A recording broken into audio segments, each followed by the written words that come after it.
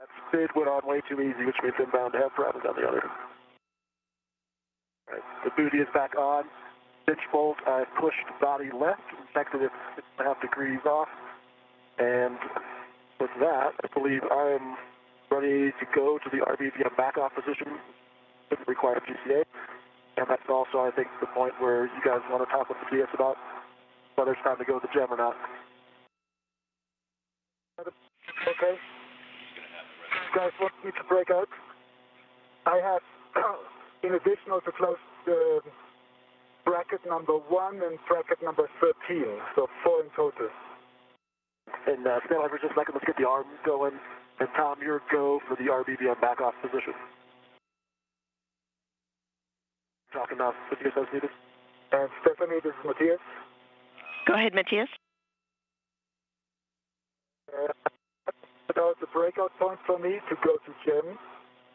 If that's so, yeah, I'd like to get your go. I confirm that I have closed 4 brackets, all with the green chalked out lights, so good talk.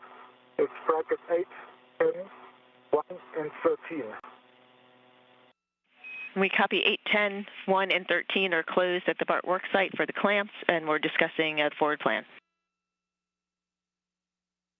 Do you want me to work another? I start working. Sure. And Matthias, we also wanted to check with you how your hands are feeling.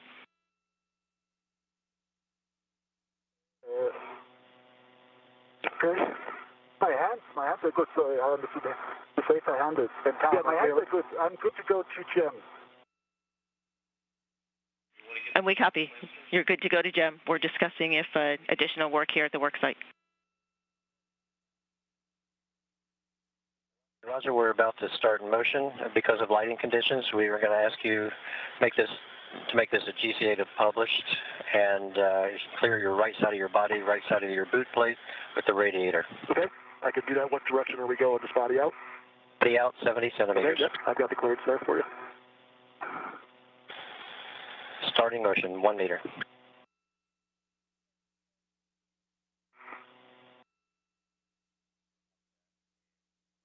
I see good motion. I should have said start GCA since you're doing it instead. Copy, good motion. Clearance to radiator. Matthias Marr just confirmed with the ground that he has completed work on the first 4 clamps in his series of tasks. He has quite a few on his list, but the first 4 were priority order. The rest was only if time were to allow. He's going to work on a couple of more before moving over to the gem. This is the Japanese module. There's some multi-layer insulation that has popped open, so Marr will work to close the flap and secure it to some nearby handrails with a wire tie. Reinstalling the thermal blanket will help protect some cabling on the nadir side of the module. Copy. Roger, I think we can end GCA now if you agree. Okay, if you're good with it, yep, GCA complete. Setting up for the next showcast. Copy.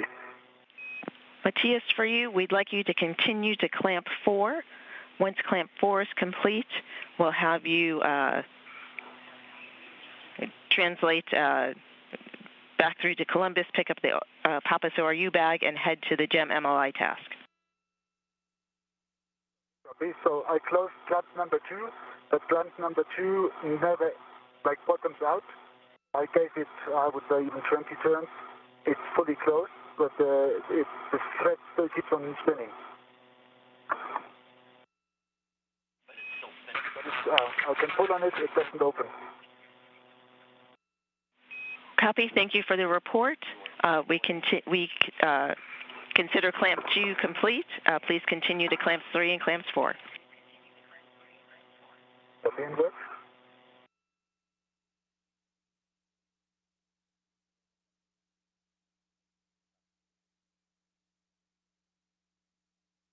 Marr's got his tasks laid out for him. He's going to continue work on just a couple more bolts, and then he's going to retrieve his bag that he's had parked on the Destiny module and move over to the Japanese module. Meanwhile, Rajachari is in motion aboard the robotic arm.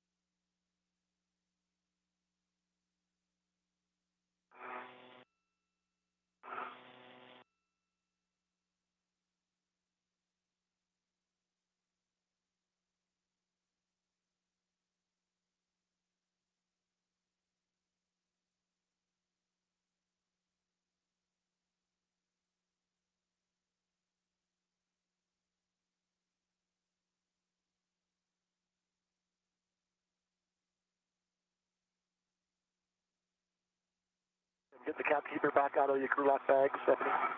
And I'm also going to get the spit out while I'm moving here and have that ready.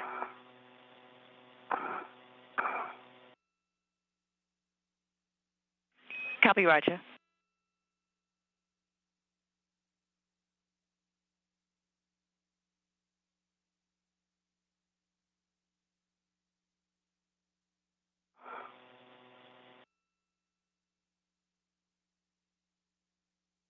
You can see the number 16 in the corner of your screen there. That means that you're seeing things from the point of view of astronaut Radiator. We're looking through his helmet camera right now. To recap some of his tasks, he first installed the hoses to the radiator beam valve module side, then moved over to the radiator side to connect the other end of those hoses into the radiator.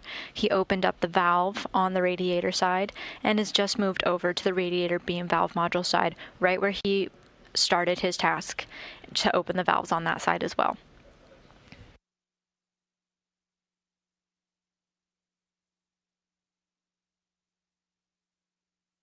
Roger, the next is a GCA to published. Can you clear the front of your body and your boot plate? It'll be 65 centimeters, body in. I will be in a second. Once I get the crew lock bag put back together. Copy.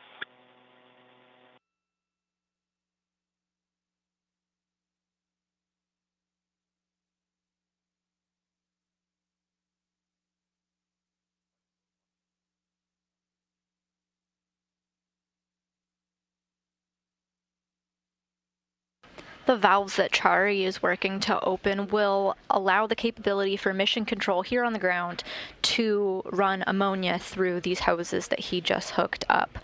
No ammonia is going to flow through now, but they're going to test it out at the end of sometime after the EVA.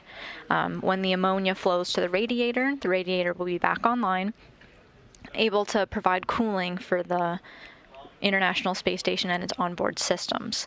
Fortunately, the space station is functioning just fine with its other 5 radiators working at full capacity, and then the Radiator is allowing us to have the ability just for some improved performance on the radiator.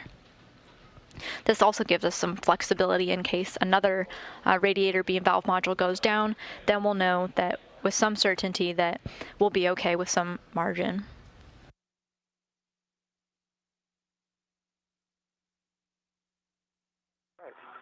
Right, back with you now, Tom, and it's going to be body and GCA back to the work site. Take firm, body in, 65 centimeters, back to the work site. Okay, copy. And I am, Matthias, anything you can talk about here in the next few minutes? Say again? I'm about to take the comm with the GCA, anything you can talk about? No, I don't do anything. I'm working clamp 3, clamp 4 is closed. All right, copy. And sun's coming our way shortly. And Tom, I'm ready to start GCA.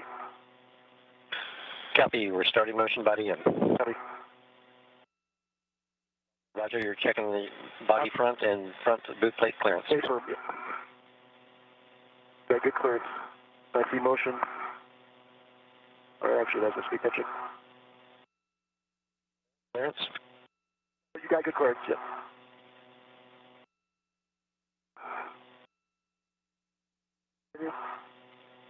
Continue. Plate's clear. Copy. Vest is clear.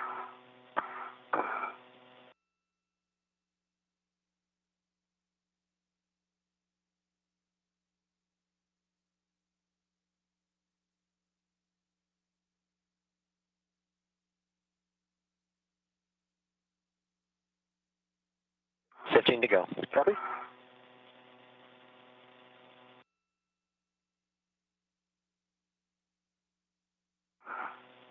Still good clearance from the boot plates. That is the published position. Anything else you need? Stand by.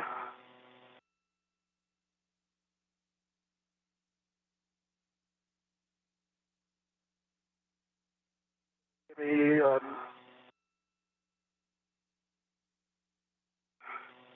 just thinking about where I need to get on.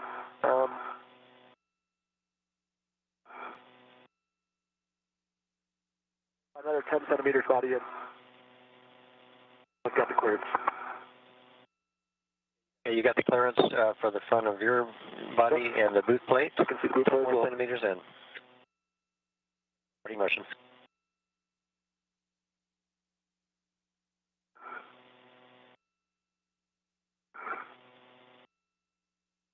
You're getting a live look at the Bartolomeo science platform on the European Columbus module, where Matthias Maurer is working on some bolts.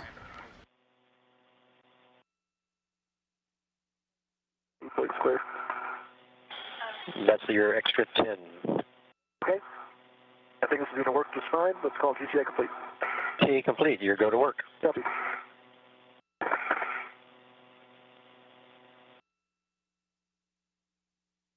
Right, and I believe we're starting with 141 on this time, Stephanie, which is the inboard one. That's true? That's affirmed. We'd start on the 1 inch on the inboard side. I need to give Matthias a couple words. The TA clamp, Matthias, that's in your view, we would like you to close it.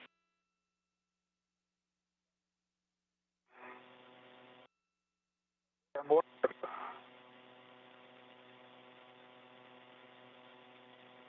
We're switching back and forth on our views here of our two spacewalkers working at opposite ends of the truss. This is Matthias Maurer finishing his work on some clamps on the Bartolomeo science platform that will allow for the installation of future science experiments to be attached to the platform. Meanwhile, Rajachari is working on the robotic arm. He's working on his final steps to install the radiator beam valve module jumper. Right now he's working on the first hose to open up one of the valves on the radiator beam valve module side. Lead and green hook. Pick both of them up. Translate to the Papos ORU bag. Drop your green hook there. Stow the caps and the GoPro in the bag. And then head to the GEM MLI worksite. Copy all. And just for completeness, I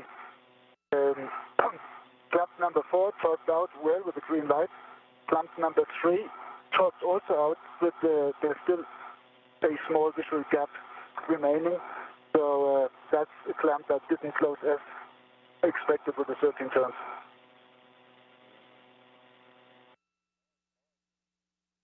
And we copy. Thanks for the report. We're happy. Thank you. You're happy, I'm double happy. Excellent. All right, Roger. Ready to work on the 1 inch QD on the inboard side to open the valve. I'm ready. Prior and during bell movement, assess and counteract side loads and rotate the locking collar to the unlocked position. Come off. Depress detent button and move bail to the forward position. Check aft white band visible. Okay, aft white band is visible. Check detent button up. It's up and it could be depressed and pops back up. Copy that. You can retrieve the SPID from the crew lock bag and install it.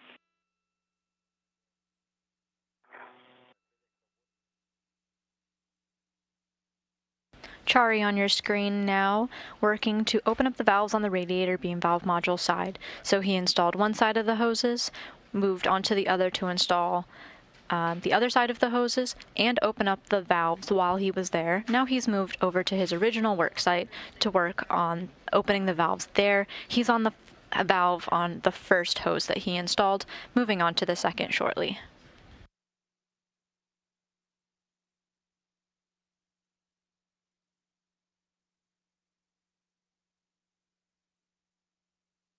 Meanwhile, Mar is on his way. He's in motion to the Destiny module where he's kept one of his tool bags, and then he'll be heading over to fix some multi-layer insulation or a thermal blanket that's popped open, and he's going to secure it to a handrail.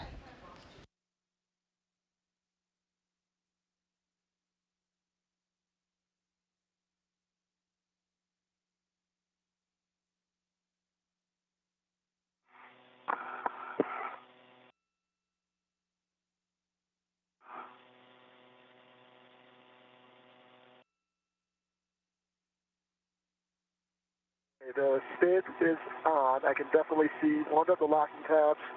I've tested it, practiced it, engaged. I'm Working on trying to get a visual of the second one. I suspect it is based on its position, but I can't get eyes on it. Copy.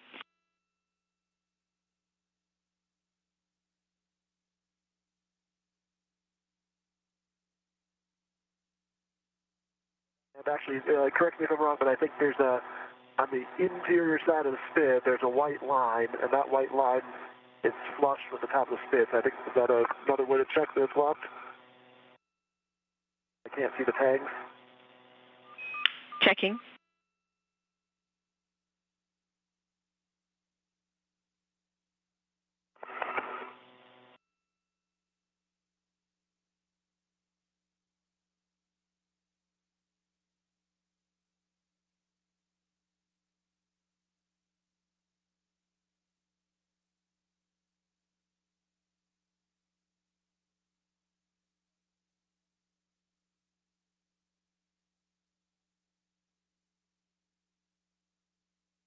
While Mara is headed to his work site, I wanted to remind everyone that we will be taking your Ask NASA questions. So if you have a question about our spacewalk today, head over to Twitter and submit yours using hashtag AskNASA. I've got one from @Vagabondo right now, who asks who's the Capcom for today's spacewalk. Well, our Capcom is Alex Konalakos, but he's actually not working this operation right now. The Capcom is communicating with the crew inside of the space station, while NASA astronaut Stephanie Wilson, who you see on your screen now, is communicating to our spacewalkers. Instead of Capcom, we call her the ground IV. On the interior of that, I can see the white line is flush with the top of the spid, which matches the right side. I basically can't get my hand in between the two TVs to actually get a mirror for sure on it. I'll keep working on it. But Well, we copy and perform a pull test.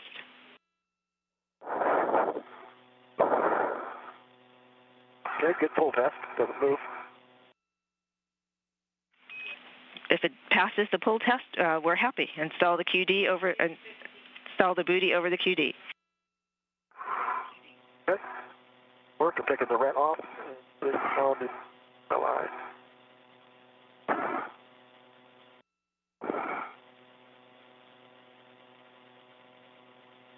And with a successful valve opening, Rajachari just got the okay from the ground to install a covering over the quick disconnect connectors that he's been working with on our spacewalk today.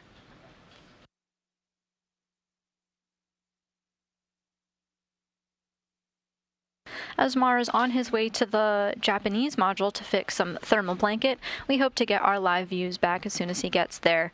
Should just be a short distance away from where he is on his tour of the space station today, and we expect to get our live views and communication with the ground back shortly.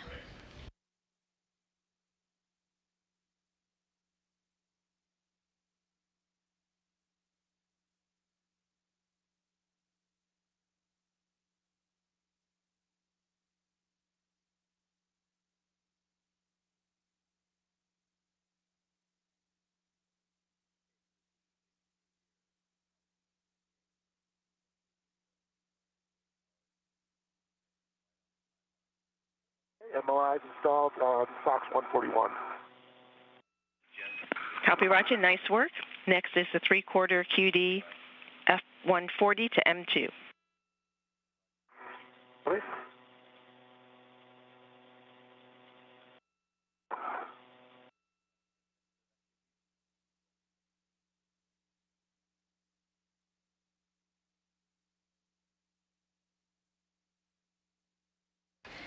You may have heard astronaut Rajachari call out the MLI, or multi-layer insulation, not to be confused with where Matthias Maurer is headed. He is not yet at the Japanese module where he'll be installing that insulation, and Rajachari is just talking about some at his own work site. We'll continue as per plan. Copy. Copy, Matthias. Thanks for the words. Roger, to open the valve, prior and during valve movement, assess and counteract side loads, and rotate the locking collar to the unlocked position. Unlocked. Depress D10 button and move bail to the forward position.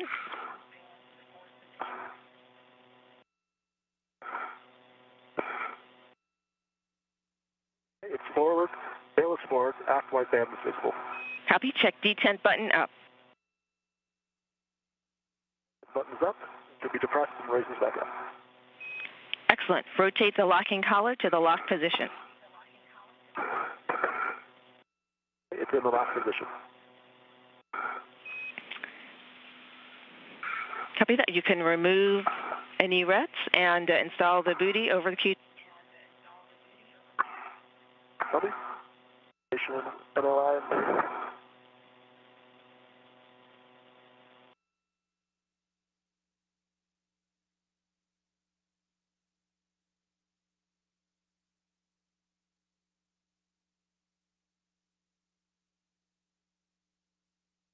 You just heard the call out, put the booty over the cutie. In spacewalking terms, this means Radiator is going to be putting a protective cover over the quick disconnect that he's been working with throughout his task working on the radiator beam valve module.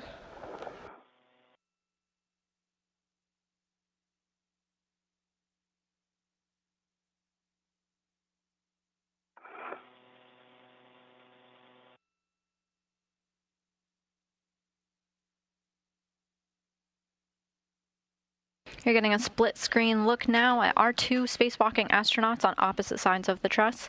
After they complete their respective tasks that they're working on now, they're actually going to meet up for the first time from the beginning of the spacewalk to work on installing a camera together before Matthias Mara goes off to work on other tasks.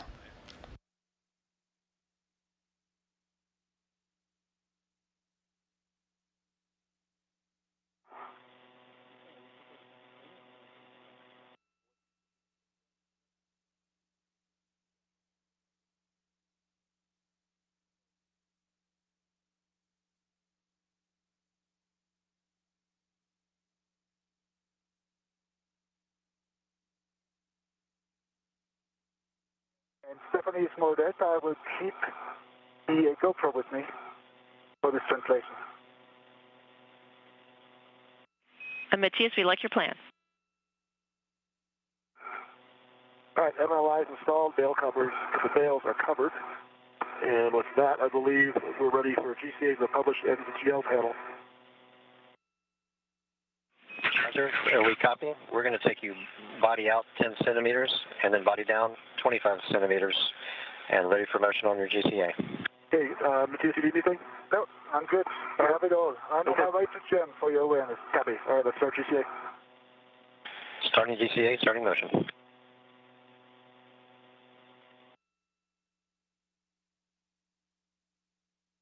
right, so good motion away. Good motion.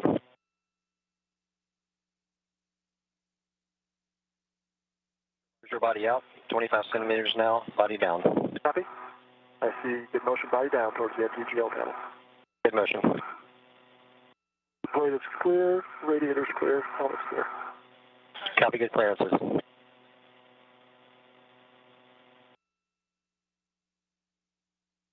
Motion's complete. Let us know if you need additional GCA. Well, probably am going to need more body down, I think.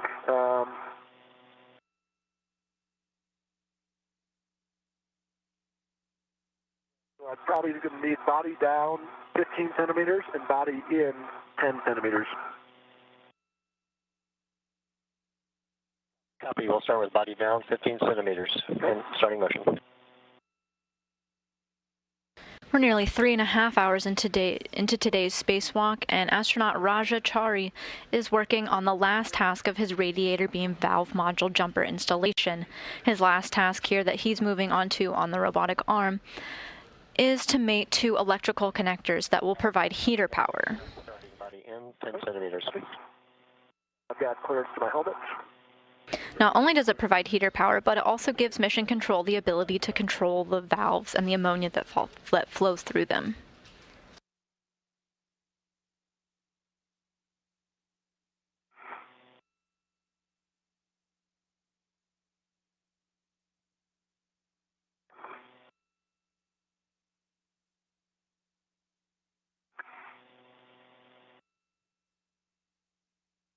Roger, there's 10 body in. Okay. That should work. Let's call it GCA complete. GCA complete. Your go to work. Copy, go to work and working on caps to begin with. Awesome. That's correct, Roger. Attach the cap keeper to the jack caps on J782 and 783.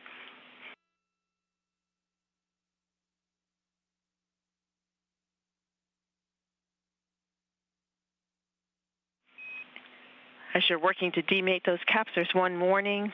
Demated NZGLs could be hot after 1 hour exposure to direct sunlight.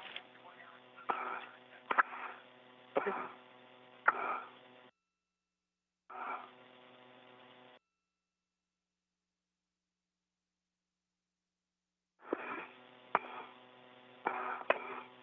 Okay, 783 is out. Copy.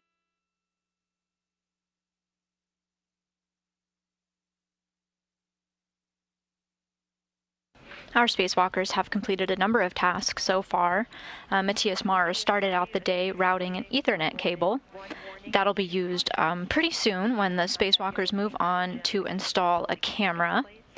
Matthias Mars also installed a jumper onto the Columbus module and released some cable clamps onto the Bartolomeo platform to allow for future payloads to be installed there.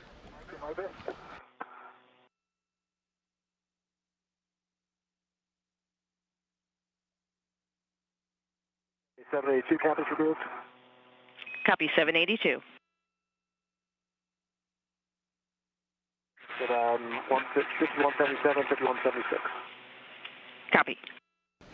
Meanwhile, NASA astronaut Rajachari will complete his first task when he mates the heater cables, which he's about to do now. That will complete the installation of the RBVM jumper hoses.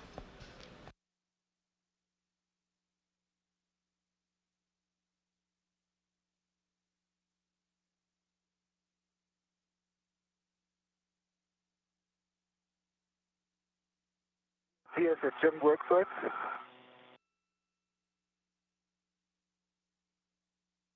Copy, Matthias.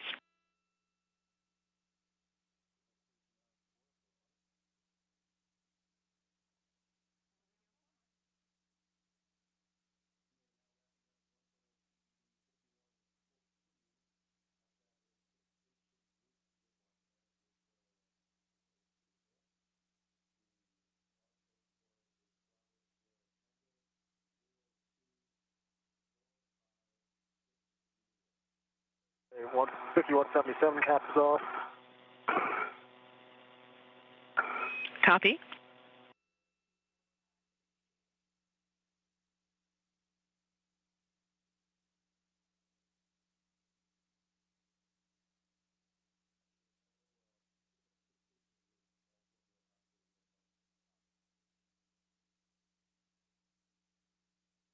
Fifty-one 76, 782 off. They put the cap keeper back in the crew lock bag and then we'll work on mating. Copy. You can see on your screen the caps that Rajachari was just working to remove. Now that they're removed, he is free to install the heater cables.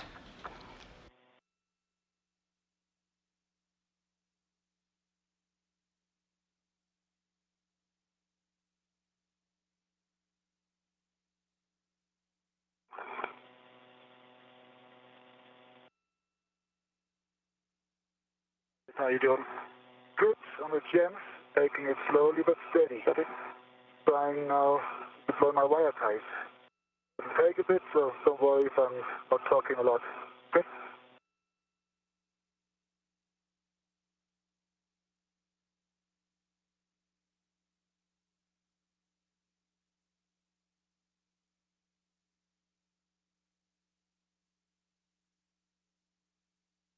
Okay. Crew lock bag is set up and I'm ready to mate MVGLs. And I believe I'm going 782 to 782 and 783 to 783. That's affirmed, and we'll take inspections and an over-center report. So 782, 782, good pins, no fog. 50 in my band. On side.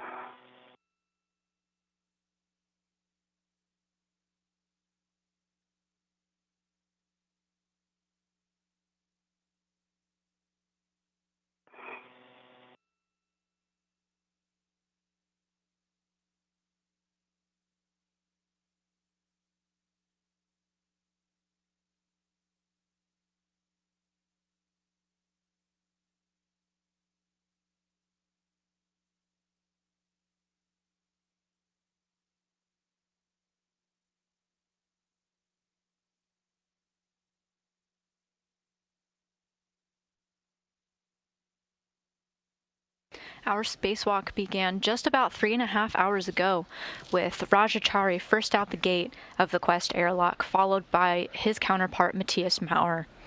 They spent about an hour at the airlock working a problem with the camera and onboard light that was attached to Matthias Maurer's spacesuit, had a little trouble staying on, but Rajachari was able to troubleshoot with the ground and get that secure, and then they were on their way for their other tasks. While Rajachari was setting up the robotic arm that he's on now and will be spending through the rest of the spacewalk, Matthias Maurer got started on other tasks. He routed an Ethernet cable and attached them to some handrails. This was going to be used later on a camera that they'll be working on in just a few minutes. He also installed a jumper onto the Columbus module and then moved over and released some clamps on the Bartolomeo Science platform, allowing for the future installation by our robotic arm after the EVA. Right now, Rajachari is working on concluding his first task of the day and the priority for this spacewalk, the RBVM jumper installation. He got the hoses installed and the valves open, and now he's just working to install some heater power.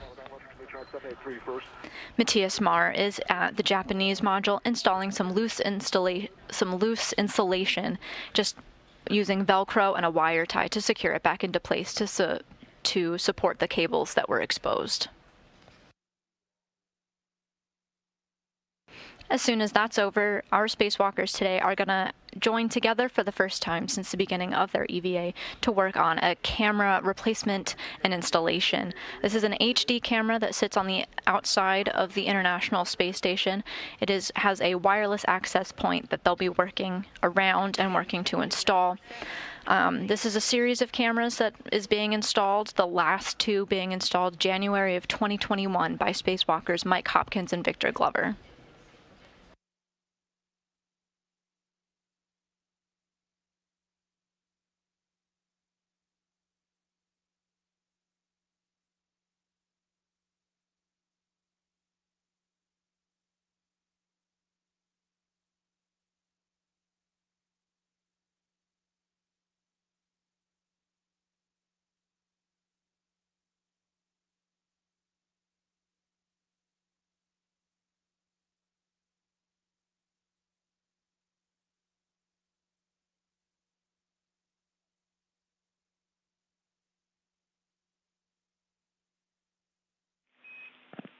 And Roger, for 782, does it appear that the cable is too tight? Would releasing it from the TA clamp give you some additional room to work? I think so. It actually seems like, I'm sure it's something I'm doing wrong, but like the tolerance, if I'm looking at the connector, the one on this side is touching, it's flush with the other side. This one won't get flush. Pretty sure I can see those locking tabs, the keying going in. It might be off a little bit, so it's just not aligning on the, as I'm looking at this 3 o'clock side. Maybe I could try the CA clamp for a second, but I don't think that's what's causing, doesn't seem like it's loading or an alignment problem. And we copy, we're discussing.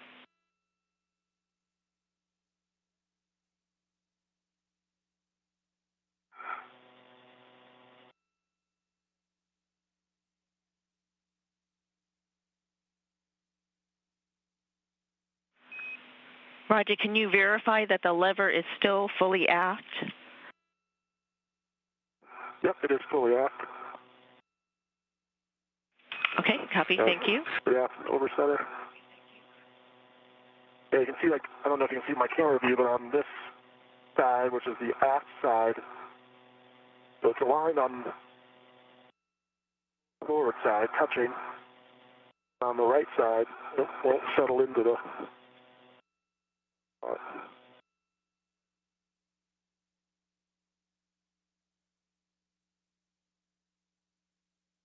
don't see any galling or damage on the...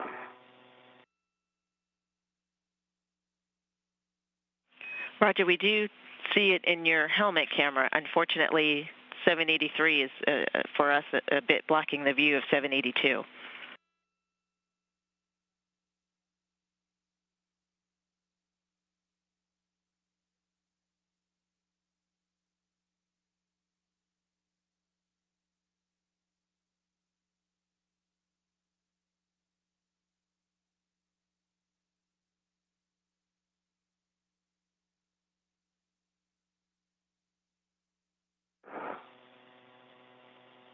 Right now, you're getting a live view of Matthias Marr as he works to secure that insulation with wire ties. Basically, this is just a thermal blanket that works to protect the onboard electronics and wires that may be exposed to the vacuum of space, and doing so just puts it back into place. It had previously become undone. Numbers full forward, over center. Copy, full forward, over center. Cleverly done. If I had to guess, I'd say maybe there's like just a tiny bit of offset in the keying, and you just had to get kind of wedged in on this side first. Couldn't go from the other side first. Okay, working on hiding this under the MLI panel. Copy. I don't know if you can see in the diagram, so the 782 routing is fine. It goes under that corner of MLI, but the 783 routing, the only way to cover that with MLI would be to pick up that flap, which I think it said not to pick up in the briefing package. So I can leave it like that if you're happy with this, or I can pick that flap up and put it over the top of it. Checking. While Matthias Marr is working with multi-layer insulation or a thermal blanket on the Japanese module, astronaut Rajachari is working with his own multi-layer insulation, covering up his work as he works to mate two electrical connectors that provide heater power, and he just wants to make sure that they are protected with a thermal blanket as well. Okay. And that is a yay, I believe, or a go? Go. All right. So Tom and Caleb, Yes. When you're ready, you are go to take me to the MDGL back off position. Copy, we're starting motion, body out, 75 centimeters, and a little bit of body up, and then we'll set up for the JOCAS. Starting motion. With those two electrical connectors fully installed, it's nice work done by NASA astronaut Rajachari. He's in motion once again soon at the direction of astronauts Tom Marshburn and Caleb Barron.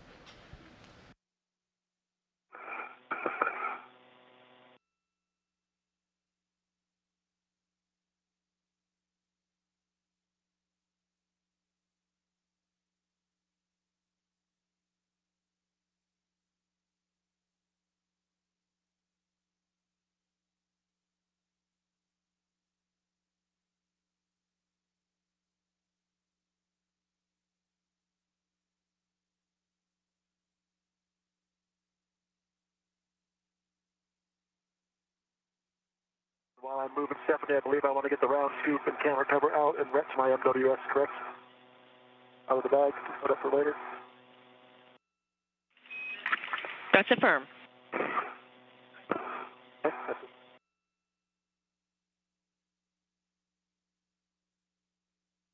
Okay, how's the gem treating you?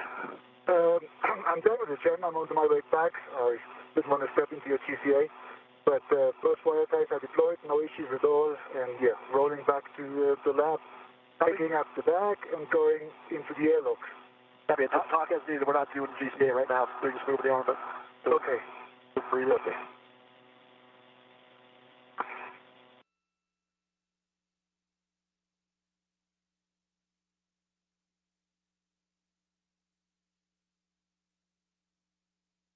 Roger, we're about to start a 2.5-minute JOCAS. 7 meters port, you'll be turned head down and facing port. Starting motion. Okay.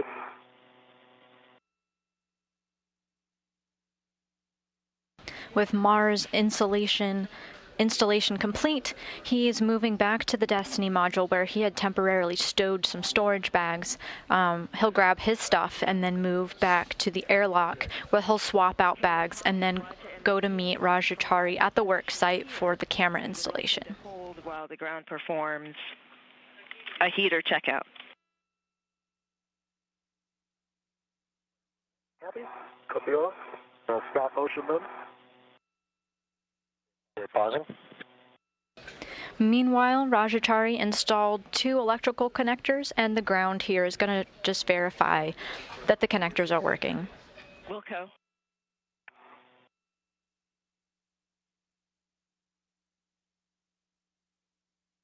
My bad. Sorry about that, Tom. I forgot they wanted to do that before I moved on. No, that's on us, Grinder.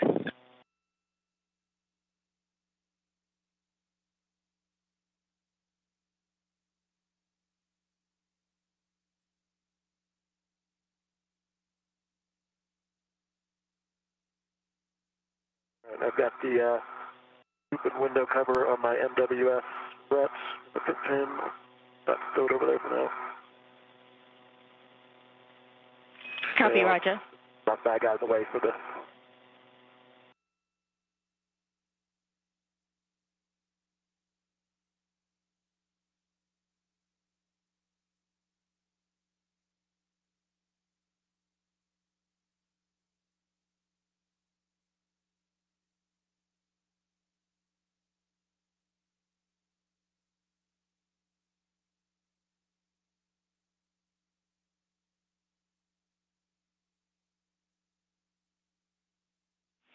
Matthias, we see you en route, translating to your green hook.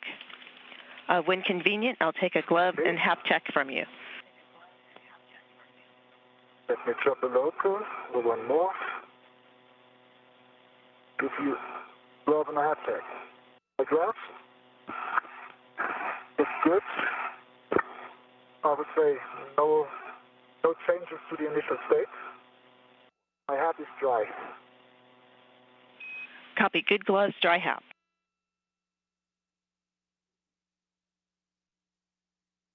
And Stephanie, I would be picking up the paddles bag, and you guys can think if you want to pause during the ingress in the airlock, because I still have the GoPro on my chest, and I could knock off this task if you guys are thinking of knocking it off. And we copy. We'll discuss it, and that's a good plan. You'll pick up the Papos ORU bag and translate to the airlock.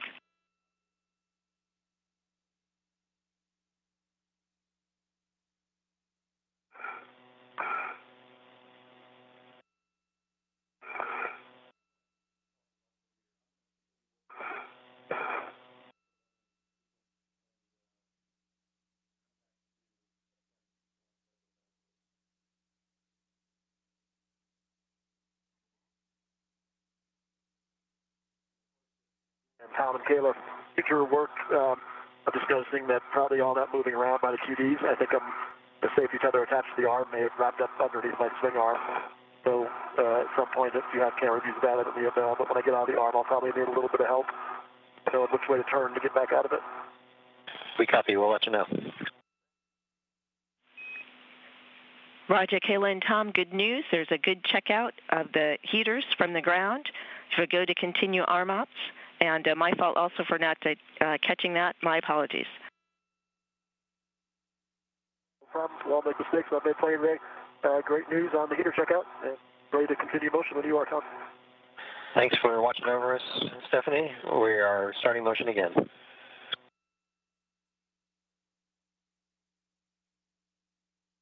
Rajachari previously completed his last task on the radiator beam valve module installation by mating 2 electrical connectors that will provide heater powder, and the ground just did a checkout of the heater and confirmed that it did work. Rajachari is now on the move to his next work site at the camera that he'll be working to install.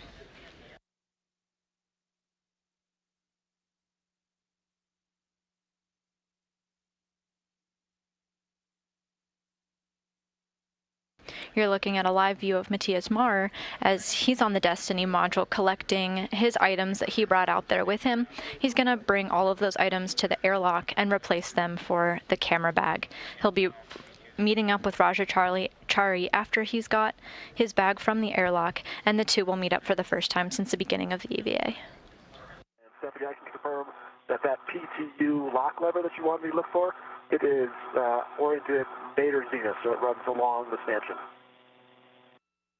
That's good news, and that's a good config.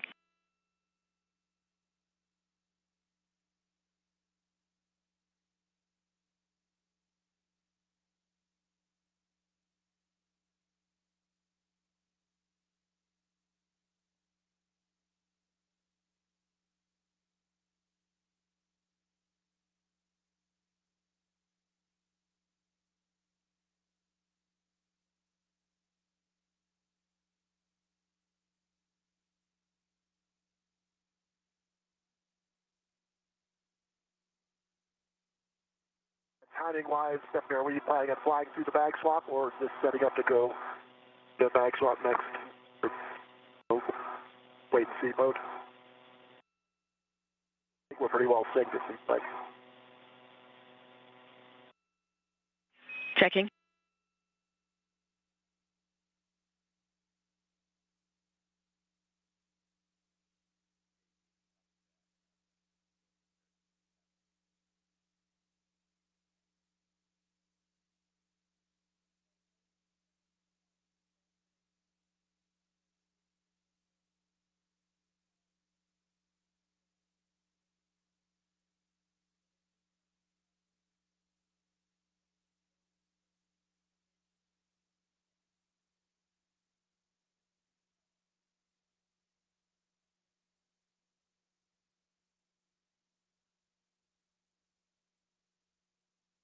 And Roger, we are standing by for the bag swap Geocast. We can set that up now or stand by until Matthias is back with you. Copy. I will be running late for that. I need to clear a Tether snack, my BRT. Still discussing. Stand by. No problem.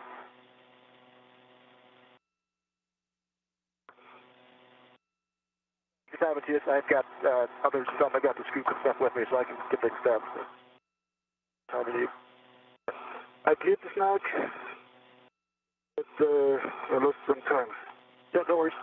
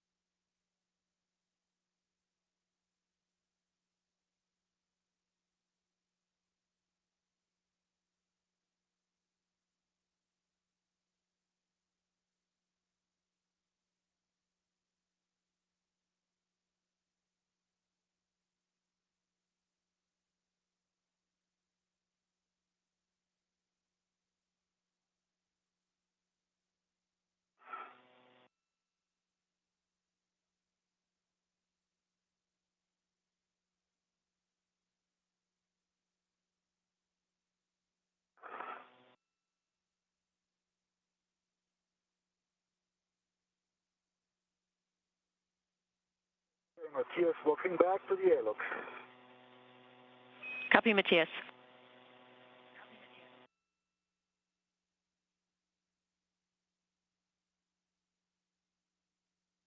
And Roger, Matthias, appreciate your patience. We're still discussing. Be back with you shortly.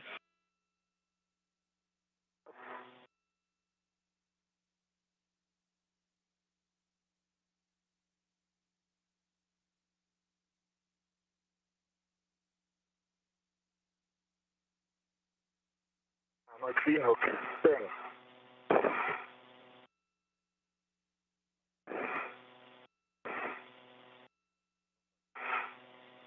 I need to go back and pick up my green hook. Good. Copy, you're on your way back to get the green hook? Yeah, it's only a meter.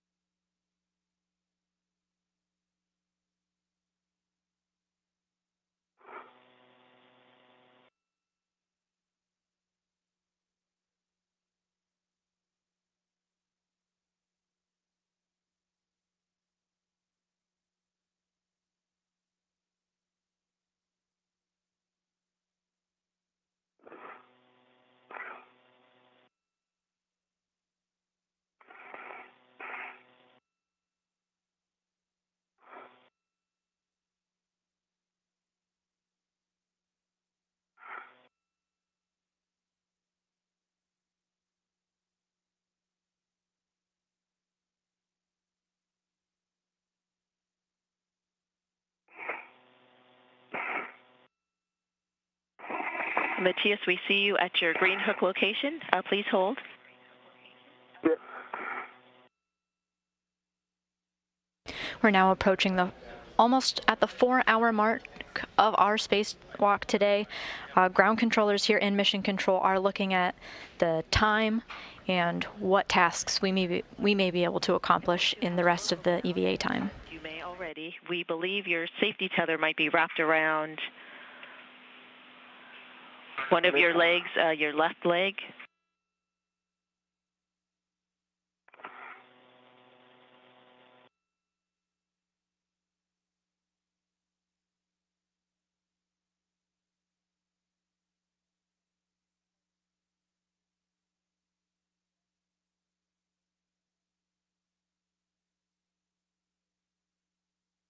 Matthias Maurer is at the airlock now. We think if you align your feet pointed towards the airlock, so actually turn back in the direction from whence you came, we think that will help. Okay. It's getting a bit of a mess.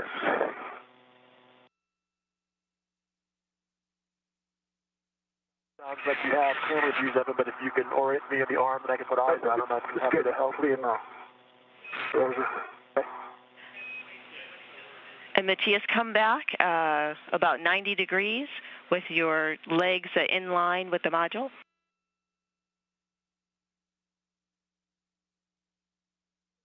This way or the other way? That way. This way. Nope. Come back the other way. Turn towards your left side. Okay.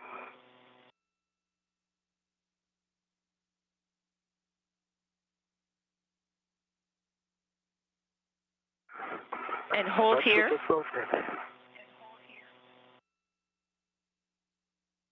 Matthias Maurer now at the airlock working with the ground crew here in Mission Control Houston to get his tethers configured in a point that he won't be tangled and will be able to proceed with his tasks.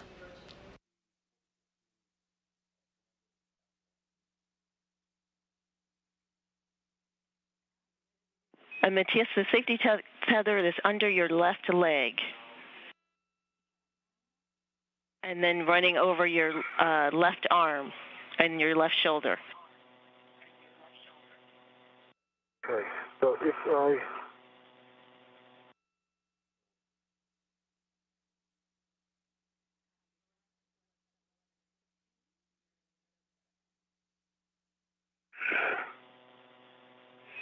And Matthias, now it looks as though it's clear from your leg and it's only over your left shoulder.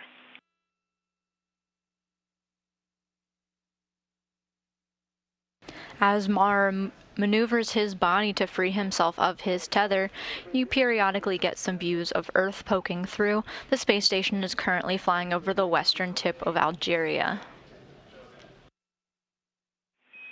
And you can release the green hook. Okay, so...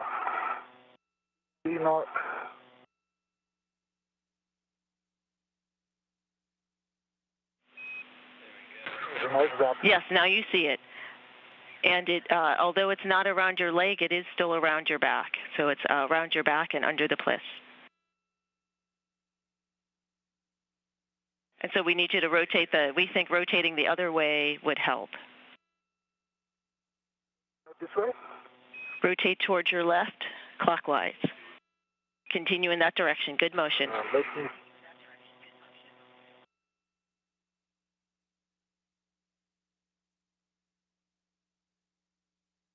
Good motion, continue. This way, I wrap myself. Okay.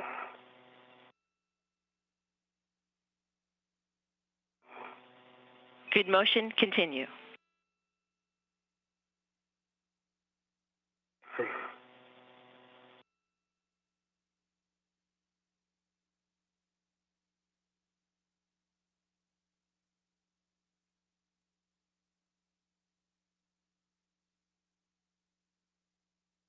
Okay.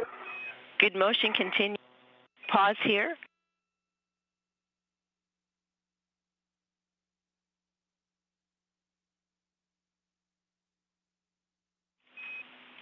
Now the tether is on your right side, and you might be able to see it.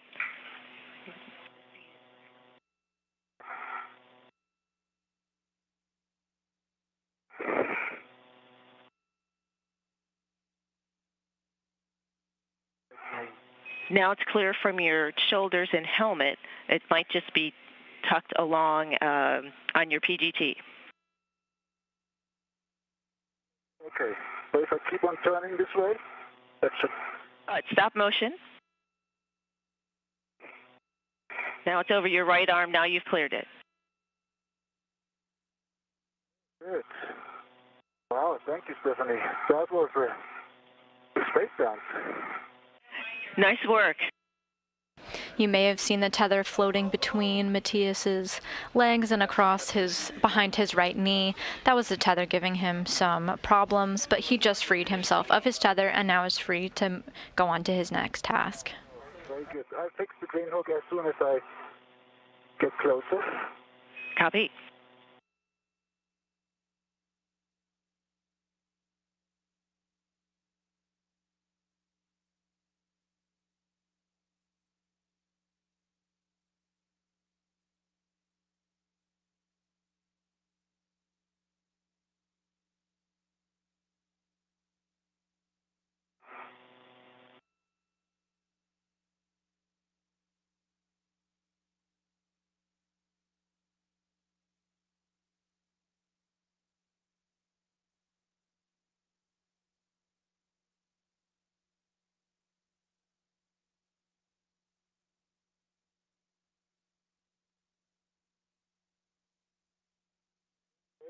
Arriving at the Theta rail.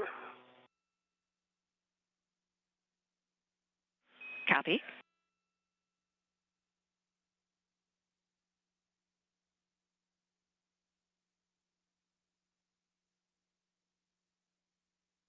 Spur.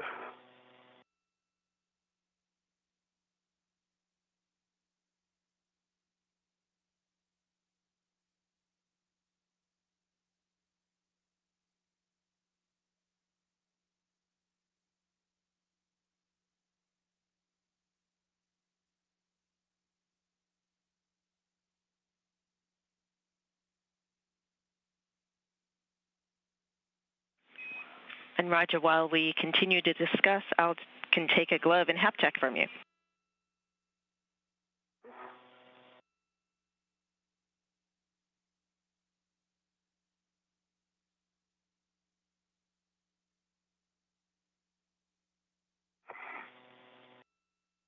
And my hap is dry. I've got like maybe a smudge on the tip of my right ring finger and a new smudge on my left, kind of a linear one. Copy dry hap and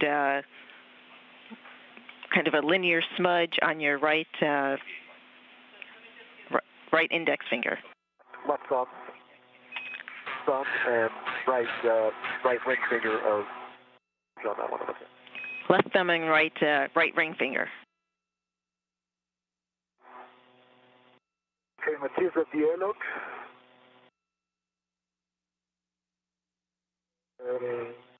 I see that my green reel didn't pull in all, so there's 1 meter slack. I believe that was probably due to the speed that I came back. It was probably the same issue that Roger had the other day. I hope it will clear during the way out. When we copy, there's about 1 meter of slack on your green reel.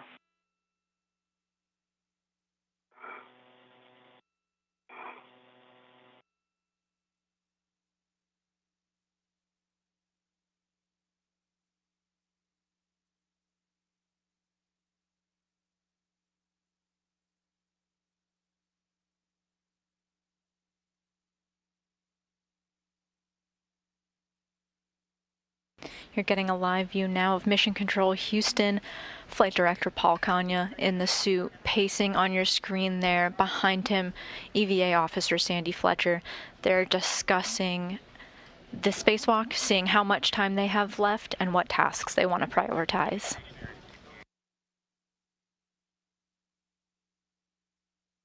The thermal cover.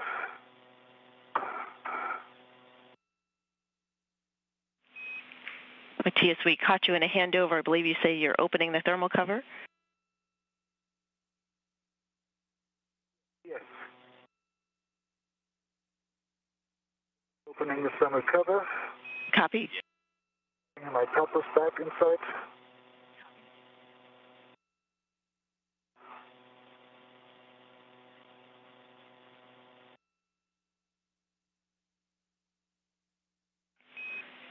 And Roger, Matthias, we appreciate your patience. Just very vague words while we continue to sharpen our pencils. We're just looking at the time remaining and what tasks fit best in that time. We're not tracking any issues, but we're just getting the forward plan together for you.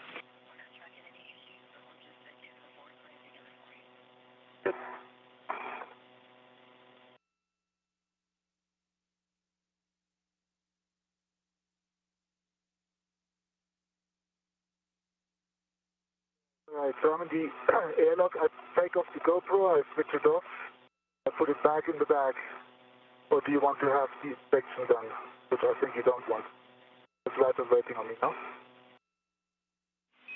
You're now looking through the eyes of European Space Agency astronaut Matthias Maurer in the Quest airlock, looking at his supplies and seeing what equipment that he can bring out with him as Radiator is connected to the station's robotic arm.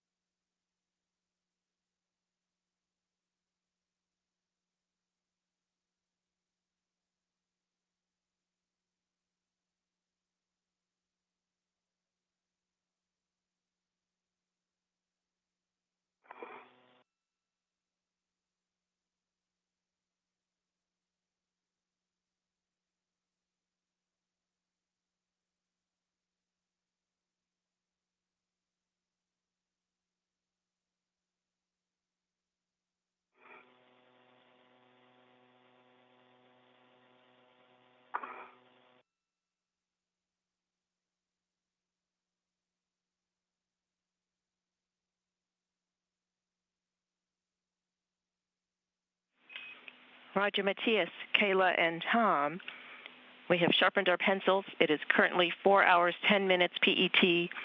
Living consumable is 6 hours, 44 minutes on EV2 MEDOX. With that information, we would like to continue the EVA with a CP8 focus. We would head both Raja and Matthias to the CP8 worksite. Matthias would hang there while Raja does some of the initial work. For Raja and for Matthias, only the CP8 activities would remain for the EVA, and then we would work to clean up and ingress.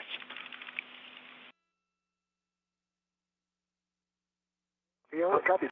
Focus on get done. And robotics is ready to support, continuing with the bag swap JOCAS on your go.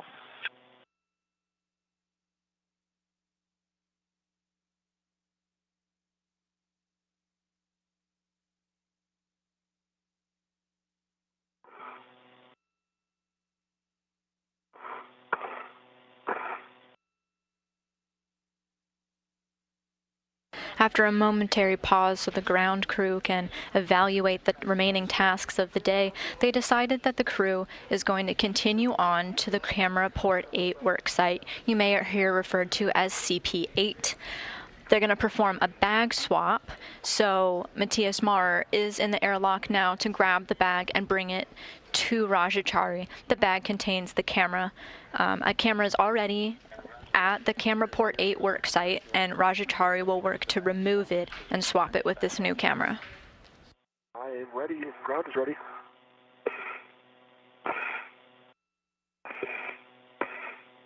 And Stephanie, if you agree, we'll start Raja in for the bag swap position.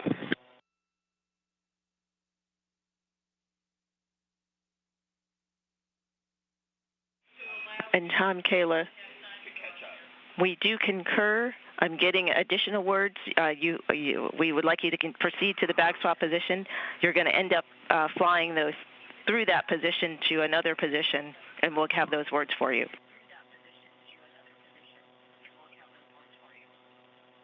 Okay, we copy that. We'll start moving towards the bag swap position, understanding that we'll fly through that. Good readback.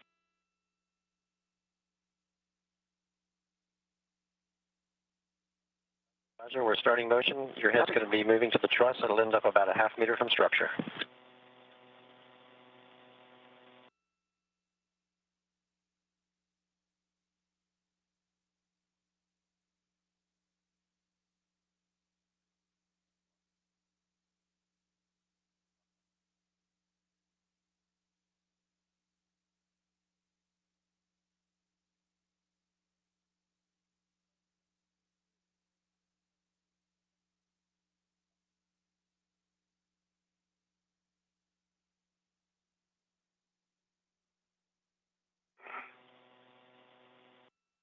B2 is outside of the hatch.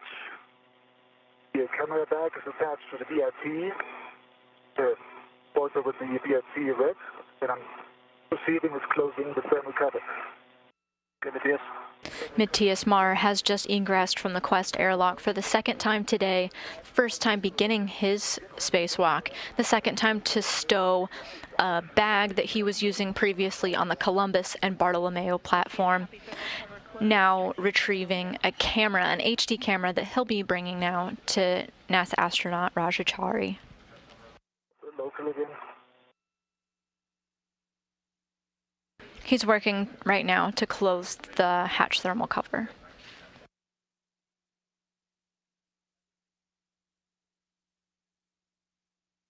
Right side handle is down. Right side handle is down. Copy, safer handles down.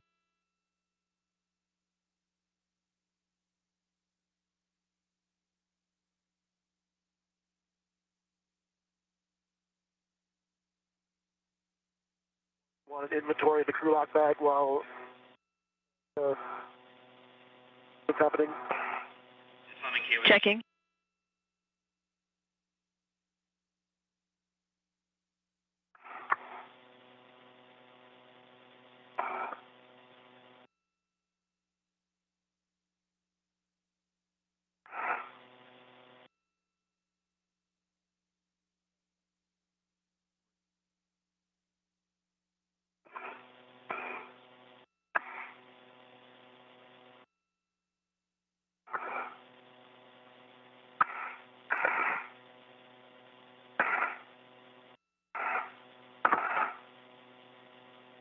Rajachari's next tasks include disconnecting an old camera and temporarily stowing it away, and then he'll be replacing the old external high-definition camera with one with a wireless access port that can provide improved two-way high data rate communication between external payloads and our Earth.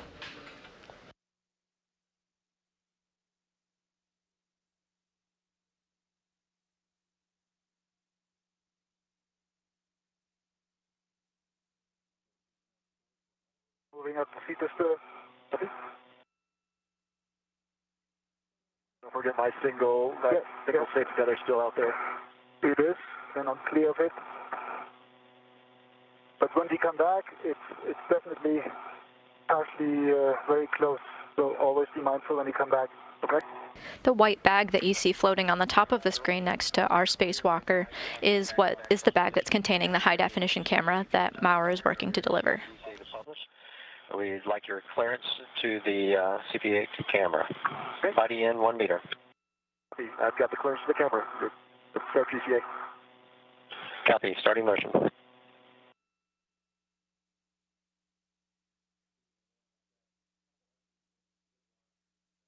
towards the camera. Copy. Good motion.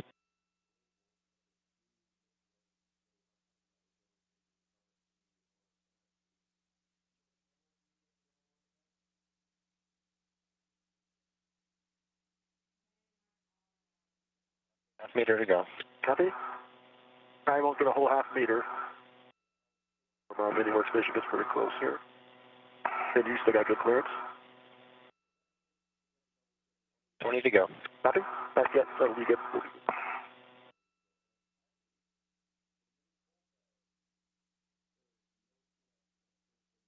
15 to go.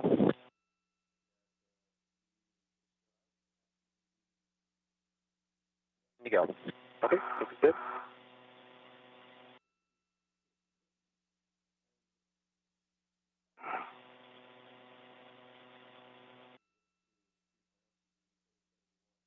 Ramping out, motion stop where it published. Okay. And just so I understand, what is there another position that would get me to the NVGLs? Or is that I wouldn't be able to reach them from here. I can get the scoop on from here, and I can get the locking clamp, but I don't think I can get the NVGLs from this position. I'd have to go body down. And Roger, that's later in our procedure. Is standing by if Houston has any words. And Tom, those are good words. We concur that there is a later position for the NZGL access.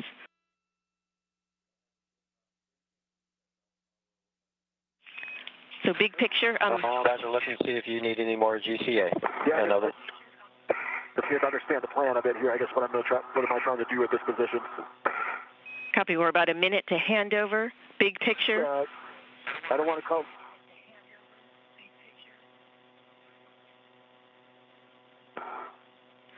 For this position, this is where you install the window cover and the install the window cover. But I'll have some words for you prior to that. But big picture, you guys will keep your respective bags. So we've bypassed the bag swap R&R. We'll work on the camera R&R. We would like, once Matthias gets into position to CP8, we'd like him to hold and rest a bit for MEDOX. You want me to hold immediately? You said once you get into position. Once I get to you. Okay. Good work. If I'm just doing the scoop and window cover from here, I can do that from this position, so we can call DCA complete for that task. Okay, we copy. We think you're saying NGCA. Yeah, NGCA. Copy. Brakes are coming on. Brakes are on. Your go for work. Copy. Roger. One warning. Keeping the window cover installed. After one warning on the HD camera, do not touch the vent ports that are near J2, and that's affirmed. Window cover and scoop install. In anticipation of this planned handover, our ground IV Stephanie Wilson just gave the next steps to our astronauts, Raja Chari and Matthias Maurer. Chari just arrived at the work site, and his next tasks are to install a window cover on the HD camera, and then he'll go on to release some cables, again demating the old camera so that there's room on the stanchion for the new cameras. Matthias Maurer will swap bags with him, giving Raja Chari the new camera, while Chari hands Maurer a bag that contained tools for the radiator beam valve module, which is a task that he just completed earlier in the spacewalk.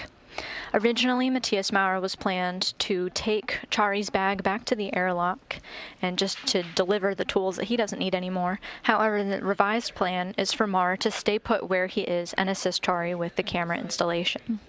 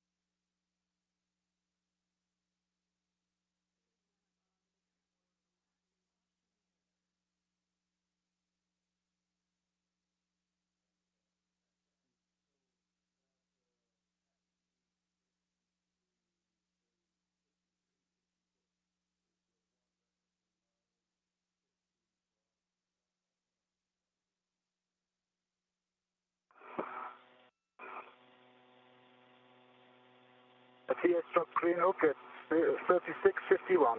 Copy.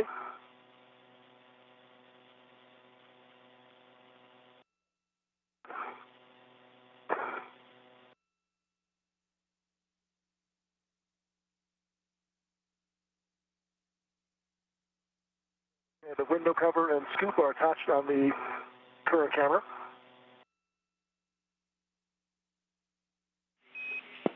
Copy. Open the HD camera TA clamp and release the cables on the outside.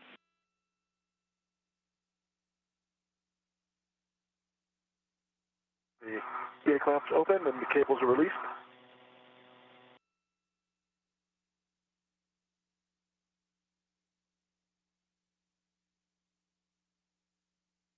You just heard our ground IV Stephanie Wilson give the go for Radiator to release some of the cables of the HD camera. That will not mean that the current camera is free flying. He still needs to work to demate a jumper cable from the old HD camera before he can temporarily stow it out of the way to make room for the new camera.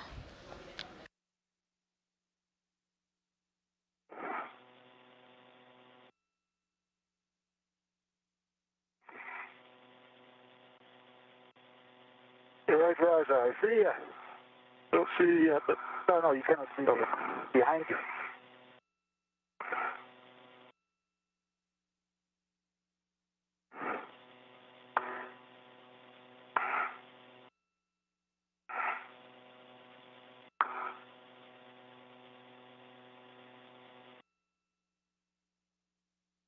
You see Matthias Maurer on screen now, inching his way using the space station's exterior handrails. He's almost meeting up with astronaut Rajachari with the new camera for a bag swap. I got your body down. Copy. Discussing.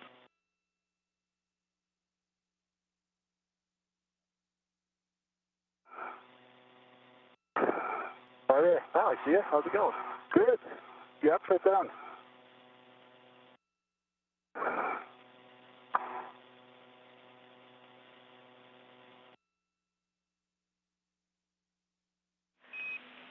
Roger. Matthias, from this position, are you able to do the bag swap?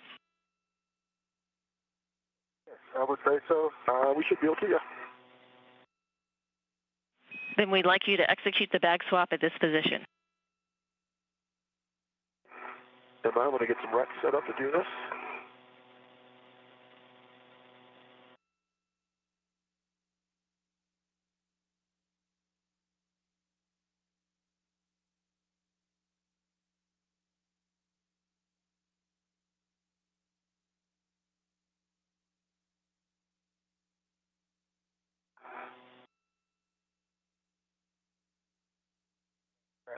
I'm having your bag.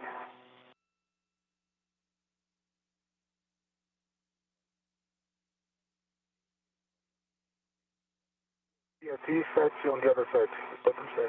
Yeah, for now, I'm just going to get a ret to it in the middle. Okay, and if you, where's your, you said your BRT ret? Yeah. Okay, I'm going to put your, so I've got a ret to my mini workstation for the medium camera bag. Putting your BRT ret onto RBBM bag. My BRT ret is off it. And jaws are open. That's coming back to you. Okay, well, I have it. I'm going to transfer this to my BRT now.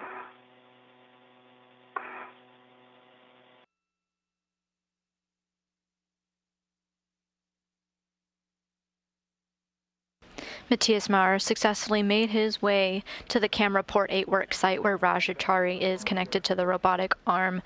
Matthias Maurer handed him the bag containing the new HD camera while Rajachari got rid of his RBVM bag that he gave to Matthias Maurer. So now that they've successfully completed the bag swap, Rajachari is working to attach his body restraint tether to the new camera, so he's got it handy with him.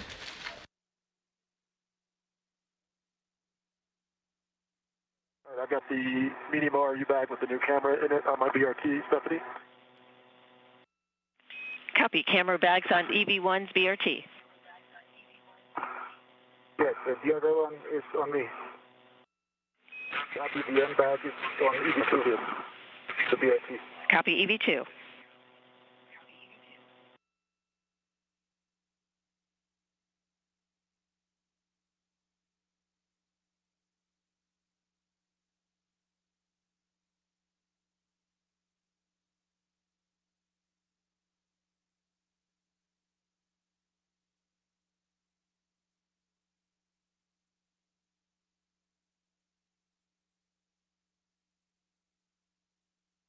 I think the next thing is I'm going to have to contact GCA to get to the MZGLs. I think that as well, but I'm checking.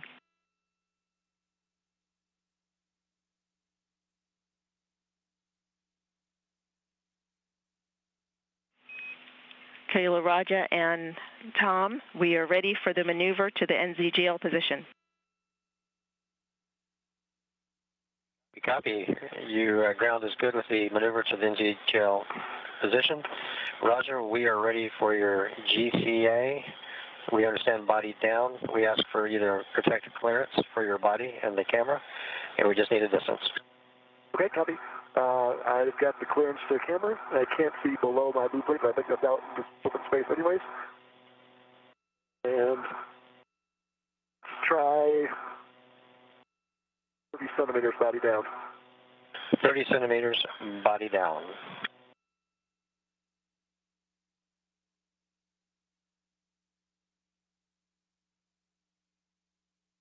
Starting motion. Okay, start GCA, starting motion. Okay, I see good motion, body down. Good motion. 15 to go. Copy. Continue. To go.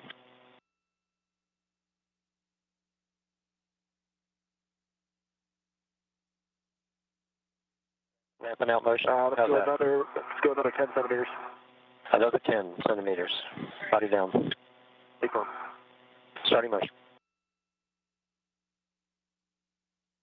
Start ramping out. Ramping out. Get my hand on them. Great, let's call GCA complete. Be complete. Stand by for brakes. Brakes are on. You go to work. Copy. Roger, demate the light jumper cable from the HD camera. That's the taller connector. Demate Papa 2 from J2. Okay. Working on the light jumper.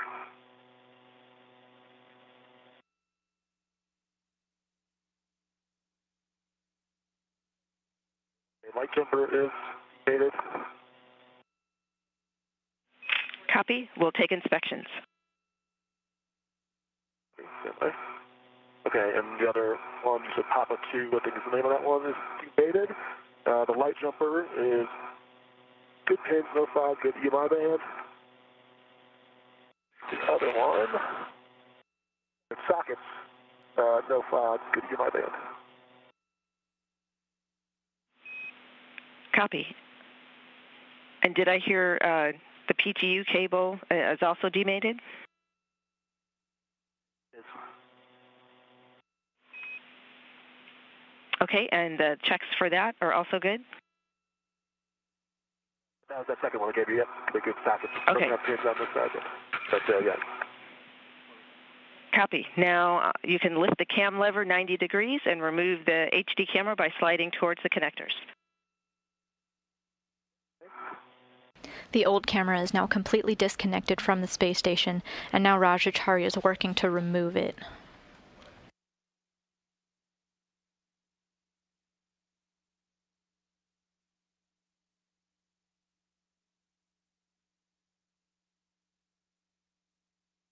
Cam lever's unlocked. Good, nice job. Old camera is off. Copy, you can temp stow that on the outside of the ORU bag and retrieve the WAP HD camera from the bag to install onto the SD camera. And there it is, the old camera facing the Earth from the International Space Station, now disconnected and in the arms of astronaut Rajachari as he places it back into a bag to temporarily stow it out of the way so that he can focus on installing the new camera.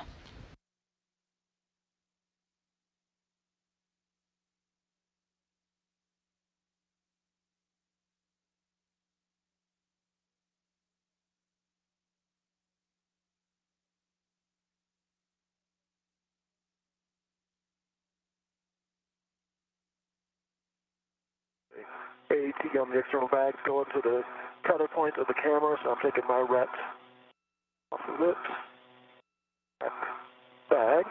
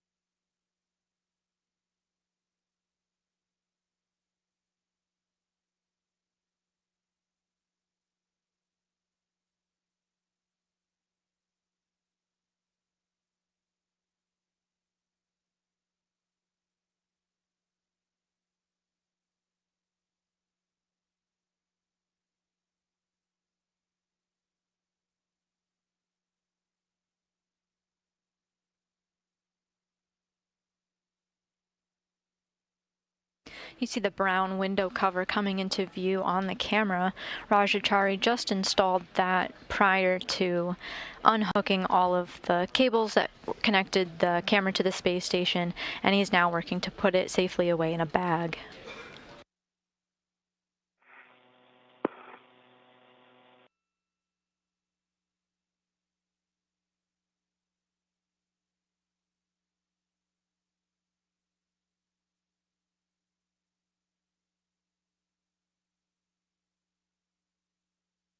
He'll be working in reverse when installing the new camera, first removing the window cover and then mating the wireless access port and a light jumper cable. You're trying to find a line that marks the cam lever is in the lock position, but kind of bounces around in 0G. But I don't think it's actually all the way on. Find it.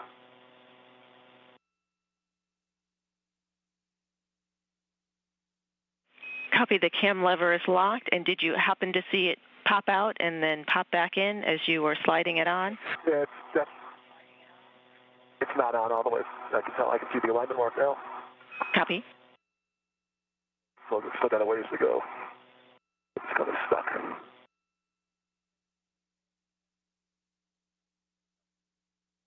Flush on the top. Again, just It is not flush on the top, Yep. so I could see it's not fully in. working on trying to. Does it seem like it's aligned, like it's up down? It's kind of stuck where it's at. Don't want to move up anymore. It's tiny little bit carpet.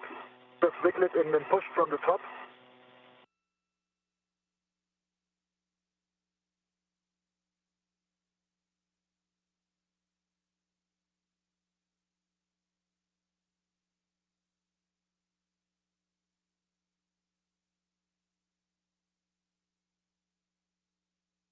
I'm going to back it down a little bit, see if I can.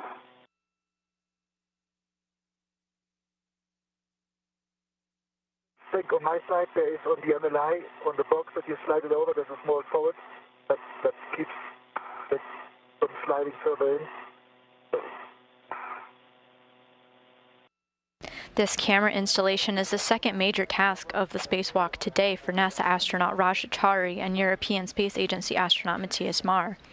The first major task of the day and the priority of today's EVA was to install hoses to the radiator beam valve module to one of the radiators on the space station.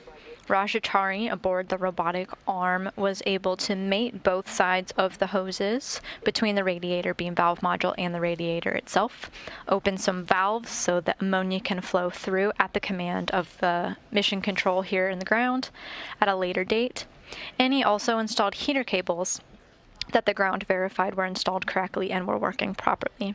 Now they're moving on to the camera installation. The old camera worked fine, but this new one provides improved two-way high data rate communication between external payloads and our Earth.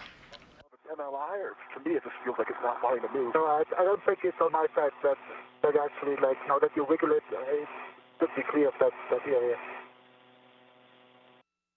You pull it out completely again, and then... I thought I made some progress there. I can't tell. Yeah. No, I think it's close actually now. It did go up a little bit. Good. Felt like it moved. Like, there's so much fiction stuff that I can't tell if that cam block is moving or not. Because it's...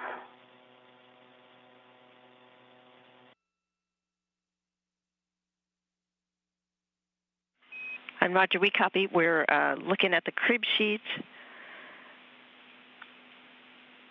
Understand you, the alignment mark is hard to gauge and difficult to align.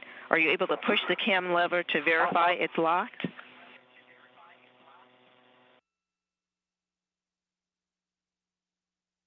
It is in a locked position, but it's been in a locked position the whole time. And Stephanie, from my position, I can see that most outer bolt kind of ripped with the cooling side. That is kind of still like proceeding on top of the other box. So I would say like kind of 3-4 centimeters. That's the expected. I'm trying to convince myself this alignment mark is flush on the right. Looks like it is in my mirror. So it definitely moved from where it was at before, but based on how much force I was having to exert, I definitely couldn't observe the cam buckle pop up and down. Copy. And Matthias, are you saying that the camera is not parallel from your vantage point? From my view, the camera is now installed. The end of it, so the most heated point is not flush with the box that it is installed to. There's still 3 centimeters of height difference. Right, so yeah, they shouldn't be fully aligned. There's a black alignment mark on my side. Copy. So one idea, as I could GCA the other side, to the TA clamp side, and I'd be able to definitely see those alignment marks straight on. Pull back here too. I mean, it's not moving either direction. Just trying to pull down on it. And we understand. Roger, move the cam lever to the unlock position and try to partially remove the camera approximately 1/4 inch. Push the cam lever into the lock position and then attempt to move it towards install. So unlock, move it 1/4 inch and then back down, right? Correct. There's 1/4 inch. Okay, I think it just popped.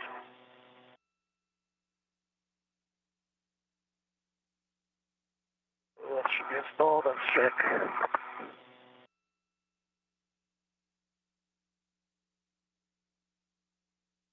Okay, yep, black. So I'm looking through a mirror. You obviously can't see this. There's a set of screws around the PA clamp side of the view camera, and the black alignment mark lines up with the second screw on the bottom, and that second screw is aligned with the SD camera. So I'm pretty confident that those are aligned, but if on the ground, if that black line, the alignment mark on the HD camera and that second screw aren't actually parallel to each other, they look in the mirror, then maybe if not, but best I can tell in the mirror, they are aligned. And I did see the cam lever pop that time. Pull holding down on it, not moving. We're discussing. When I had the cam lever unlocked, open, I was able to slide it down, and now I can't slide it down. So it seems two confirming things that it is in.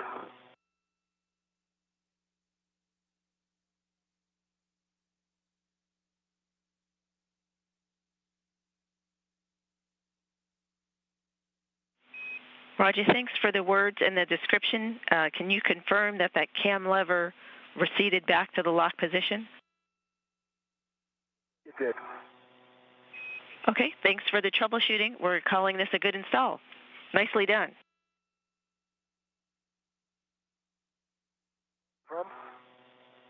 And I think we're taking, next, at this point, the scoop off and the window cover off? Yes, next is to remove the scoop and the window cover, stow it in the ORU bag, can also stow the old camera in the ORU bag and close up the bag. Okay.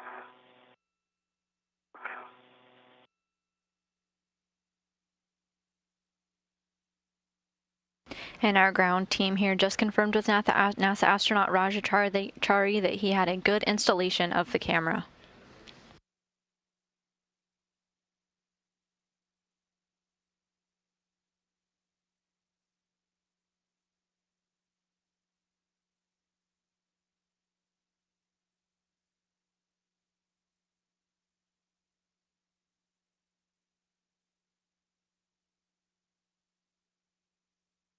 Scoop the window cover off, going back in the bag.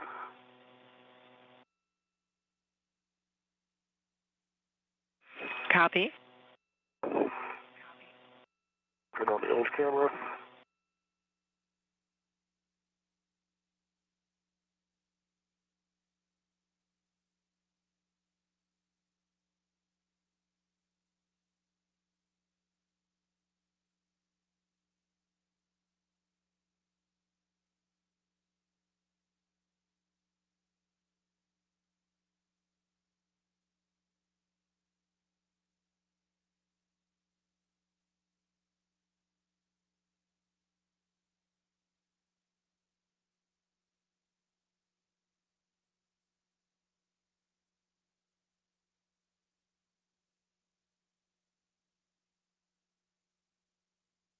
You're getting a view now of both cameras, both old and new. The bag, and since we've been in darkness for a bit, can you let us know how your hands are feeling? My hands are feeling good. It's hard to know if that was the question. Yes, that was the question. Thank you. That's nice to hear, and Thanks for checking. We're about 3 minutes to a day pass. Yours?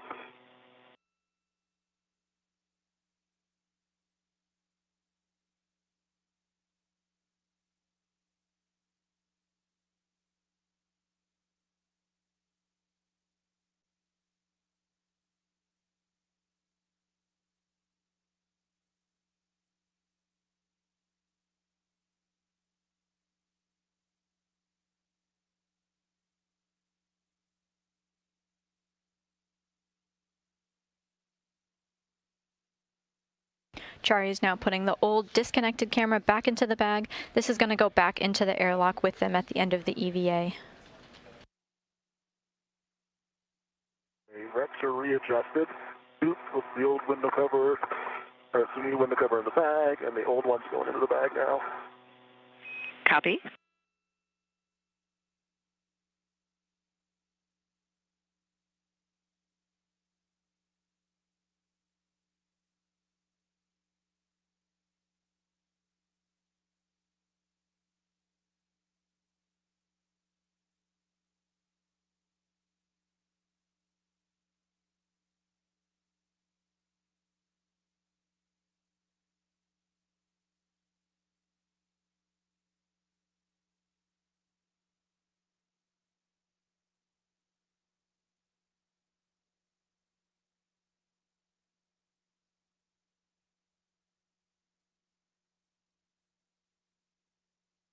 Okay.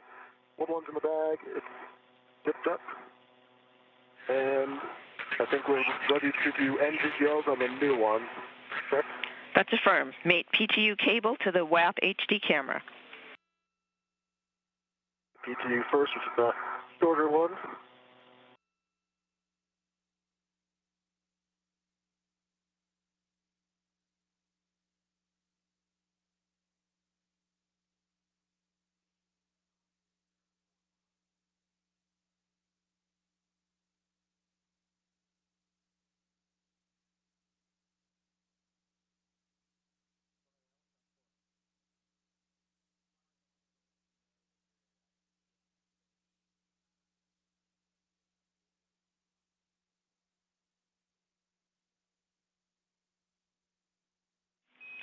We'll take good inspections, and you can mate P4 to J1.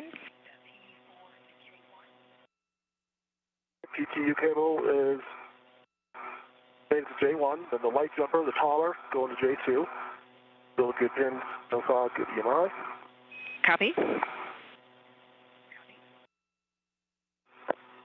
So after Chari successfully clicked the new camera into place, now he's going to be working on bringing it online. His tasks for right now are routing the wireless access port cable, and then once all of the cables are attached, he's going to be working to make sure that those cables are nice and tucked out of the way so that the camera has room to pitch and yaw and look at whatever we're asking it to without being caught up by some wires. Short wire tie and the WAP cable to the PTU cable and light jumper. Putting those to the TA clamp first, and then the wire tie.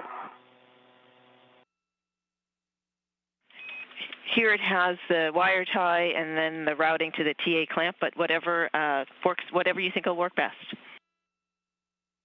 I think if we try to get the TA clamp just so it's less stuff floating around here. Copy.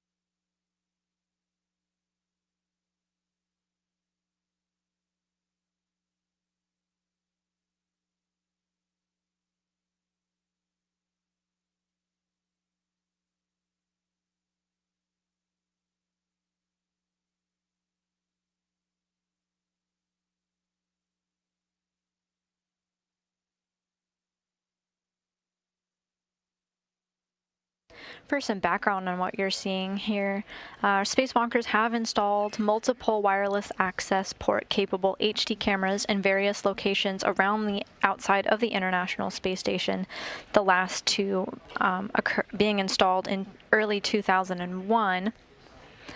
But this is going to be the first time that a camera has been completely taken off and replaced with a new unit rather than just installing the new unit at an area where they're able to connect it.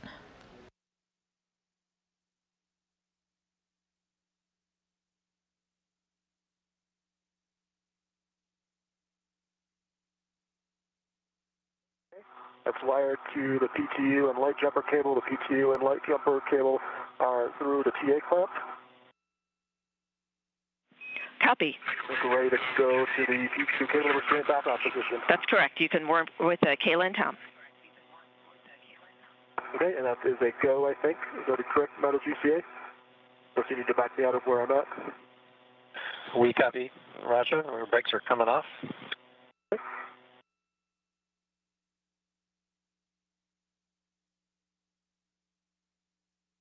We're going to start motion, body out 1 meter, and we'll incorporate body up 45. Copy. Starting motion, body up.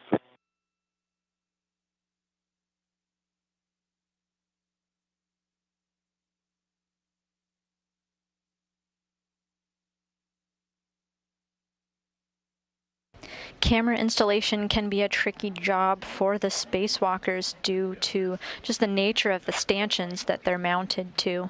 With the addition of the wireless access port capability, the crew also has to keep in mind the intricate installation of clamps and straps to make sure that the hardline Ethernet connection to the back of the camera doesn't get tangled when the camera pans or tilts for whatever operation it may be supporting at the time.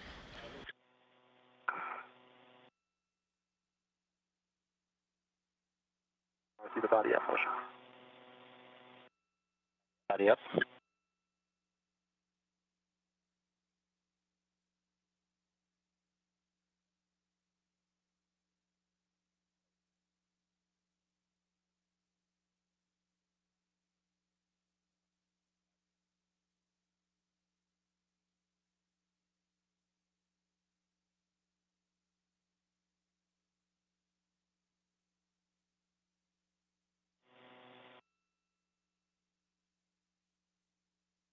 Wrapping out motion, setting up for the Joecast. Okay.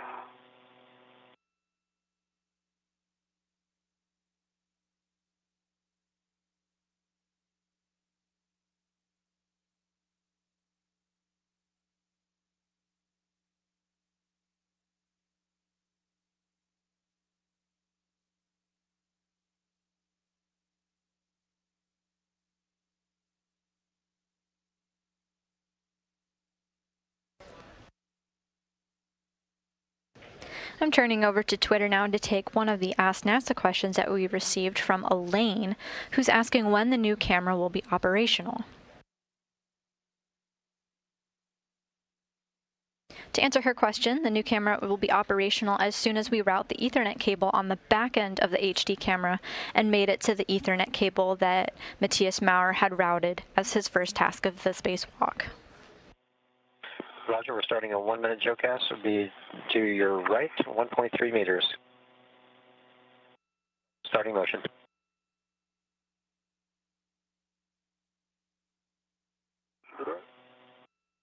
Good motion.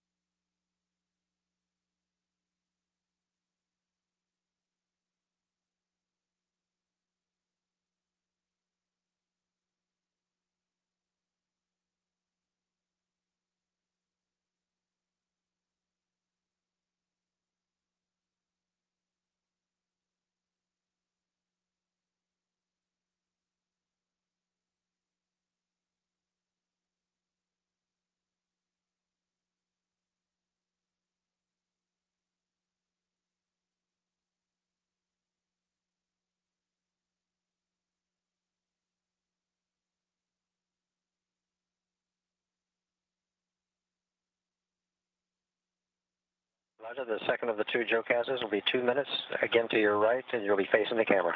Good. Works right. Starting motion.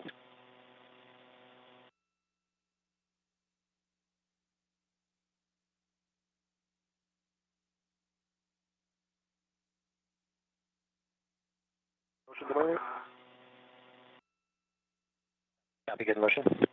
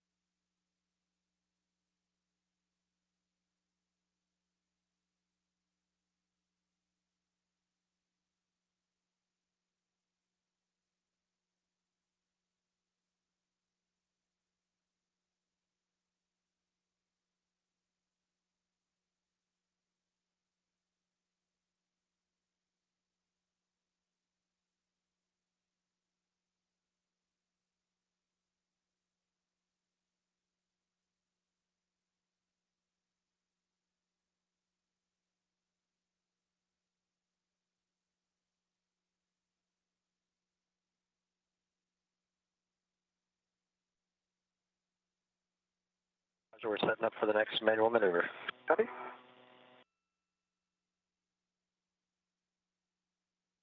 And then, Matthias, anything you need to talk with, or Stephanie, anything before we set up the GCA? No, just saying by for words when you need help. Copy. All right, start to the cable. When you're ready, Tom, I'm ready for the GCA to the published PC cable or string access position. Houston concurs. And Roger, we copy, stand by. Yep, no worries.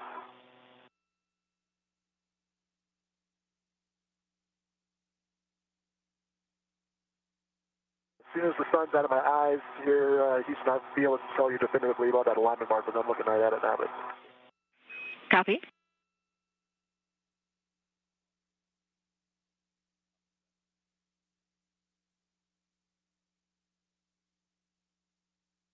you can probably see it actually on the camera view.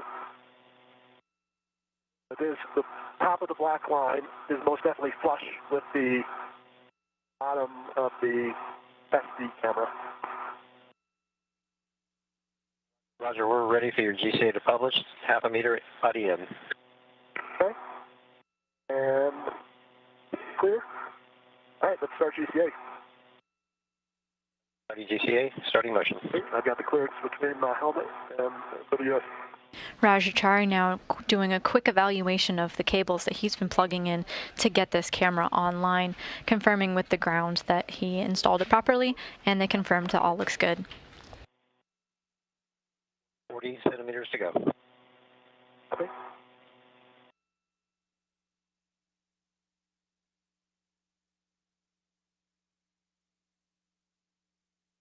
$20 to go.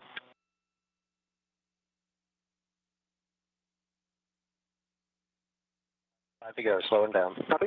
Looks good.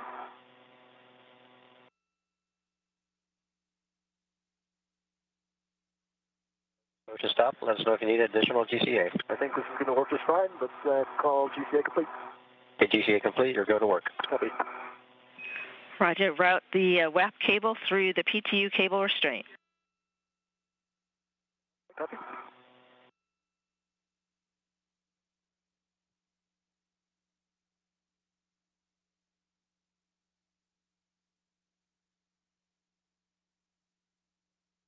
Rajachari now working to route the wireless access port cable, basically doing some cable management here so that the wires are nice and tucked out of the way.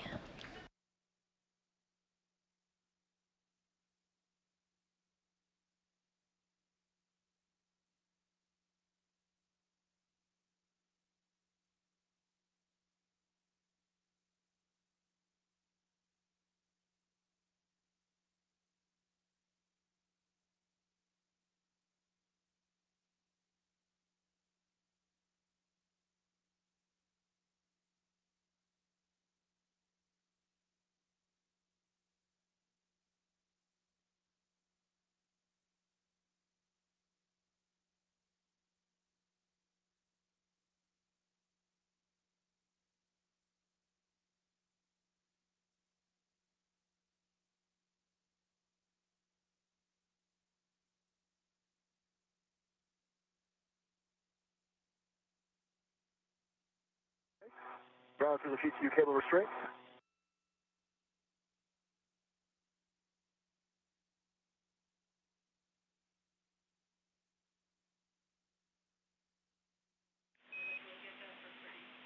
We've now reached the 5-hour mark of our spacewalk with astronaut Rajachari. On screen now, you're looking from his point of view as he works to install a new high-definition camera to the outside of the International Space Station. Between the units, Unlock. copy, or have Matthias tend the cable for you. We'll just have him tend it since he's there. You were just looking at the camera from his point of view. Now we're getting a wider view of Rajachari with the red stripes on his spacesuit at the end of the robotic arm doing some work. Matthias Maurer is in the spacesuit without any marks on it at the top of your screen. Does it matter? I don't know if you can see my HECA view. Does the WAP cable, does it matter if it goes above or below the light jumper cable? Checking.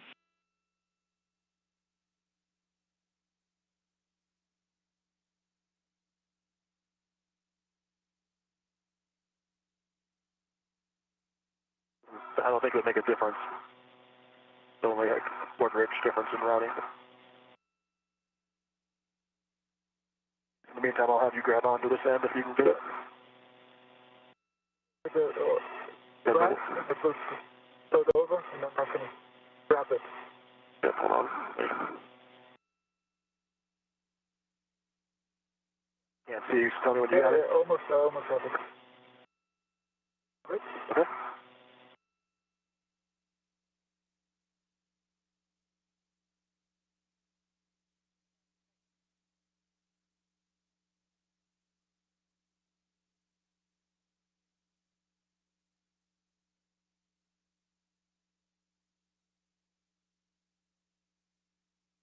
Pretty sure it's fine the way it is, especially because it's the fact that it's wire tied to the outside of that CA clamp routing. I think it's got to be like that, but it doesn't matter.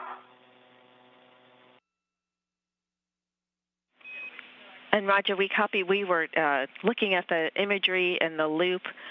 It should be more aligned with the light cable, and so you can open the lock lever on the restraint and, in a sense, flip the cable over so that the marshmallows reverse, and then reinstall it into the clamp. And then the loop will be in your view at the bottom. Oh, I see. Got you. Okay, yep, that's my bad. Rajachari working at the ground now with the exact route that he should be taking the wireless access port cable. There's very specific instructions from the ground on exactly how they want this wire to be placed, to be out of the way, so that the camera has the ability to move all around.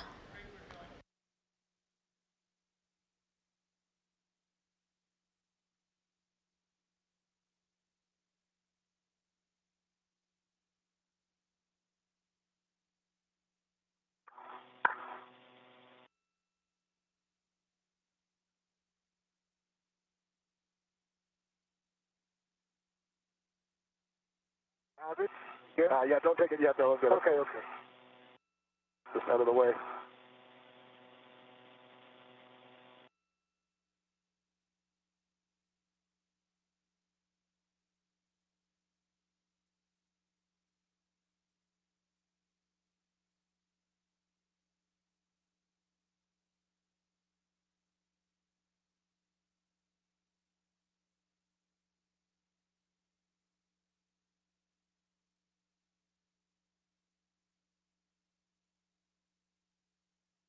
I see in the WVS, with both cables in there, it's hard to get that clamp depressed enough to pull the lock lever out. So I'm trying to find a position where I can do that. And we copy. We see that as well, right? The cables are filling up putting some back pressure on that lever. Our only words are to continue doing what you're doing, like the cable, which is I can push in and rotate the lock lever towards the light.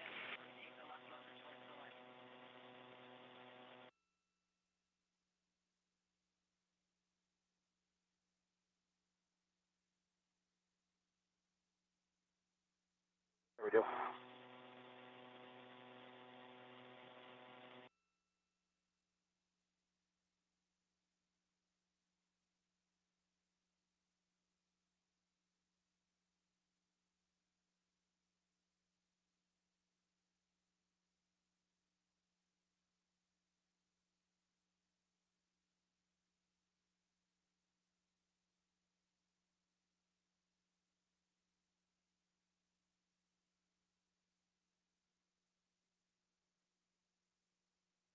You're getting a live look at Mission Control in Houston now, the International Space Station's flight control room, during a brief handover period. To recap what Rajachari has done on the second task that he's working on, he's replacing an HD camera on the outside of the International Space Station. He was able to unhook the old camera and remove it from its stanchion without any problems.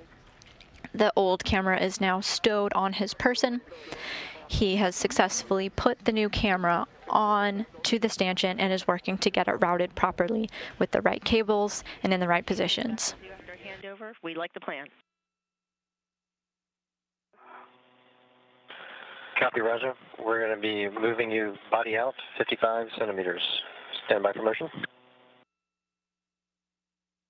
Starting motion now, body out. Yeah. While I'm doing this, I just want to get your confirmation that this looks like a good install for this camera since I'm not going to see this alignment marks.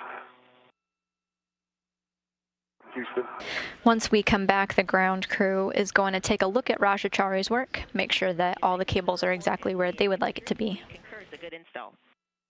And we've confirmed good installation. His next task is going to be looking for the Ethernet cable that Matthias Maurer had routed as one of his first tasks of the spacewalk.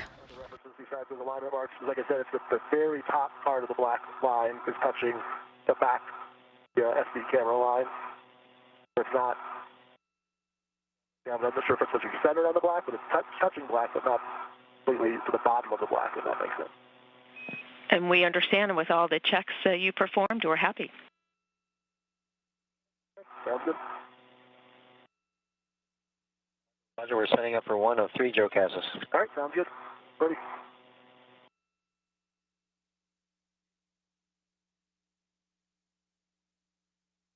Thanks, Grant, for catching me putting that cable running the opposite direction.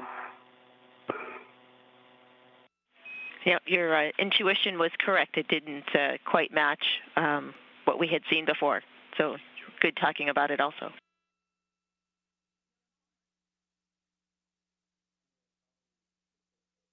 Stephanie, is there anything that I could do on my end here with the cable cap, in making the cables already? Or do you want me to stand by until we're fully done with Russia's fetch? Checking, Matthias.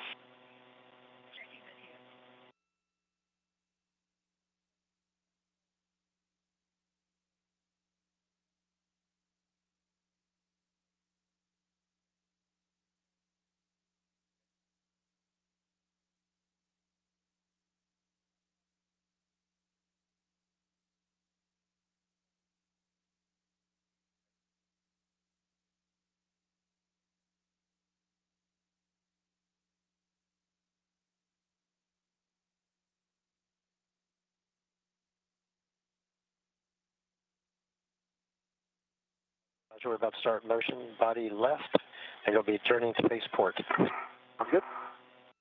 2-minute JOCAS, starting motion.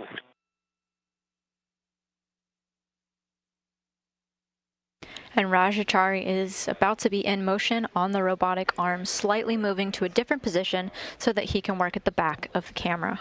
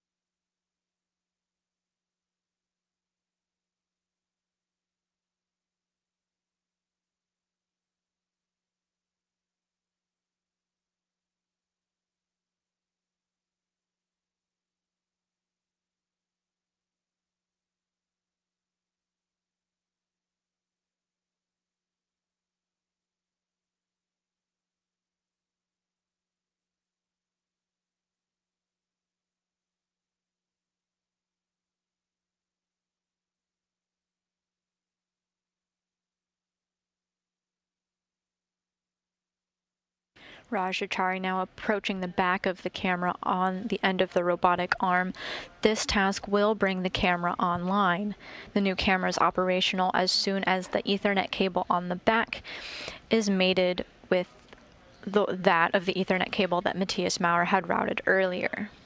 We're starting motion for the second of 3 geocaches, 1.5 minutes. Station forward, and you'll be facing the camera. Sounds good. Chari's been largely responsible for the installation of this camera, Matthias Maurer having gone into the airlock to get the new camera for Chari. At this step, we should expect to see Matthias Maurer help out once again, connecting the Ethernet cable that he had routed. And right on cue, you see Matthias Maurer at the top of your screen, ready in position to assist Rajachari.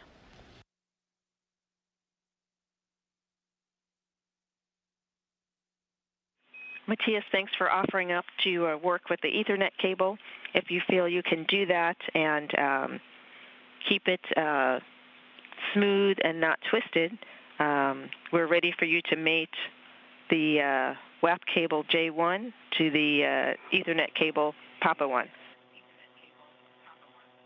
Copy all, and I will work on this one. First retrieve the cap.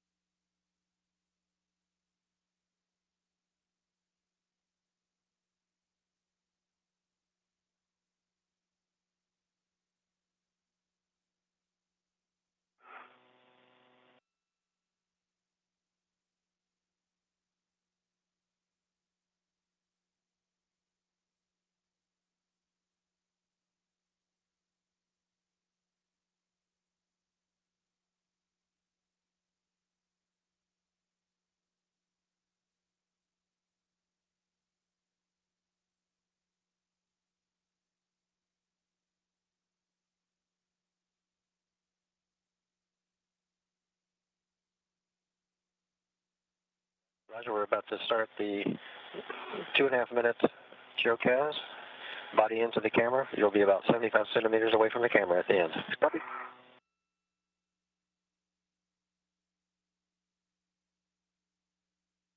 I see good pins, no fault, good EMI band. Copy. You can mate J1 to Papa 1. Okay.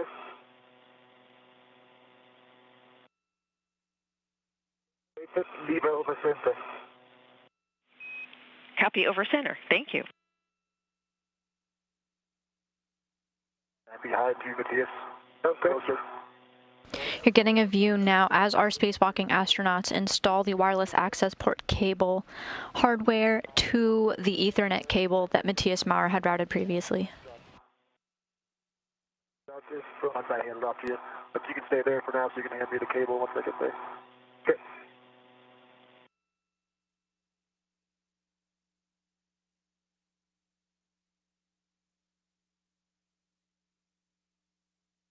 And my safety tether is right 1.5 meters above your head.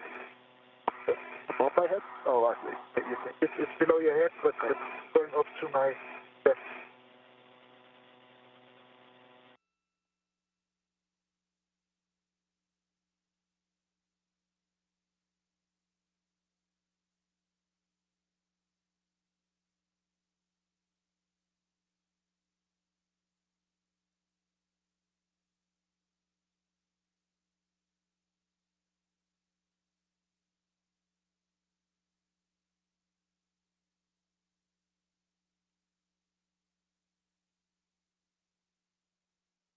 Through the helmet camera, we're able to get brief glimpses of our Earth as the space station crosses over the country of Bolivia.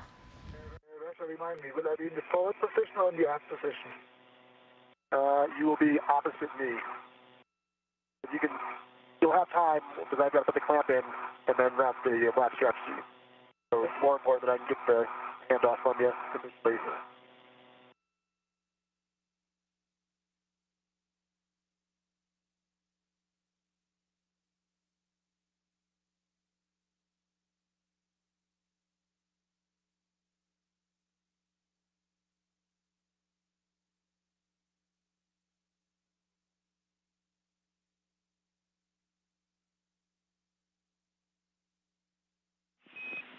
Matthias, when convenient, we'd like a glove and hap check.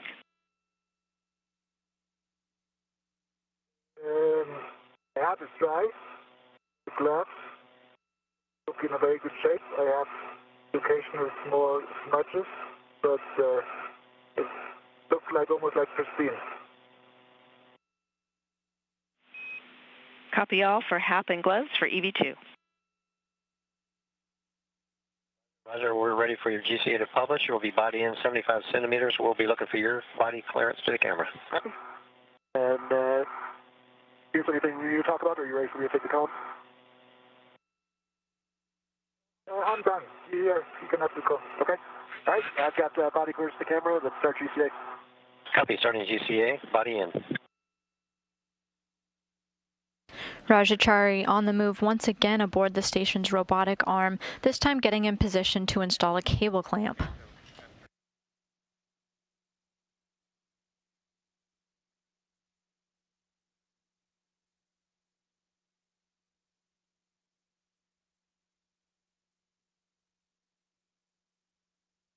Half meter to go. Ready? Continue.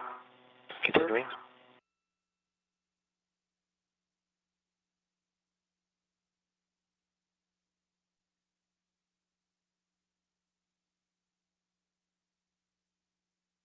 Clearance. 30 centimeters to go. Copy, looking clear.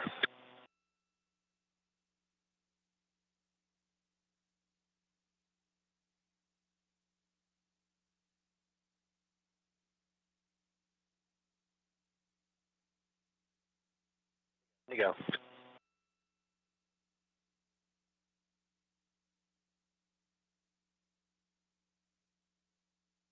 Five to go.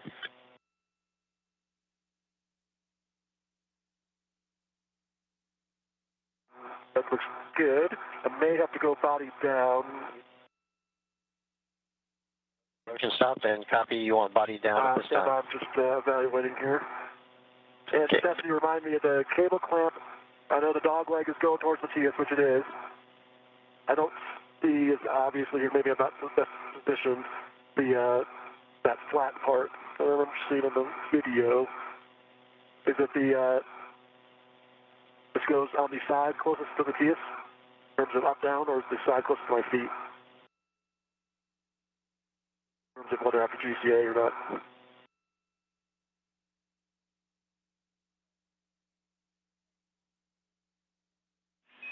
Checking.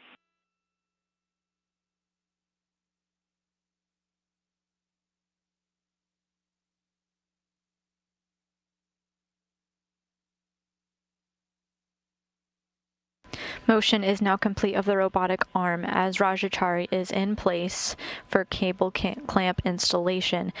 Just a minute ago, he gave a visual look around of the camera to give the crew on the ground a good visual of what he's working with.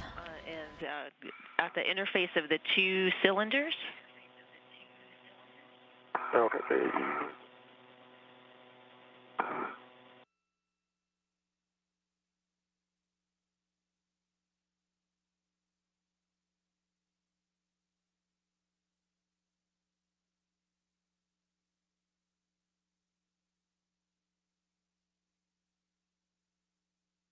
I'm just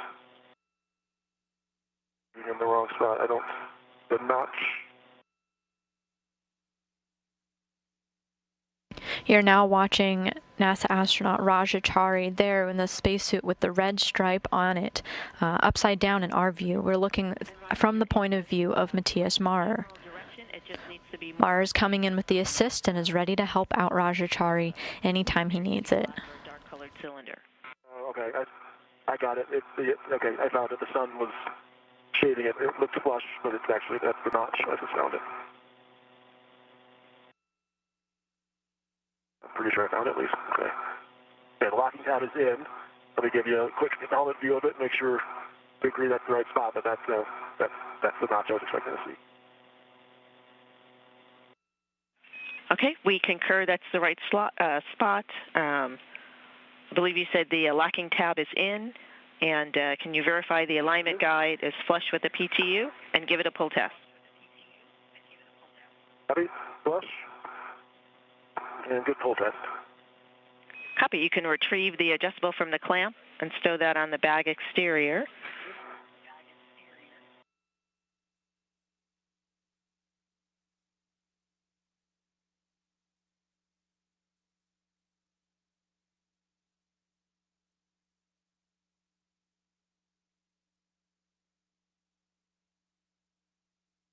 The adjustable is off the clamp. Verify no twists or loops in the WAP cable, and then you'll work with Kayla and Tom for the GCA to the strap install. It looks like a straight running along the dog leg, and then I see it running off onto the Matthias' side. And see if there's anything you need info on before I take the comm again? No, I'm good. Okay. It's a road here. Nothing else. All right, Tom, I'm ready to get GCA to publish strap install position. Hey, copy that. We'll be asking you to especially look at your body, and your head will be end up half a meter from the truss. Okay. Going body up 40 centimeters. Starting GCA on your call. Copy. Start GCA.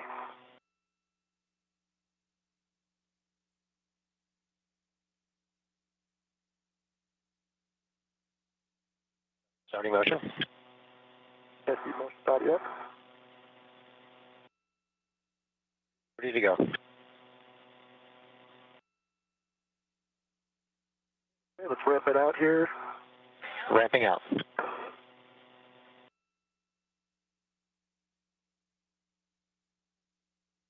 I'm just evaluating here. Let's see the spot. Okay, I think this is going to work actually where we're at without getting the rest of it. Let's check, Stephanie, or am I way off? Sorry, that's it. What was left? Just more body up, or was there any other directions left? 10 meters body up, still left. Okay, let's just end GCA here. Copy, NGCA. All right, want to hand me... Roger, you'll go to work. Copy. And Roger, if you feel you can access the tether point on the front to install the front part of the WAP strap with the quarter turn fastener, then that's a good position. Yeah, that's what I was looking at. I think if I kept going, I would have gone too high to reach it. So place the quarter turn fastener side on the electronics box tether point with the Velcro towards the stanchion base.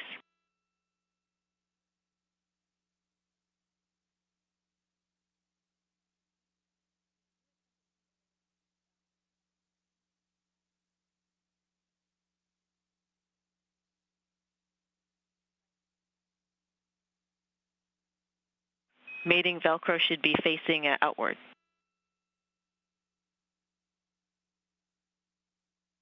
And the quarter turn fastener should be facing me or closer to me or away from me?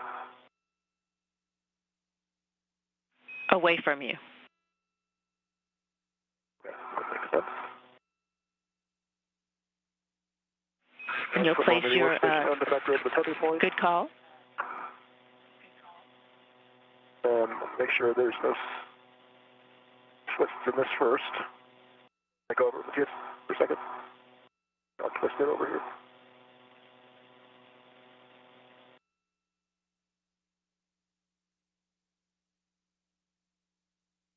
And Roger, one change before you continue. The Velcro should be on the nadir side. Chari now working with the ground on how to manage the cables between the camera, the stanchion, and a strap that he's installing with wire ties and Velcro, basically keeping the cables out of the way so that the camera has free range of motion.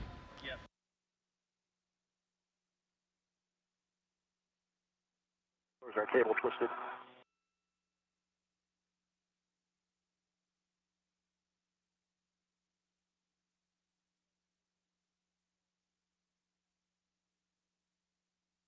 Goes on the nadir side and the short-term fastener is towards me. So Roger, the cable needs to route around the other side of the camera, if that makes sense. So it should come from towards your left hand and then feed around. So that's the confusion. Okay. Matthias Maurer now assisting Rajachari as he brings the wire around to the other side of the camera and handing it back to Chari. Maurer is assisting in this operation as Chari gets his wires configured exactly where they need to go. There's a very specific path that these wires need to take to stay out of the way. The cable makes a bend back towards me. And that's affirmed. Okay, I just wasn't expecting it. Sorry about that. I wasn't expecting it to be that bended up.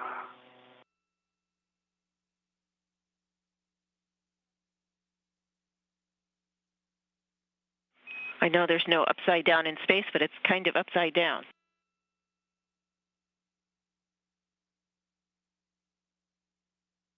Okay, core torch fast towards me now. Makes a lot more sense. Velcro is out and nadir, and then this end is going around just the long wire tied to Matthias. And let me untwist it here first, Matthias, before I hand it off to you.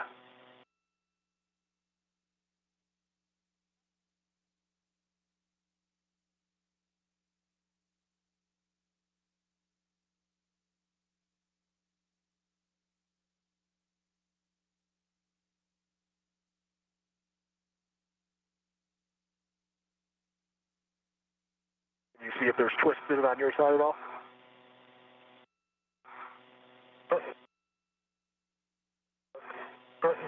Give it some stuff. Okay, now you can push.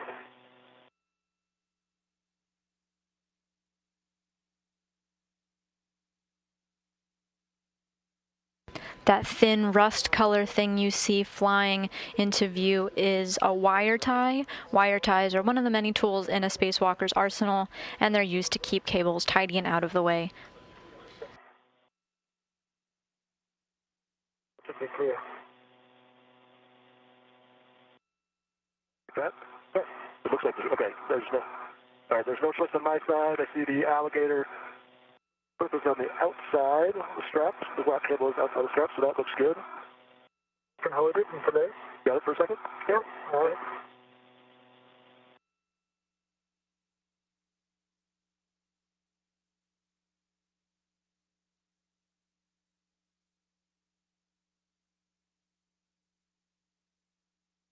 Chari is working with a checklist now.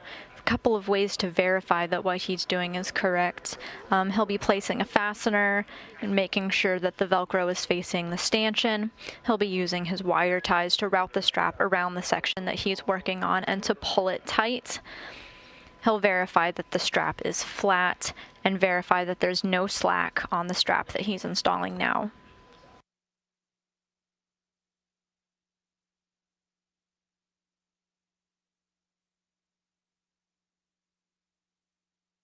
We're now 5 hours and 30 minutes of spacewalking time. You want to tighten your side. It should go around the circle part on the bottom and then the square on the top, which looks like it is. Okay. Good words. I'm going to put the wire tie through it.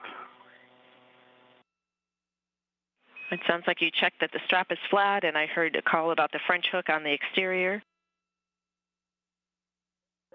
French hook is on the exterior, and the black cable is outside the black strap. Run the wire tie through it now.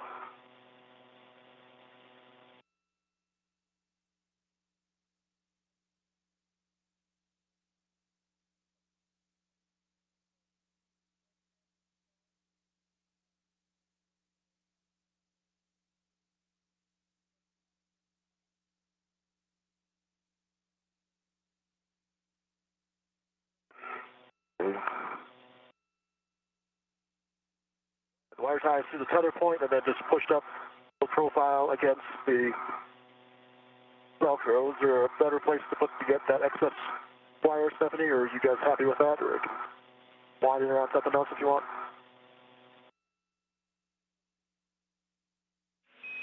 And Roger, that's good. We like the config of the strap and the wire tie.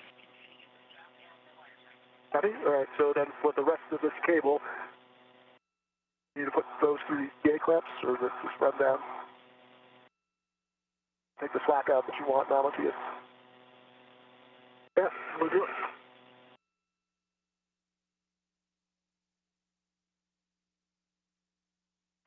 And the slack that's in the cable is good because we need that for the pan and tilt ability.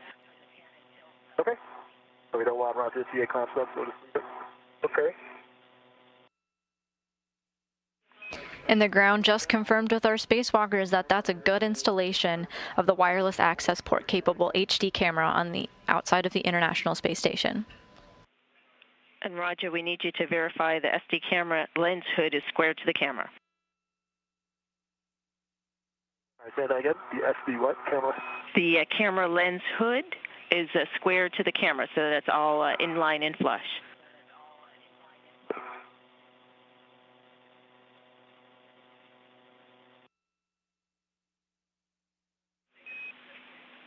And we can see this in the video, and we show it in a good config. Okay. Right, there's one warning, and then I'll give some words to Matthias, and then you can work with Kayla and Tom for the next position. When powered, maintain 4 inches to keep out zone from the HD camera quartz apertures, and that will apply for your maneuver that you'll work with them for the strap back off position.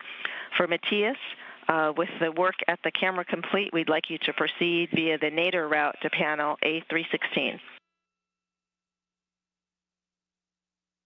Okay, by the nadir route, okay.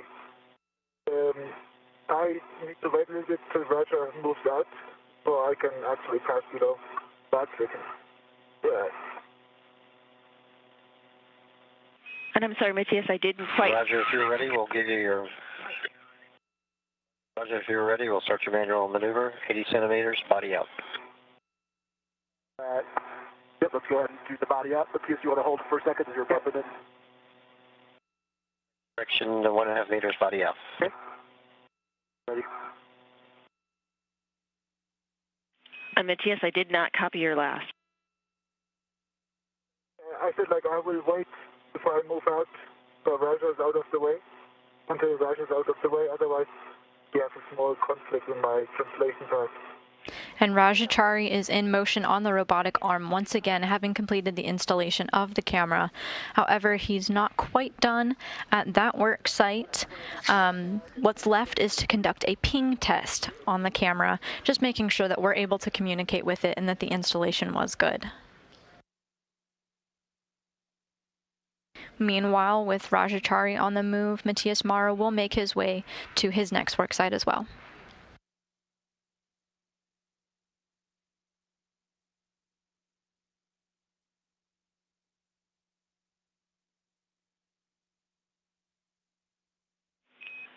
Matthias, as you're translating via the nadir route en route to a panel Alpha 316, there's one caution: avoid inadvertent contact with grapple fixture shafts to prevent bending target and liberating dry lube.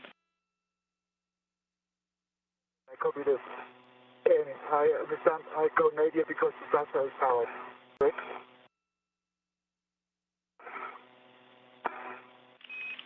And for Matthias, friendly reminder, slow and steady wins the race.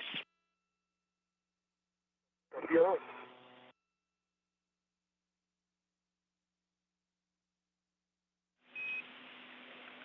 Houston, we're standing by for the CP8 ping test. And we copy. Stand by, that's in work. The ping test is now underway.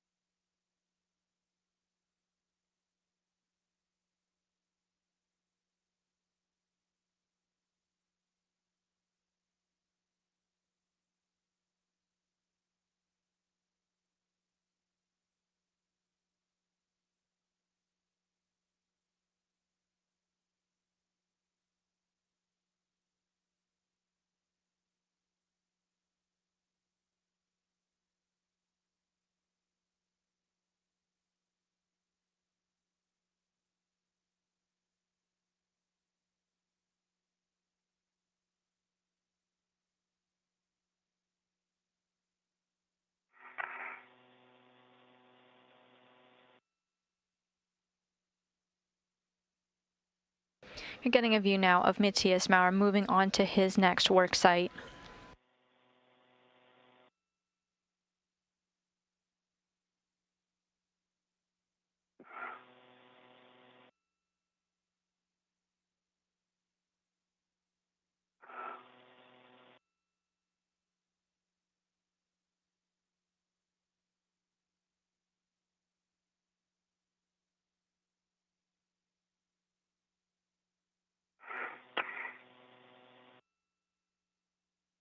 Once Maurer reaches his destination, he'll be working to reconfigure some panels.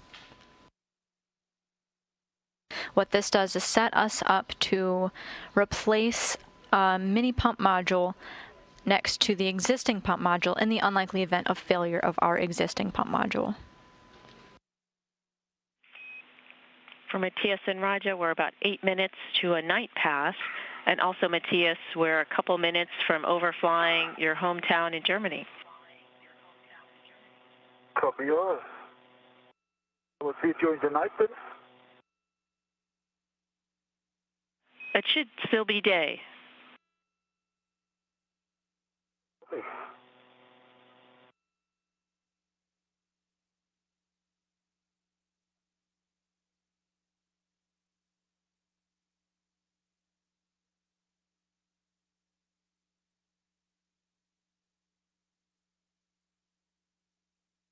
And we just got confirmation that the ping test is good. That was a successful installation of the new camera and replacement of the old one.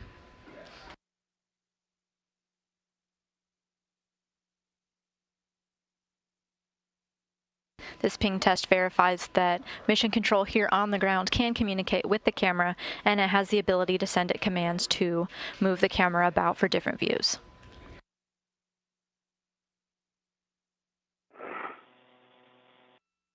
So, Stephanie, do you have the handrail for me? And now it's check again.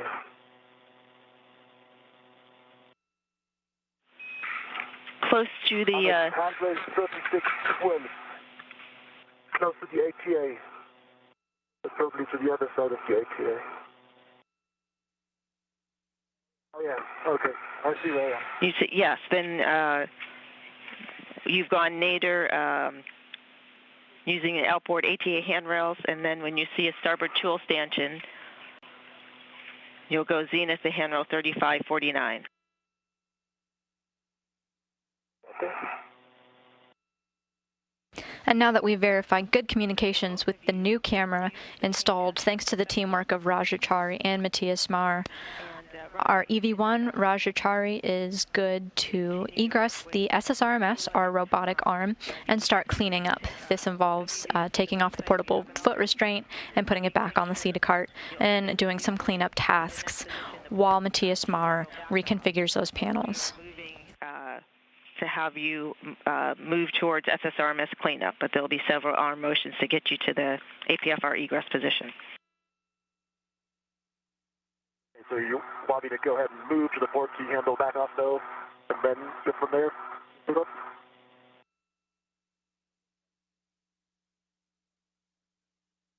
And Roger, we're going to back you off and then do 2 JOCASs. And that's affirmed. Houston concurs. Okay, copy. Okay. You are go to the port key handles back off position and copy successful ping test. Kayla specifically requested 1 ping only, so glad it worked out. We copy, stand by for motion. And Stephanie, I'm looking at J919 that I will connect that's currently attached to a dead space, and I will just relocate it to the location next to it. Is that correct? Time to starting motion. It'll be a 1.5 minute JOCAS, 2 meters forward and starboard. Copy. That's affirm, and 20 seconds to a 20-second handover. Thank you.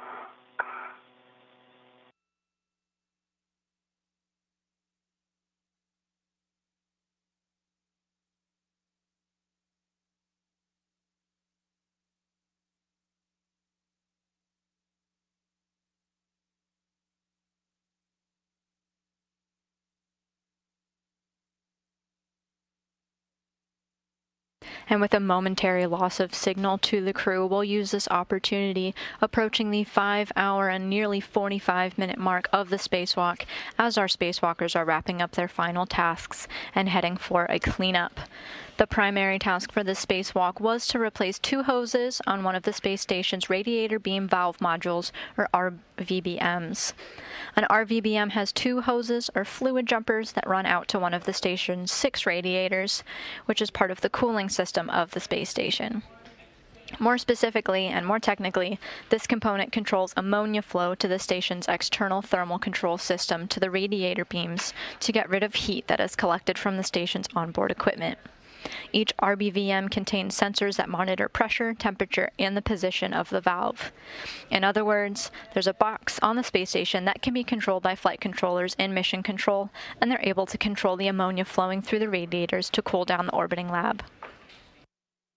These hoses were found to have been leaking several years ago, removed during a previous spacewalk in 2018, fixed back on Earth, and flown to the space station once again. When the hoses were removed, that particular radiator beam valve module had to be shut down. Fortunately, the station has 6 radiators with 12 total RVBMs, so losing functionality on one did not significantly impact the station's ability to get rid of excess heat. You need a bag inventory while we're doing this geocast, Stephanie? Yes, we'll take that, and also a glove and hap check. We're back now with a live view from ESA astronaut Matthias Maurer as he's working to demate some cables. Starboard 6 meters nadir, and you're going to end up facing zenith. Starting motion. Okay, copy. I have a dry hat. No change on the right glove. The left glove, I got a smudge on my left palm near the thumb, but otherwise,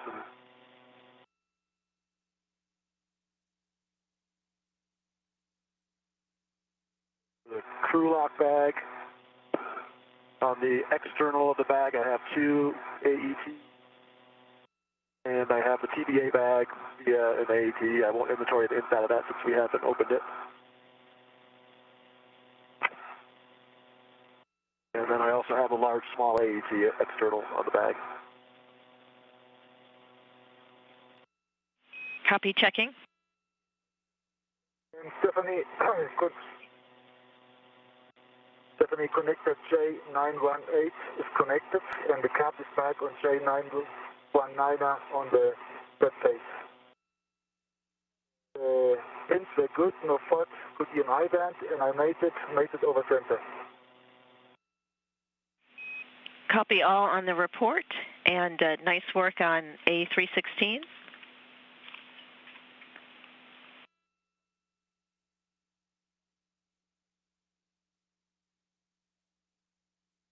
Ready for the inside of the bag, Stephanie? Stand by, Roger.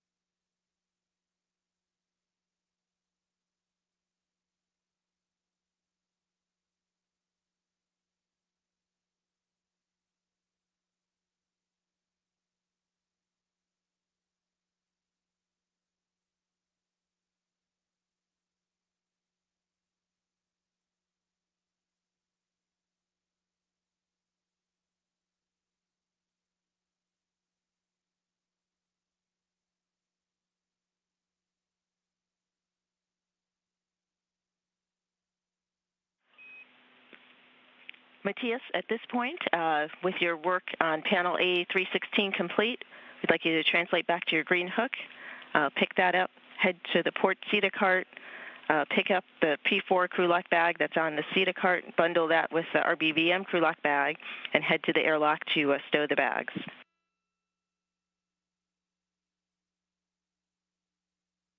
Copy all. Thank you. You're welcome. And for Roger, we are ready for the inventory on the inside of the bag.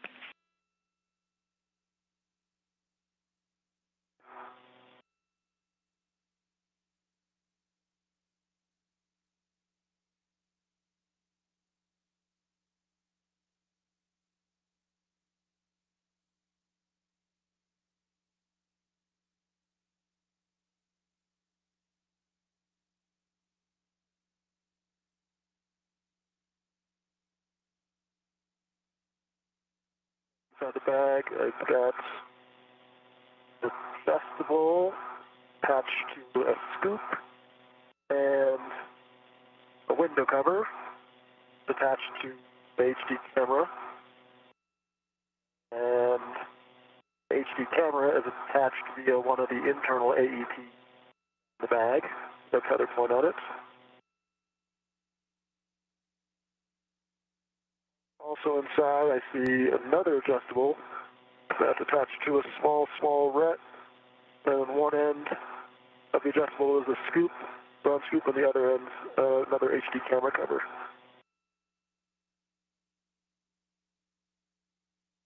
I think that is it. Copy. Checking. And that is a good inventory on the inside of the bag.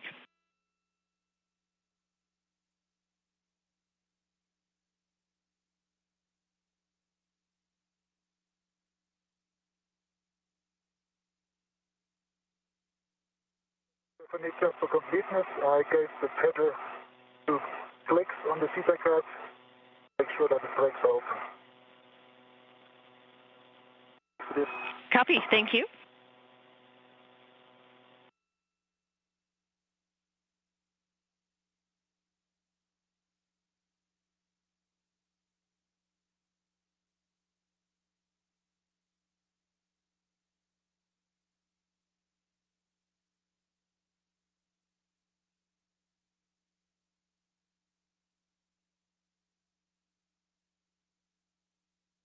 You're getting a live view of now of Rajachari on the robotic arm. You can see him center screen with a red stripe on his legs of his spacesuit. He's holding a free-flying bag that is attached to him. It contains an old camera that he unmounted from the International Space Station and replaced with a newer version. He's been aboard the robotic arm for the majority of the spacewalk, and now that his tasks are concluded out at the Camera Port 8 work site, he's going to be working to egress or get off of the arm and stow away his portable foot restraint that are on his feet now.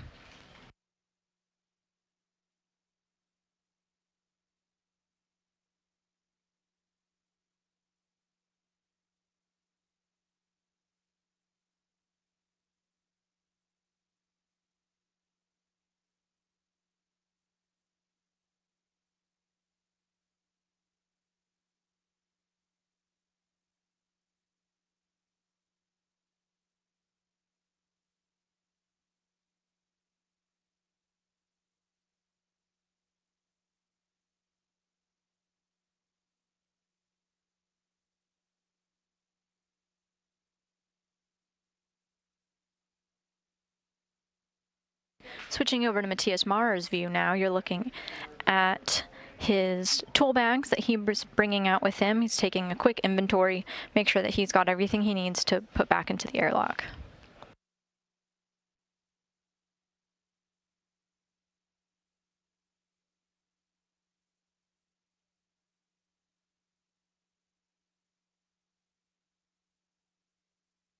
Killer, just so I understand the timeline / plan, am I just going to this position, set up the robo moves, or is the intent to go here and see if we have time to do the port T handle?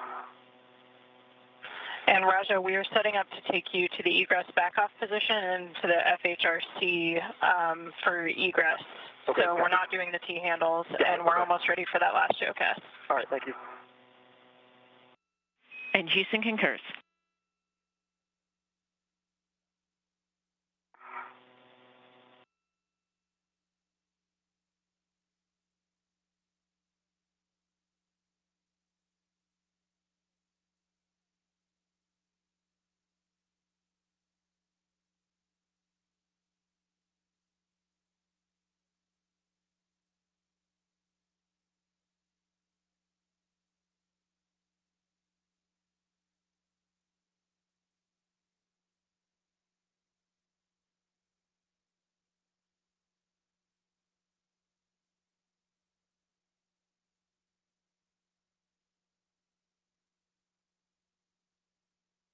Matthias Maurer at the CETA cart here. You can see the word CETA 1 on your screen sometimes as Matthias Maurer gets his eyes on it. If you remember from earlier in our coverage, the CETA cart is a place where spacewalkers can stow their tool bags temporarily.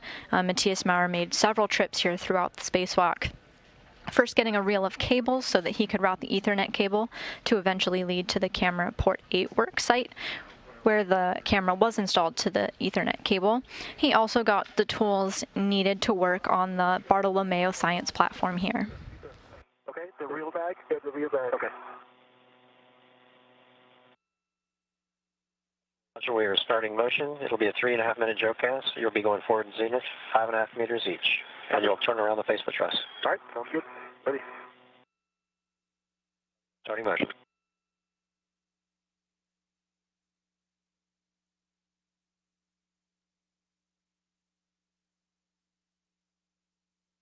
Tom Marshburn just communicated with Rajachari, indicating that he will be moving on the robotic arm to be in a position to egress or get off the arm.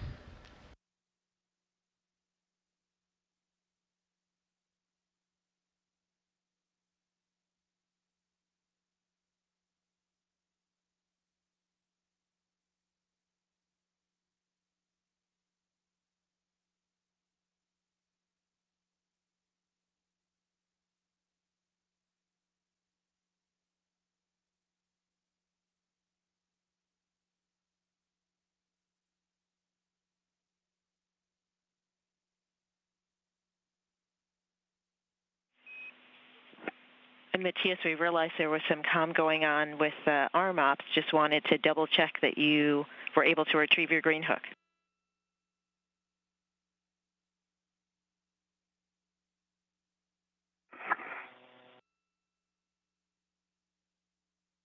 Let me check.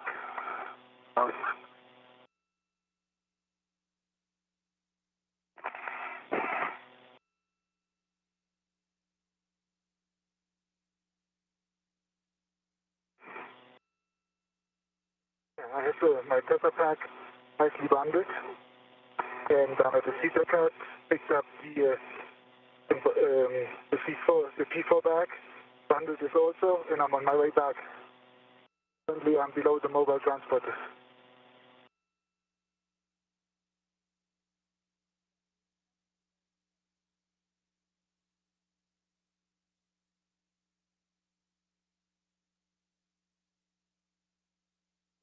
The tether that you see routed in front of me is routed. Yes, we concur. And when you were en route after leaving panel A316, did you translate past P1 to pick up your green hook? Yes, I confirm. And the green hook is attached to my red reel. Copy. Thank you, and that's a good config. They're floating in front of me.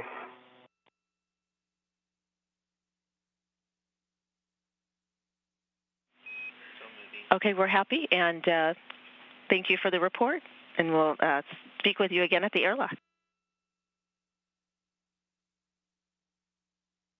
Okay.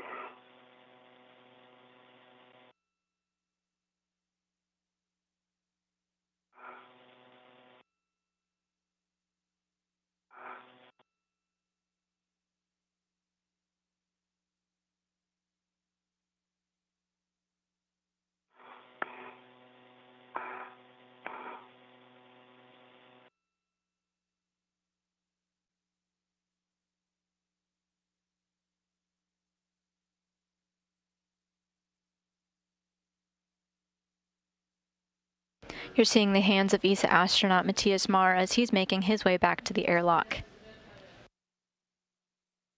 He verified with the ground here that he's got all the equipment that he needs and that his tethers are in the proper configuration to make his way back.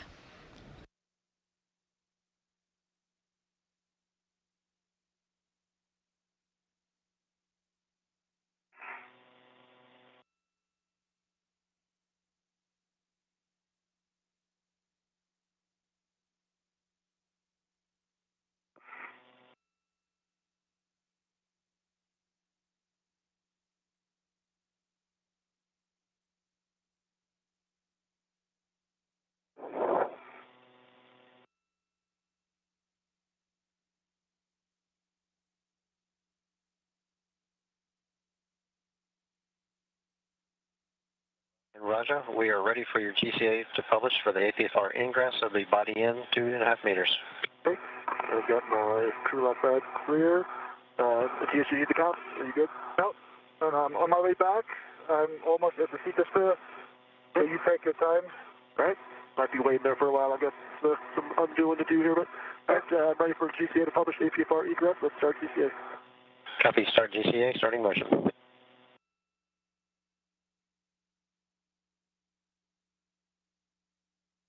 Starting motion. Motion code.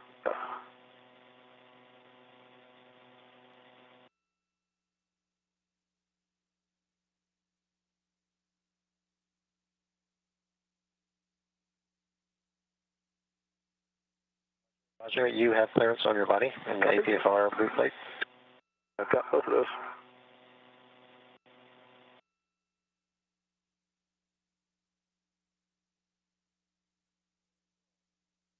Half meter to go. Copy. Continue. Going. Ready to go. Okay, still good. 10 to go.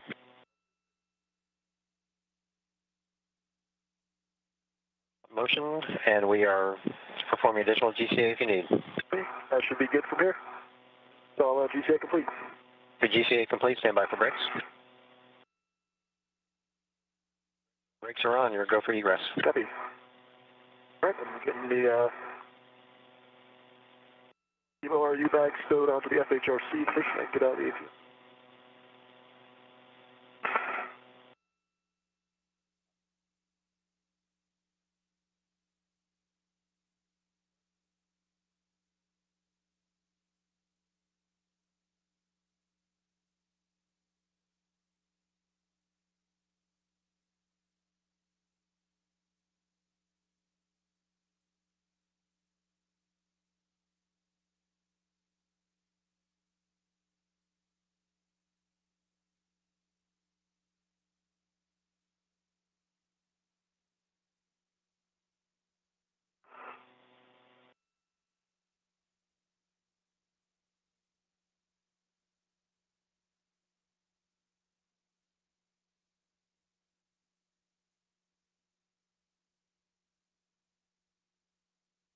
EV2 is at the airlock. Copy EV2.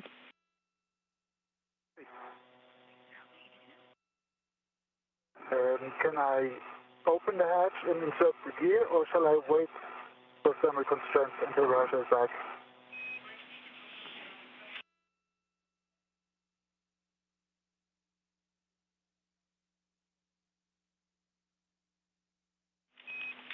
And Matthias, you can open the thermal cover. We'd like you to stow the bag bundle that you have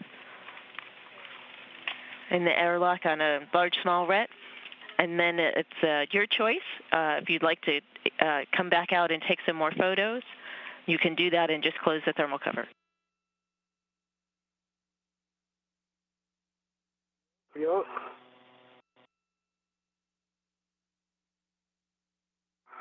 All right, I've egressed the APFR. Just got confirmation that Rajachari has egressed the robotic arm and is now working to remove the portable foot restraint and put it back onto the CETA cart where he got it. You're looking now at ESA astronaut Matthias Marr, who's reached the Quest airlock. He's being tasked with putting some bags away and stowing them out of the way. He'll soon be joined by Rajachari at the airlock once the SSRMS or robotic arm has been configured and put away. And as you work to remove the APFR, you can check the ingress aid is retracted. In work right now. Copy that.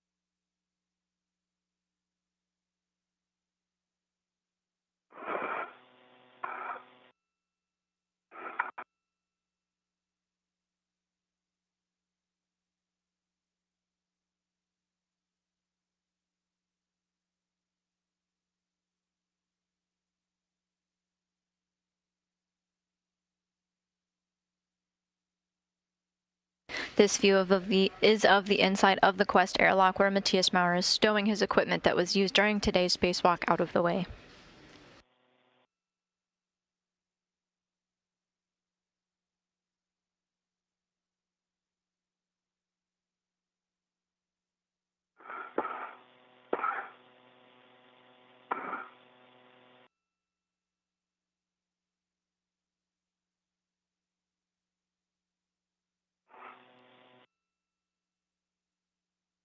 Once Chari installs the APFR, or we're talking about the portable foot restraint here, he's going to be working to swap his tethers over so that he can make his way over to the airlock as well. Lock bundle that I brought into the airlock is stowed, and I'm lingering below the airlock. Happy. And you send copies as well. As you hang out below the airlock, you can close the thermal cover. Ingress.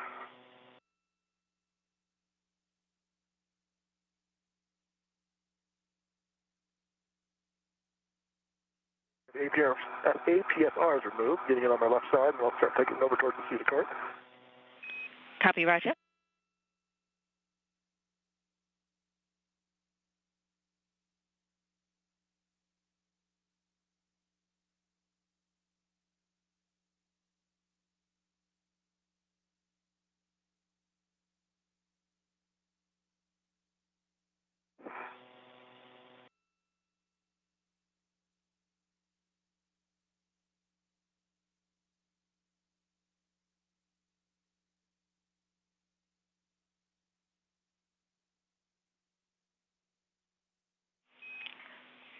And Matthias, we have a proposal.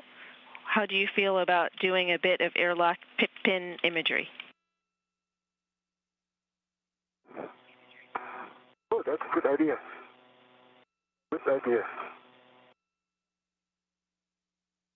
I do that. And we copy.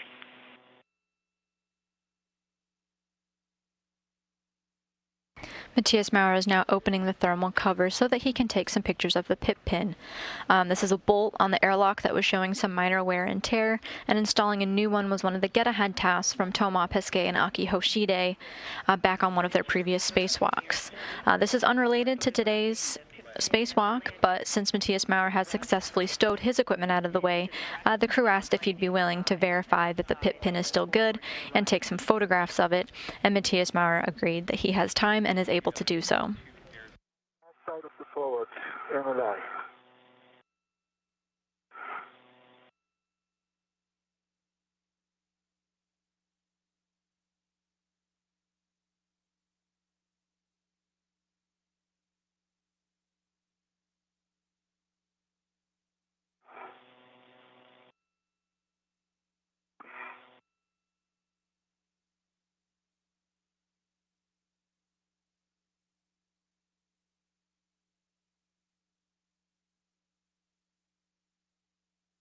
You can see the camera that he'll be using to complete this task in his hands now.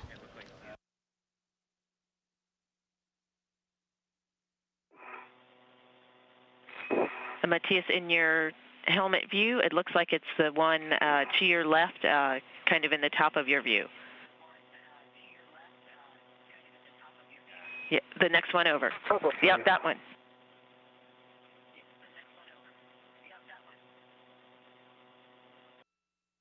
Okay, I'm at, putting this in the zenith starboard swing arm, which is where it came from.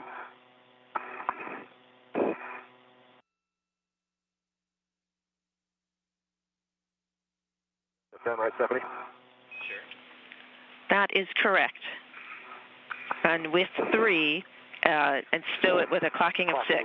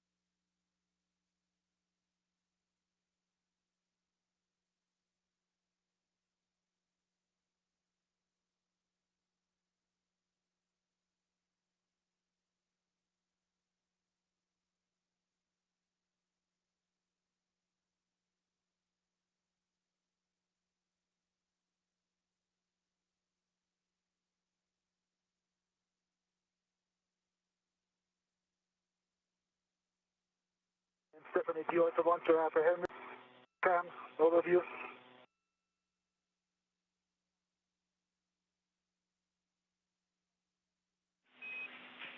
Yes, and I have some words for you.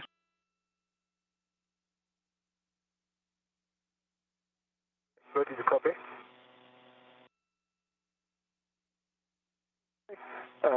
This is installed at the width, clocking of 6, Papa, box 6.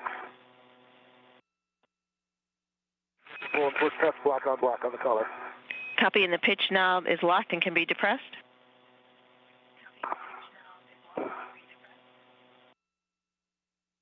Yes, locked, can be depressed. Excellent. You can perform your safety tether swap onto the striped hook and off of the arm. Copy. It works. And Matthias, for you, for the imagery, we're in particular looking for an equipment hook. Do you see that? Can you get eyes on that equipment hook? Yes. Could even manipulate it if you want me to do it. And we have good video of that. Just pause here for a moment.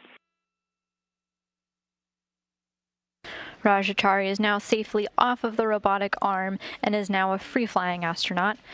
He is moving his tethers from the robotic arm to the International Space Station so he can make his way back to the Quest airlock and join Matthias Maurer. Maurer is doing some imagery checks for the folks here on the ground. And if you are able to get any close-up photos of that equipment hook, that would be appreciated as well.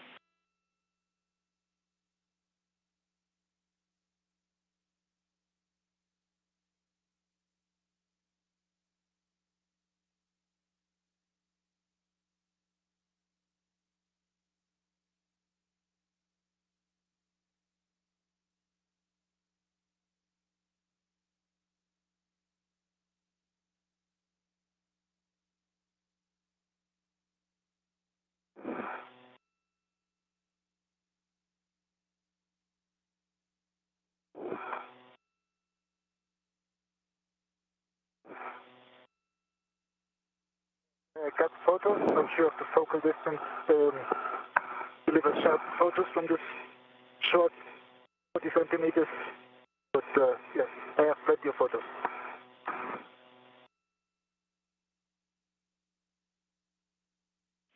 And Matthias, thank you very much. That completes the airlock pip pin imagery. You can hang out and continue to take photos as you like. Okay, thank you.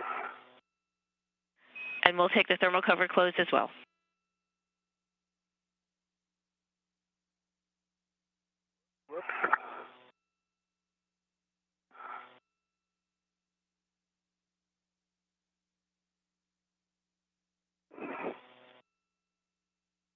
And just for completeness, I'm already attached to the internal steering.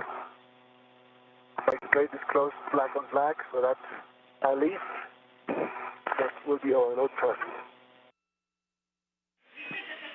And we copy. Thank you.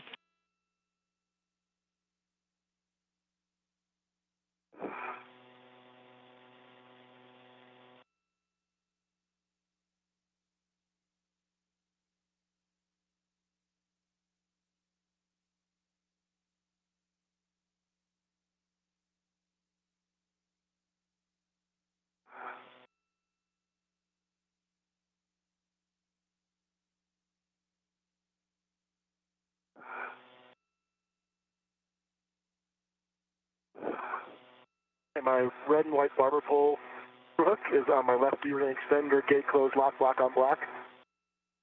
Connected to a single reel. That reel is unlocked. I'm going back to the arm to pick up that safety tether pack and the medium ORU bag, and then we'll come back here and get the fuel bag. Houston copies. Houston copies.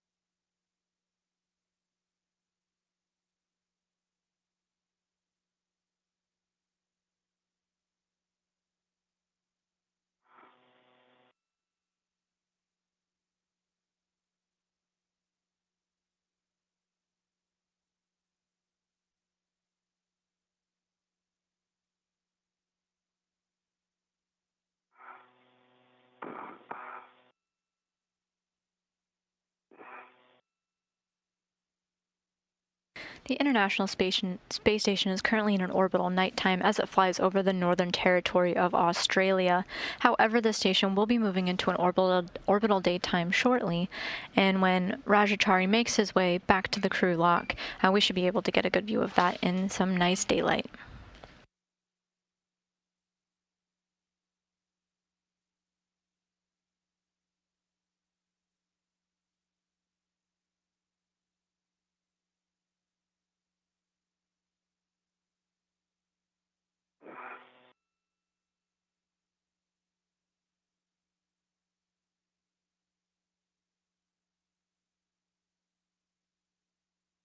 This view gives us a good look at the tethers that Rajachari is working to disconnect.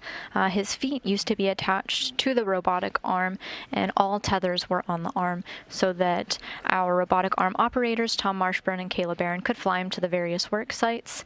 Now that his feet are free and he's already installed the portable foot restraint back onto the seated cart, you can see that he's got one last hook that he's grabbing for now to be fully back onto the station and off of the arm.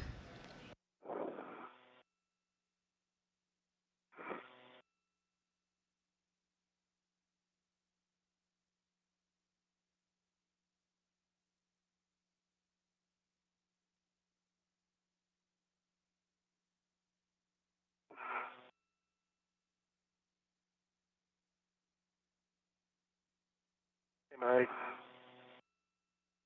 anchor hook is off USS lead tether points, and Tom, you have a go to maneuver that as you lead the arm. And copy.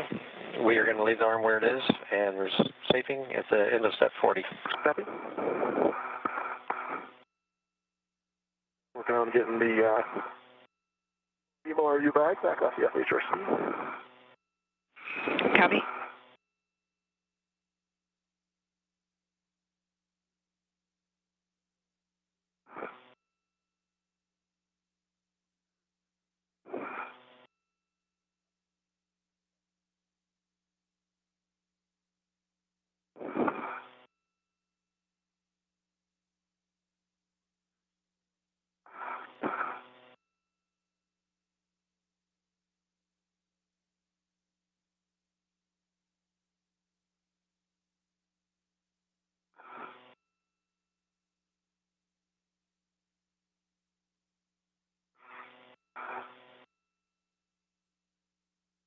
Our Capcom, Alex Kanalekos, just congratulated our spacewalkers, Tom Marshburn and Caleb Barron, the robotic arm operators, Tom Marshburn and Caleb Barron, on good flying and good maneuvering of the robotic arm.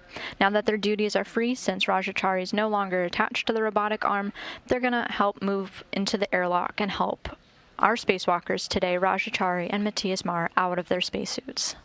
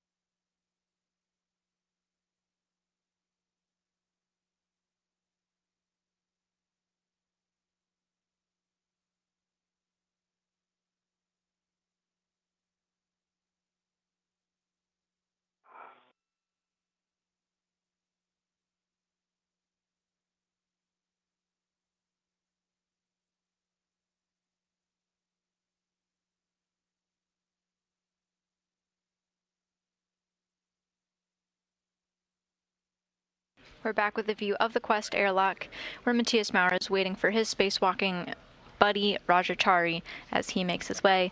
They're both going to get into the airlock. Matthias Marr has already done tremendous work repacking the bags that they brought out with them before Rajachari arrives, and then repressurization will begin once the hatch is closed.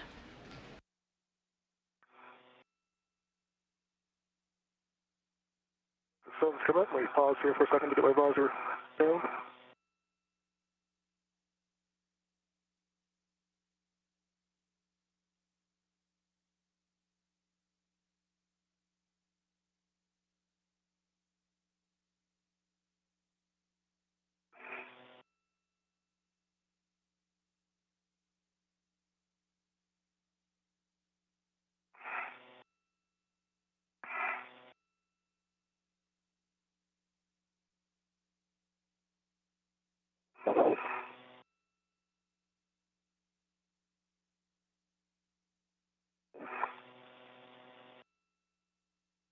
All right, I've got the medium RU bag. I'll start heading over to the cart and get the real bag.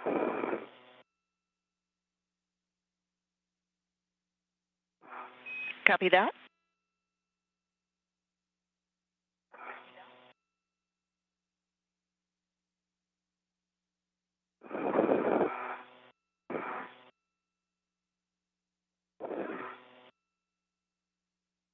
And we're in a brief but expected handover period as our astronauts work to make their way back to the Quest airlock. Repressurization is set to begin within the half hour. We'll need brake handles on both CETA carts, the inboard brake pedals 2 times.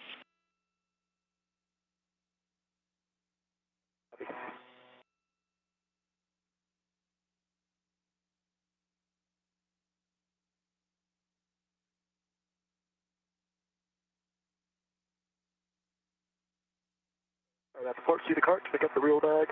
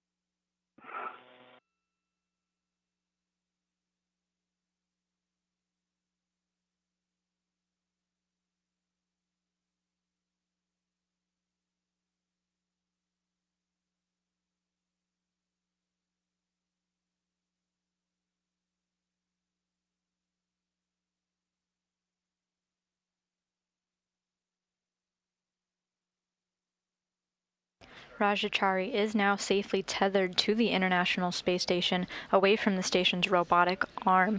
He's grabbing the last of his belongings, including a bundle with an HD camera bag and an empty reel bag that Matthias Maurer had used earlier in the spacewalk to route some Ethernet cable.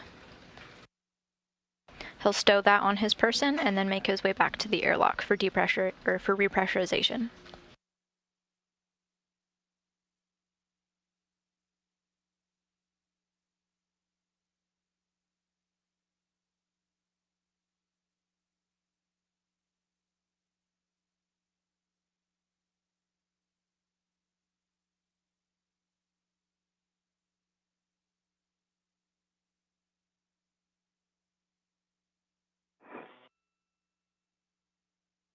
Here in Mission Control, NASA astronaut Stephanie Wilson was our ground IV today, communicating with our spacewalkers. We're able to hear her voice throughout our coverage today. Alex Kanaleko served as Capcom for the rest of the crew, including our robotic arm operators Kayla Barron and Tom Marshburn. Paul Kanya is the flight director, overseeing the entire operation. Just your best effort. Yeah. If I can get this third corner tacked down, I think it'll work a lot better on the way back. Our spacewalk officer sits just behind them. The entire team meeting frequently throughout today's spacewalk to discuss tasks, time, and what everyone else had time for.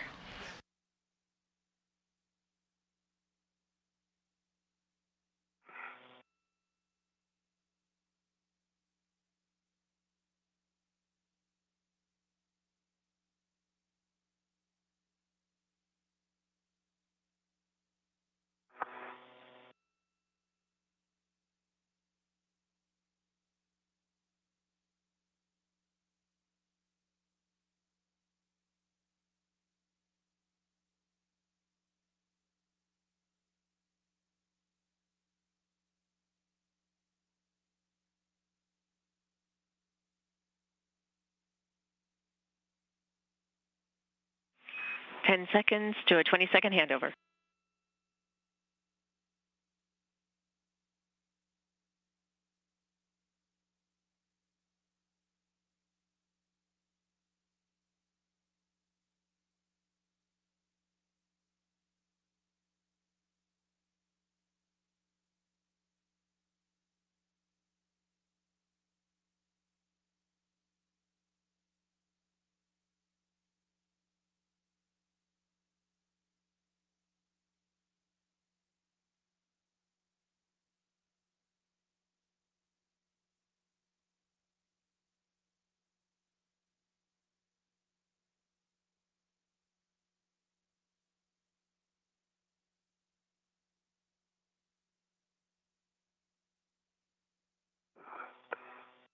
Come down the seat speed. Don't hurry too much because I would like to take photos of you. Okay? Brake handles on the inboard port seat cart. Copy. Brake handles on the inboard port seat cart.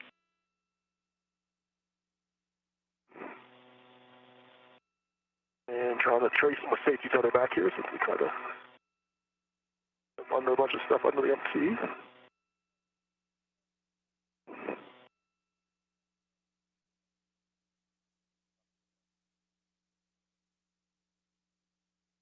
Under the MT.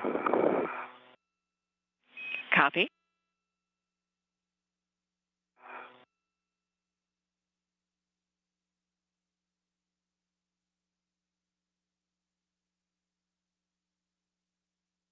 Our spacewalkers Rajachari and Matthias Marr were a part of NASA's SpaceX Crew 3 mission to the International Space Station. They arrived there on a spacecraft, which was a Crew Dragon, which they named Endurance. In case you missed it during the course of our coverage, Commander Kjell Lindgren of the Crew 4 mission, yet to fly but will be arriving to the space station soon, announced that the capsule name of their mission will be Freedom.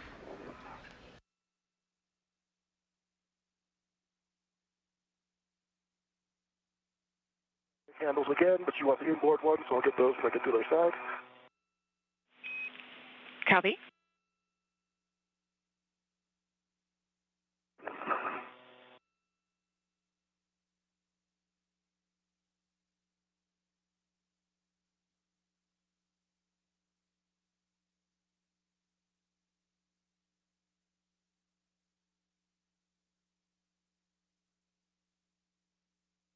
Brake handles again.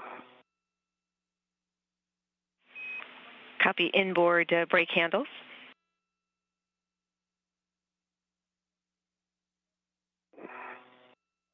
Up over the lab with this. And we just reached the 6.5-hour mark of our spacewalk today, which was the total expected time for our spacewalk. And indeed, our spacewalkers are done with all of their tasks and are now working to ingress the airlock.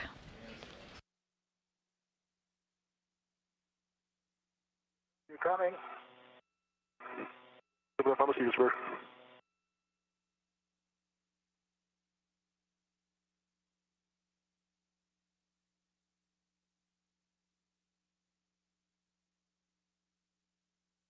How's my tether looking? Looking straight down to you, it looks like. Yeah, very good, very clear. Straight down to here.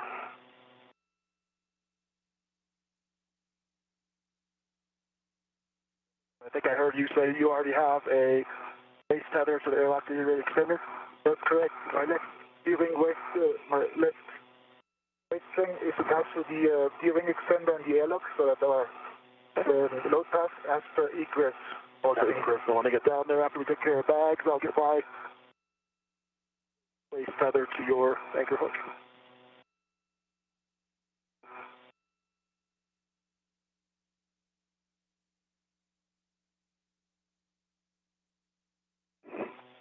Am I clear to come down? Yep.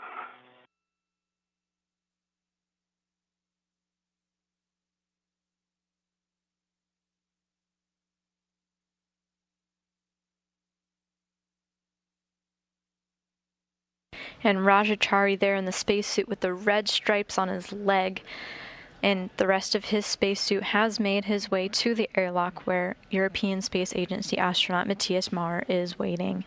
They're going to be working to configure their tethers so that they're no longer on the outside of the space station, but are inside of the crew lock portion of the airlock. Matthias, you can open the thermal cover. How do we want to do this so we don't tangle our tethers here in the end game? To come around. Well, I mean, you pick them up anyway. Okay.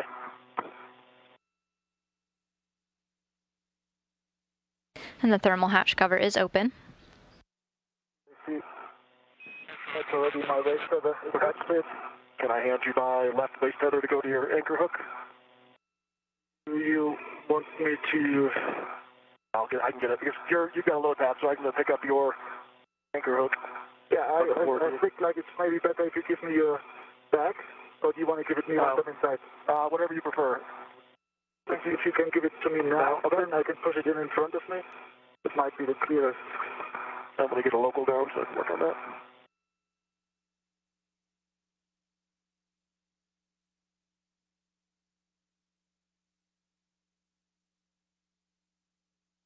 Okay, so it's, I can start it halfway up there. Over. So I'm on my VRT, right?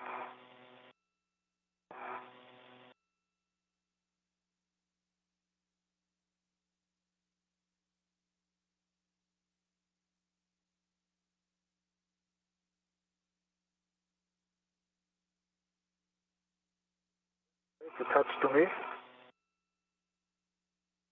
Got it? Yeah. Let go of that one. The VRT, right? I got it. Okay. Do you want to put instead of being attached to you, do you want that back to the airlock D-ring, or are you okay with it being on you? I push it in front of me. Okay. I take a last look before I can. Take it out. I got to set up my VRT set up here anyways. Matthias, we copy you have the bag bundle on a ret to you, and as you ingress, you can also power off your HECA. It goes off.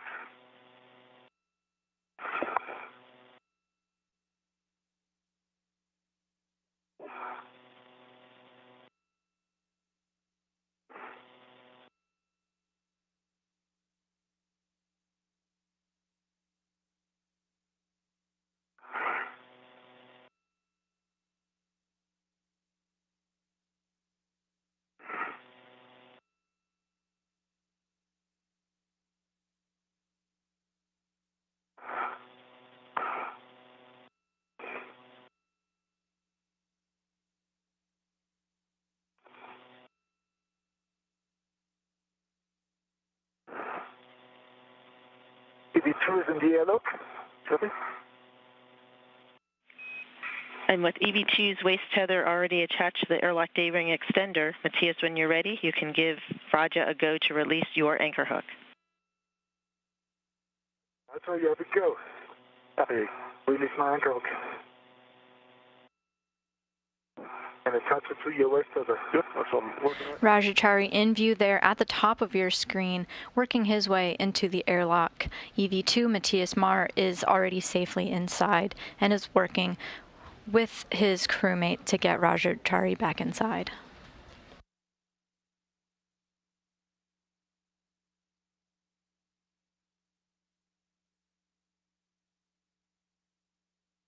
Okay.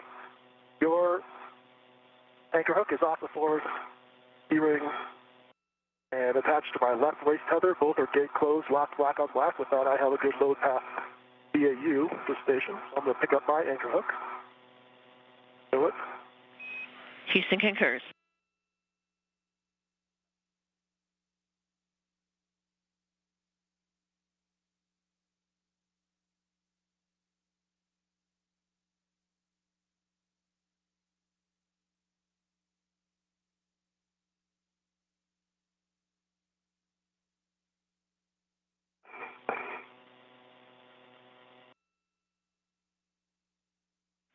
Ten seconds to a 20-second handover. Copy.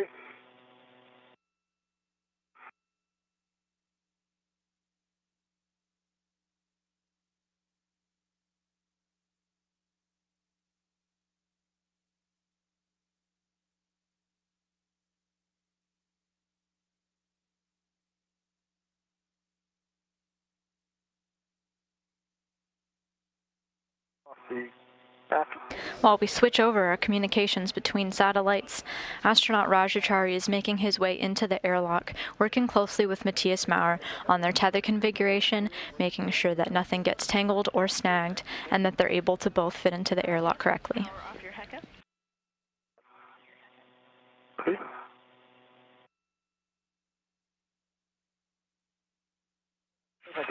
Copy. We're ready for you to ingress. And then when I get most of the way in, I'll rotate to get the tap the thermal cover. Okay. Copy.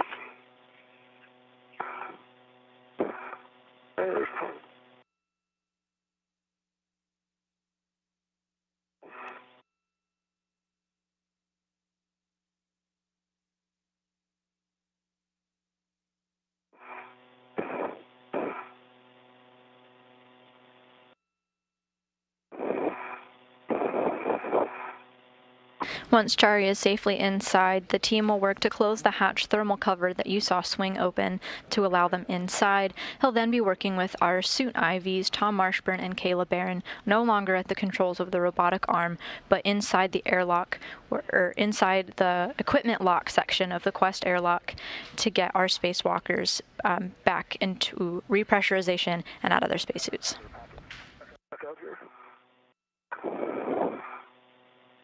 Toss them in to me.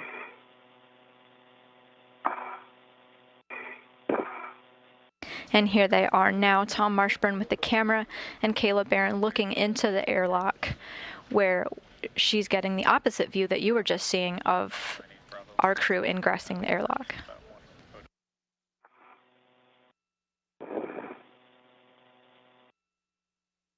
We try to get the thermal cover, and then I'll do my mini workstation and defector. Yeah.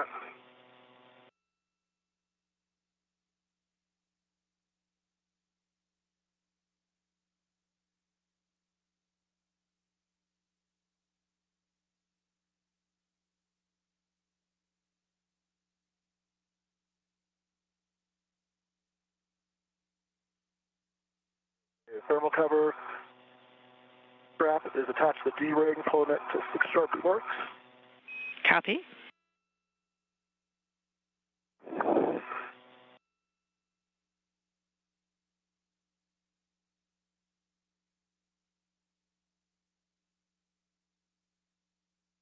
Workstation and defector is off of it. I'm going to get the magnetic cover to see, which it is now. Okay, the magnetic cover is seated. All right, I'm going to come the rest of the way in now, Matthias. Yep. Got to pin down here my head. Right. Sure. Can you put your legs in this direction? Or do you want me to push? No, I can. You tell me where to put them, and I'll put them there. Yeah.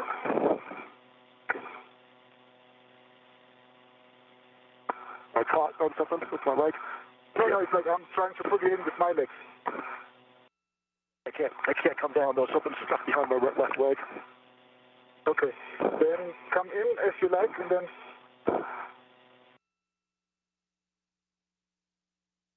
You see what's. I think is I can't get my head up to be able to get to the hatch, so I have to sort out what it is.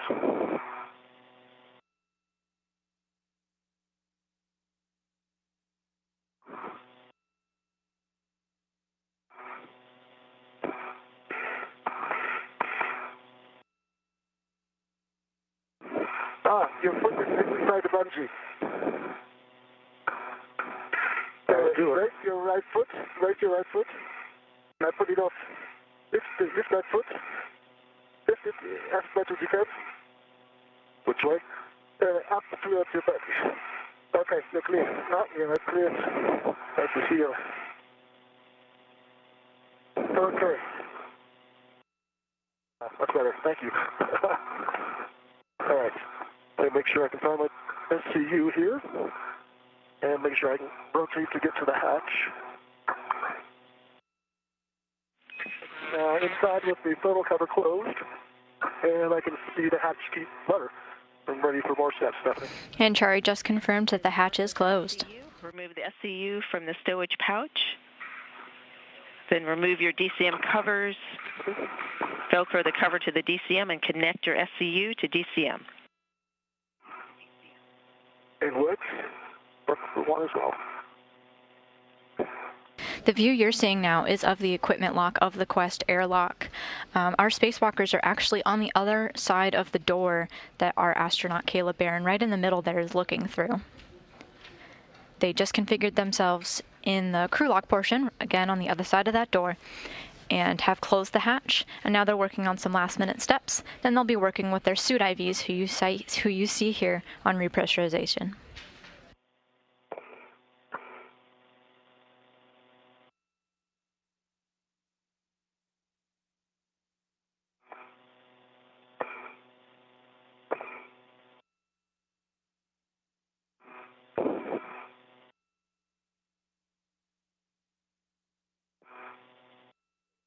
SCU is on for 2 and locked, and EV1 SCU on. Locked. Copy. SCU's on and locked for EV1 and EV2. Take your water switches to off, OFF, in the forward position. Expect water is off message. Water's off for EV1 with the water off for 2. Copy. We'll pause here. Do not close the hatch until water EMU off has been so for 2 minutes, and we have the timer. Copy. And the timer is going. NASA astronaut Radiator closed the hatch thermal cover, then they just turned their water off as part of their life support system. That needs to be off for 2 minutes before they can fully close and lock the hatch.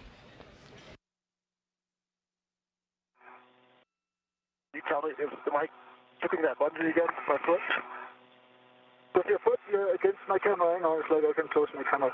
But the camera, I have a new workstation and I'll bring it forward.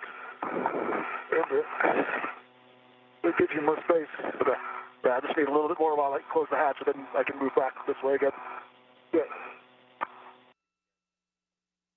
What's that? That should be good, I think. Can't quite see it yet, but I think it's enough to rotate underneath me.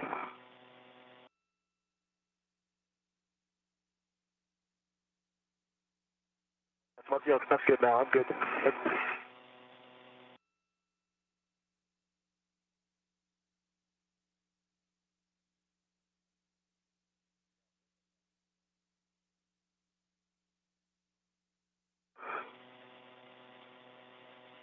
You're looking through the eyes of Matthias Maurer now as he's inside the crew lock. The number 20 in the corner indicates that we'll be looking through his helmet camera.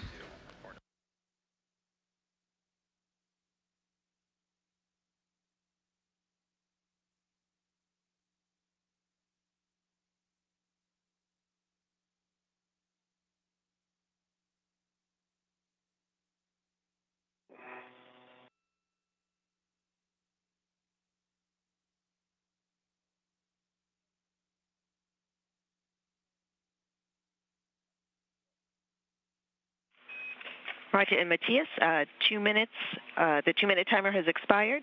Roger, verify the outer hatch clear of hardware. I do not see anything else there. No thermal cover. Clear.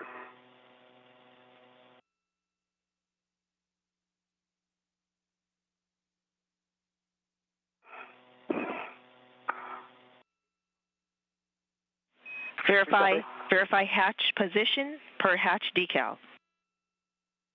And sorry, that's handle position. Verify handle position per hatch decal. So I'm clear to close it? If you can verify the handle position as per the hatch decal, you can close and lock the hatch. I have not pivoted out of the hatch deep yet. Sorry.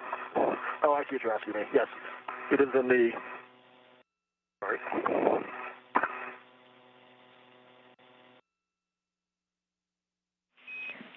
Yes, if the handle is matching per the decal, which I believe you just said it is, you can close and lock the hatch. I try to...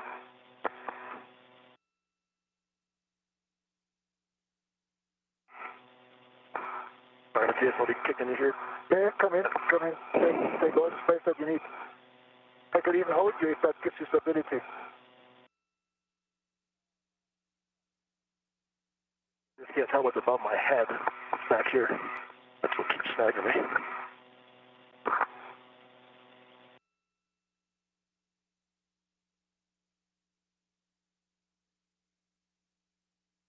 The pressure in the crew lock now is very close to zero, matching that of the vacuum of space. At repressurization, they're going to work to get it back to about 14.7 psi. More towards, pull me more towards your side.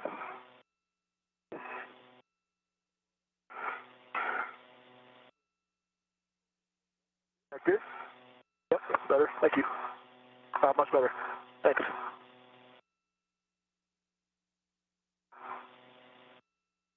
Okay. Hatch is down. And you said I can rotate it to latch, Stephanie? That's affirmed. Didn't work. Trying to get my feet up. You can let go of my feet if you're holding them. Do you want to go or no? No, you can let go now. Okay, thanks.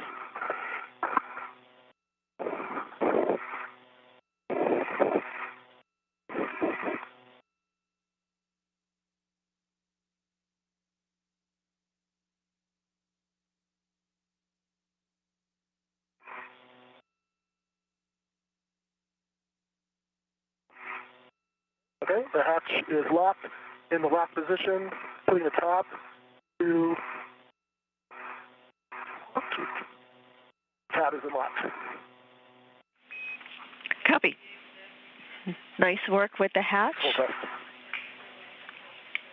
And we'll transition to the... We'll transition now to pre-repress on the cue card. On your DCMs, check SCU connected to DCM. Confirmed or two? B1's confirmed connected. Check water switch and off, OFF. EV1 water's off. EV2 water's off. Check EV hatch closed and locked.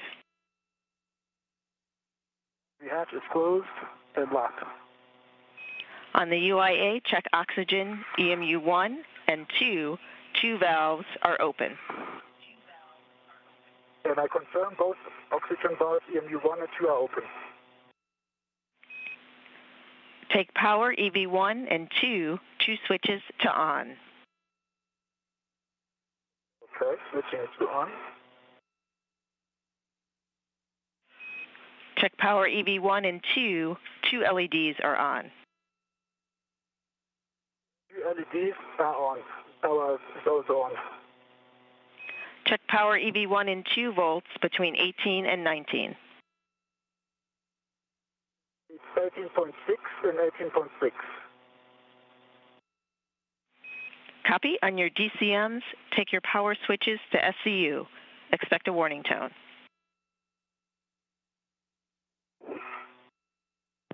Power to SCU and have the wall switch on.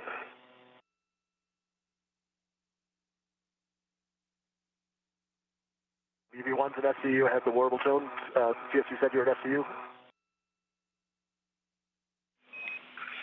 Copy, EV1. Again, and 2. Houston copies both EV1 and EV2. Power switches are in SCU. Gentlemen, you literally have been flown and translated all over station today and worked with many systems. It's definitely teamwork has been the theme for the day, and we admire your tenacity. On behalf of the RBVM Jumper team, we thank you for your work today, and we'll hand you over now to Kayla and Tom. Thanks, Killer. It's been a pleasure to work with you through training and then today on the EVA. And to all the people on the Franken EVA team, our thanks.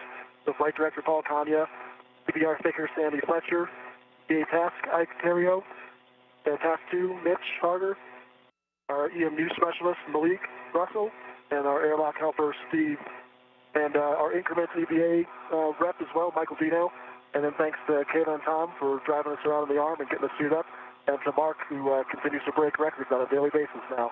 It was awesome working with you guys. Thanks for keeping us going, despite some things to work through, like any great EVA. So appreciate it, and look forward to seeing you on the ground, Stephanie and company. From EV2, I would like to add a huge thanks to all our trainers who have brought us all the way to be able to perform today's spacewalk. And obviously, big thanks to everyone that Raja has mentioned. And we appreciate the words. Thank you. Very well done out there, guys. We're excited to get you back inside. We're going to be picking up on the crew lock repress cue card. On your DCM, take the O2 actuator to press. And work.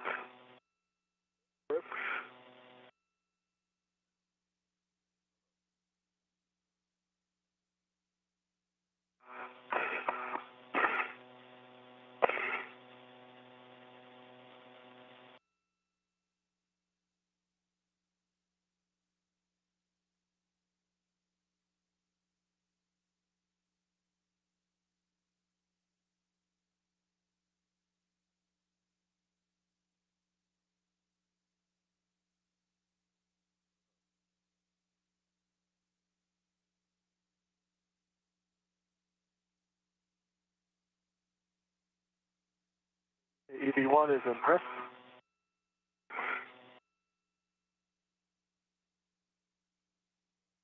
EV2 is in press. Copy. EV1 and 2 are both in press. Raja, check that the EV hatch MPEV is closed. It's closed. Copy that. We're going to start repressing the crew lock. I'll be throttling the IV hatch equalization valve. Let me know if you would like a change to the rate. Yes. Take Kayla in the beginning, like pretty slowly, please. All right, about a slow rate. You let me know if it's good or you'd like an increase. Thank you.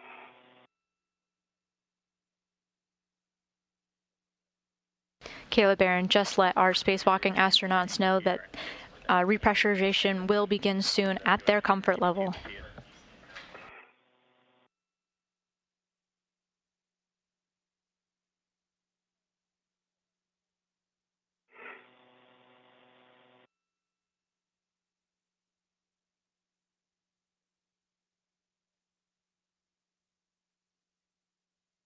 And indeed, repressurization has started and the pressure of the crew lock is steadily increasing. Good with this rate. If you want to pick it up a little bit, up to you. But yes, this rate, pick it up a bit. See that? Bump up the rate a little bit. For EV2, check O2 actuator in press, please. Yes, I just verified you just popped in. It's had a little small dent. But have status now. We show you in press now. Thank you. Thank you. Chari and Maurer reported that they are comfortable with the rate that the crew lock is pressurizing, and in fact that they could have it go a little bit faster. So Kayla Barron responded that she'll make it so.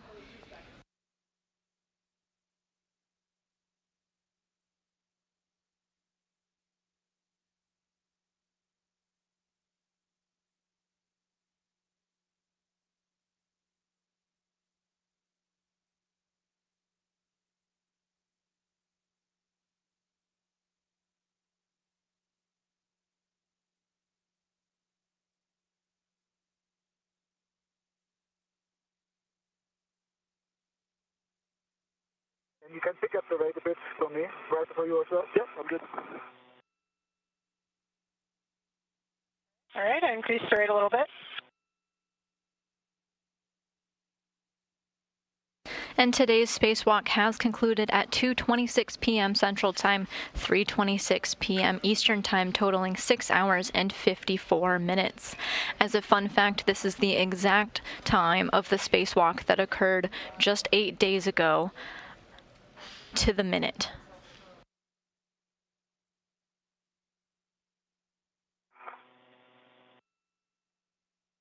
One PSI on the gauge. Dip at 4 PSI. You'll expect an alert tone when we get to 5 PSI. I'll be stopping the depress for a 2-minute leak check. Okay.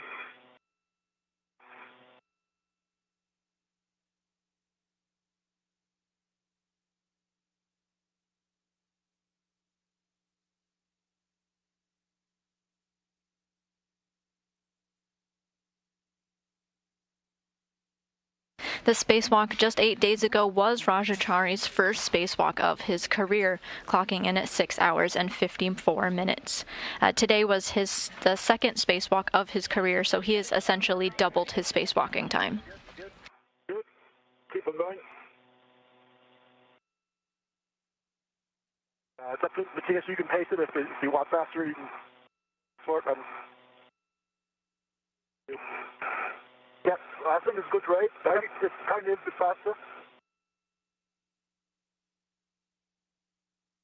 Just confirming you said a little bit faster? Yes, I confirm.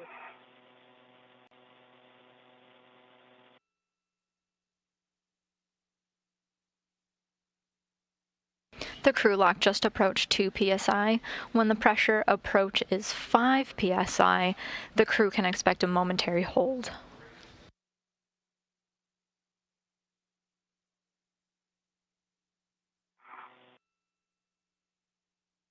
You have enough room, Matthias? I can put me wherever you want at this point. Very good. If you need more room, just move me around. Fine. I have all the room I need. Yeah. That's the same like you right now. I also have only come on the right ear. Oh, really? Yeah. It just happened now? It happened while you were entering. When we picked up the repair card. Oh. To see if they're wet on the inside when we get out. Yeah. This is a good rate, Kayla? Copy, good rate. Yeah, good rate for me. Thank you, Kayla. Sorry. That confirmed earlier. And Houston copies loss of comm in the right ear for EV2. That's correct. I have comm only in the right ear, Stephanie. Not in the left. I'm trying to clear my ears to see if that has an effect. But so far I only hear you on the right side, and I successfully can clear my ears several times now. Copy, you have a good ability to clear, and you have comm in the right ear. I have comm in the right ear, but not in the left. Copy.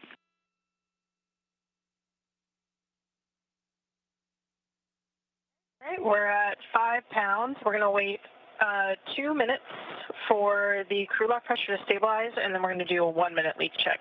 Sounds good. Copy.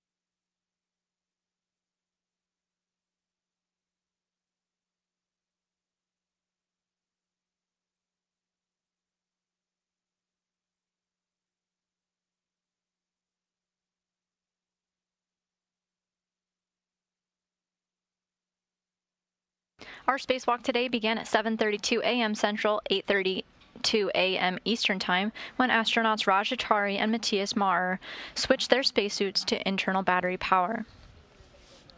They ran into a flub right out of the gate with a light and helmet camera not staying put, but the team here on the ground came up with a fix, and the spacewalkers were on their way. Rajachari went on to replace 2 hoses on the radiator beam valve module. It had previously been leaking, but the space station's other radiators were able to do their job and keep the space station cool. Chari's work replacing these hoses improved the performance of the station's radiators and gave us more wiggle room in case any of the hoses were to become faulty in the future. The team also replaced an old camera with a high-definition camera and brought it online.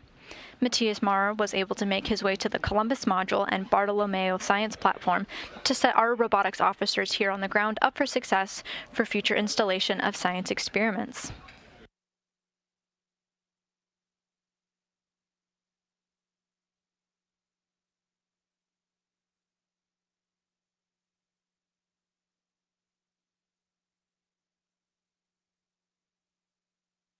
Starting the 1-minute leak check.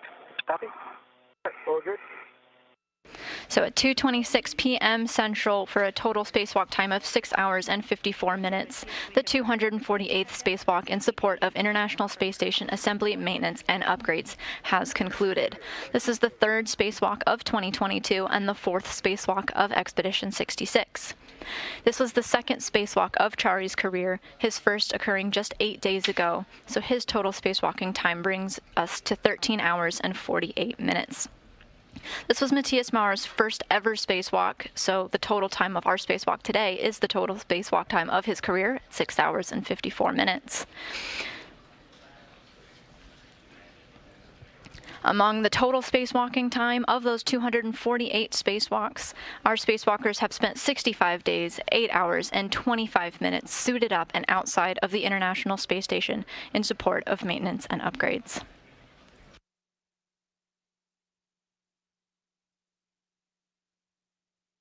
Good leak check. We are going to be continuing now on the cue card by checking that your glove heaters are off, OFF. Yeah, I prefer mine now. Off for me, EV1. Copy that. Check your gloves for contamination and report any to us into Houston. EV1, I don't see anything in my gloves. No contamination for EV2.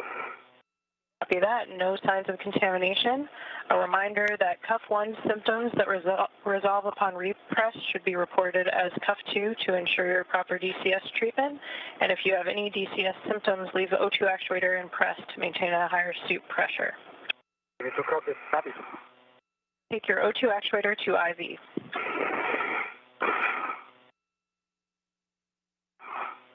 Our spacewalkers today are just on the other side of that hatch that you see in the center of your screen. The pressure inside is slowly increasing. It went from 0 and has paused at about 5, but with a good leak check and good suit check, the pressure is resuming to go up. To continue with the repress by taking the IV hatch equalization valve to norm. Let me know if the rate's okay.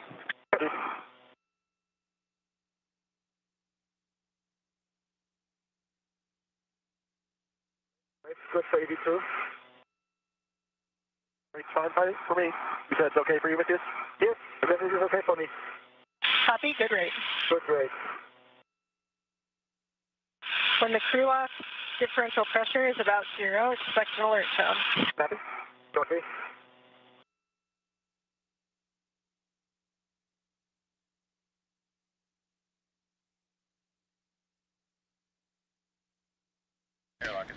When repressurization started, both spacewalkers issued a huge thanks to everyone on the ground and a huge thank you to their crewmates Caleb Barron and Tom Marshburn for driving Chari all around on the station's robotic arm.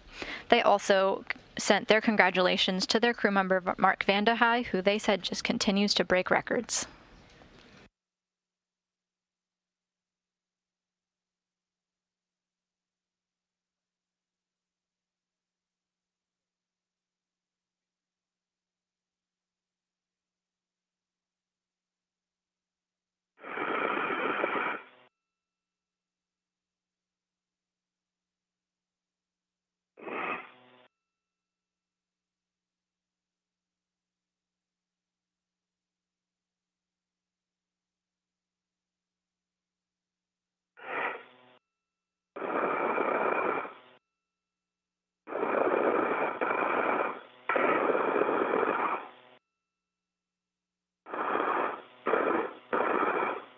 The pressure of the crew lock just surpassed 11 psi.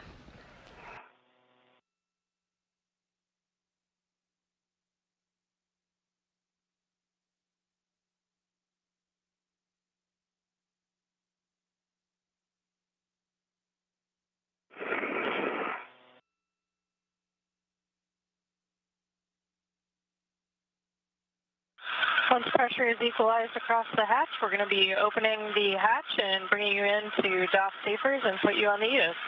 Sounds good. Sounds like a wonderful plan. And we're still hot mic firm? A firm ground will inform you when you are no longer hot mic. Sounds good. Copy.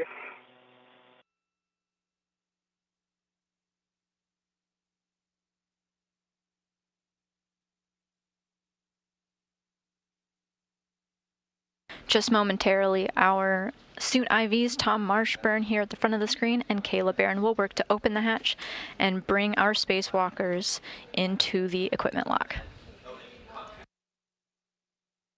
And there's the record breaker himself, Mark Vandehei, coming into the equipment lock as well to greet our spacewalkers after a job well done.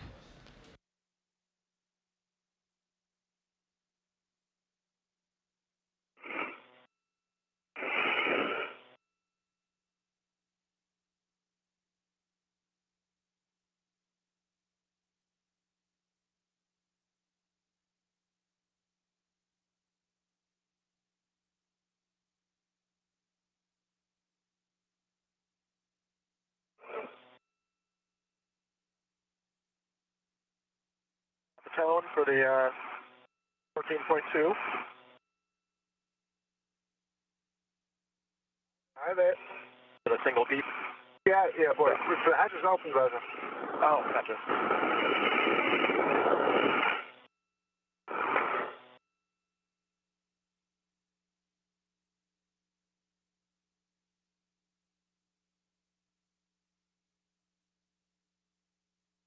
Houston Station on 1. We're waiting for your work in step 4 in 1.240 and 4 and 5. Station Houston, we'll take care of step 4. We'll let you know on 5. You can continue in step 7. Copy, continuing on to step 7.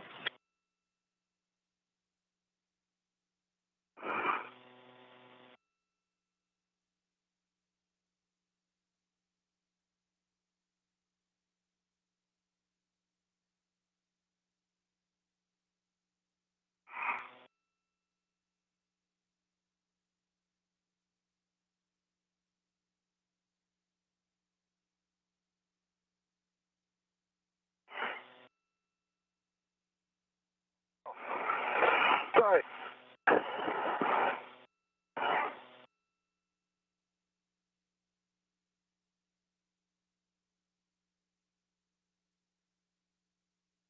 And Kayla, am I still hot, Mike? Yeah, we're still hot, Mike. The water coming in?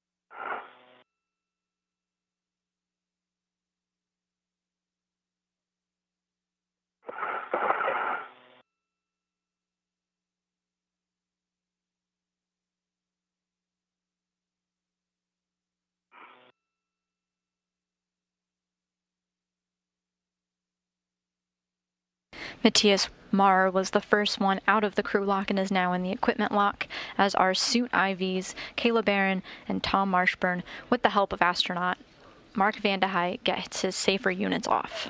Houston Station on 1, wanted to report that Matthias has some water in his helmet. It's a little bit difficult to judge the volume because it's spread across the front of his visor, but I think we should accelerate the steps to get him out of the suit here.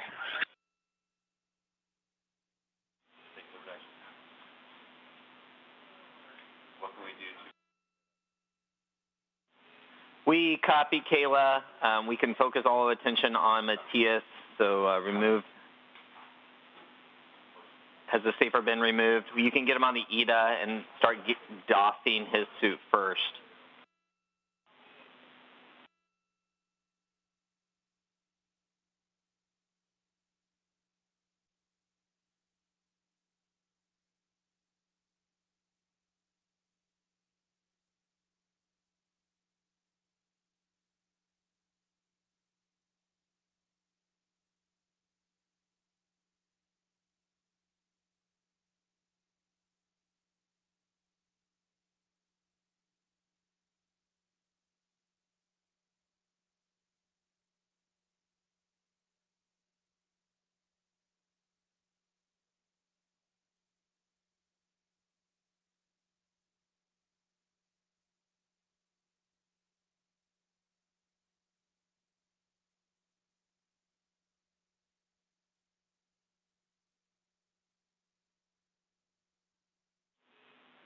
He just got a brief glance at the huge smile across Matthias Marr's face after a job well done on his spacewalk. 4.115 in the EVA systems book. The crew is now working to first get his safer unit off, which they completed, and then they're going to take his helmet off. Read those steps to you if you desire.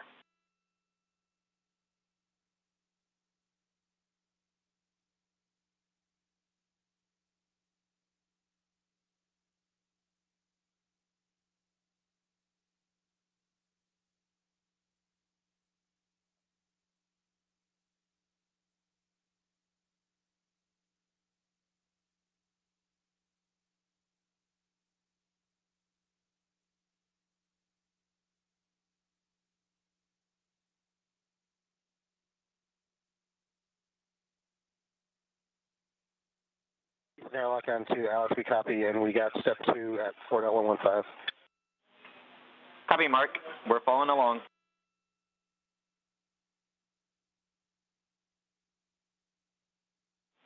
And Mark, for your essay, the crew is no longer hot mic'd to the ground.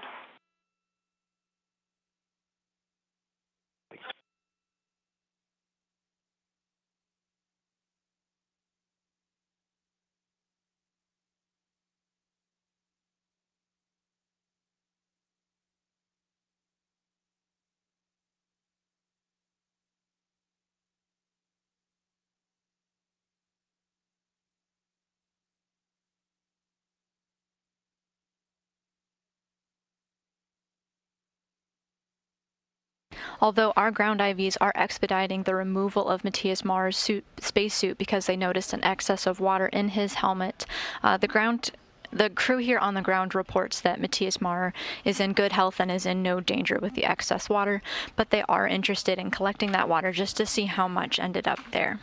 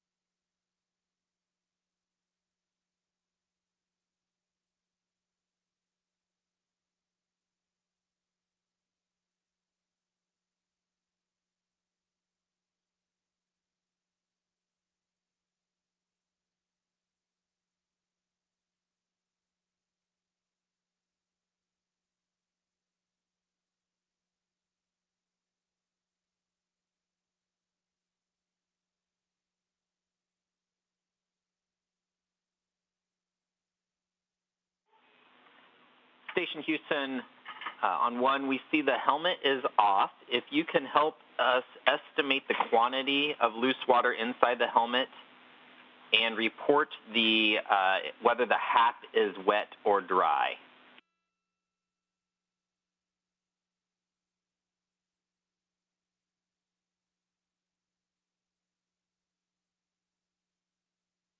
Hap is a little bit moist, but I think it would have been difficult to detect through a comm cap.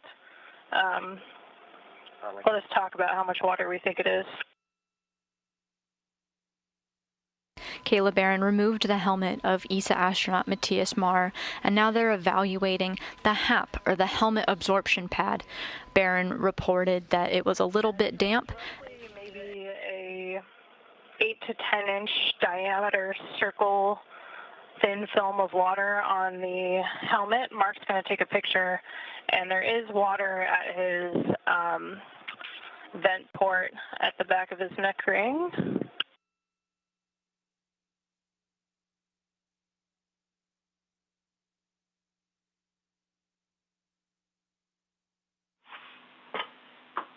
Copy, Airlock on that. Can we get some more clarification on the water that is at the vent port, the size of the droplets?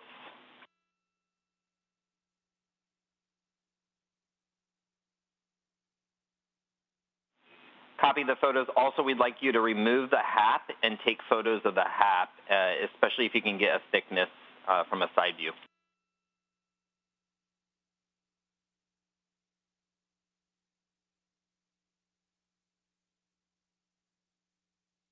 You're looking over the shoulder of Tom Marshburn as he removes that helmet absorption pad for some quantitative analysis.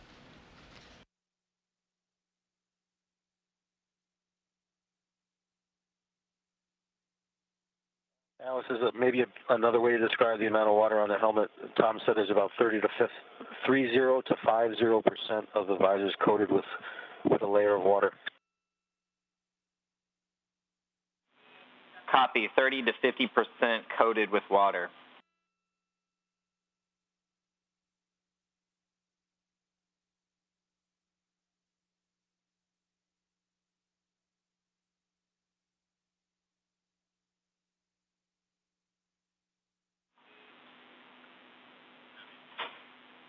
And for the HAP, if you could go ahead and Ziploc bag that HAP and stow that in the EMU equipment bag. Okay, that's in work, and we got the photos. Matthias is fine, and we're planning to return to the nominal procedure to get Raja out of the crew lock, if that's okay with you guys. We concur with that plan, and we have a couple of other requests when you get to glove photos.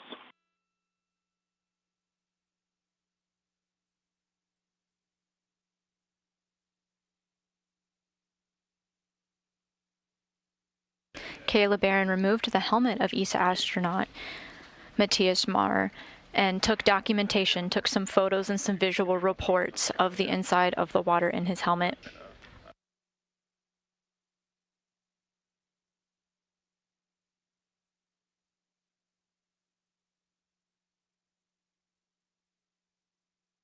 Barron is removing the gloves now while Tom Marshburn is stowing away the helmet absorption pad so that the crew can look at it at a later time.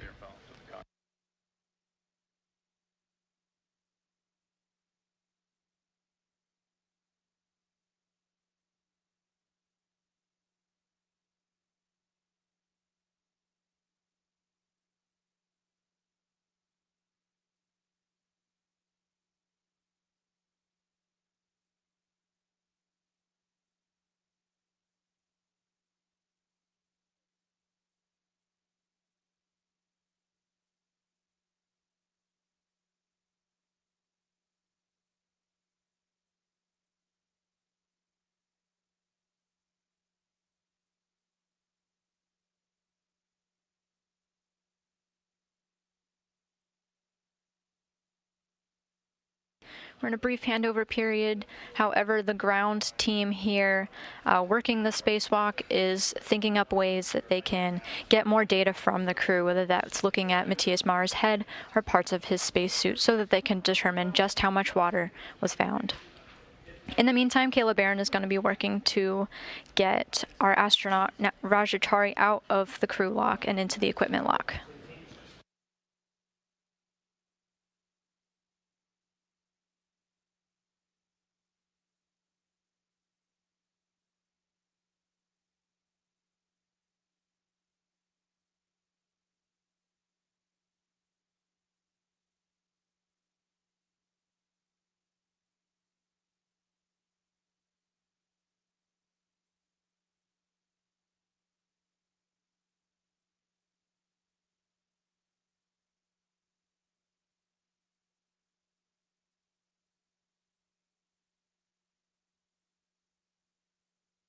We're back now with live views of the equipment lock, and Rajachari just had his safer unit removed from his spacesuit.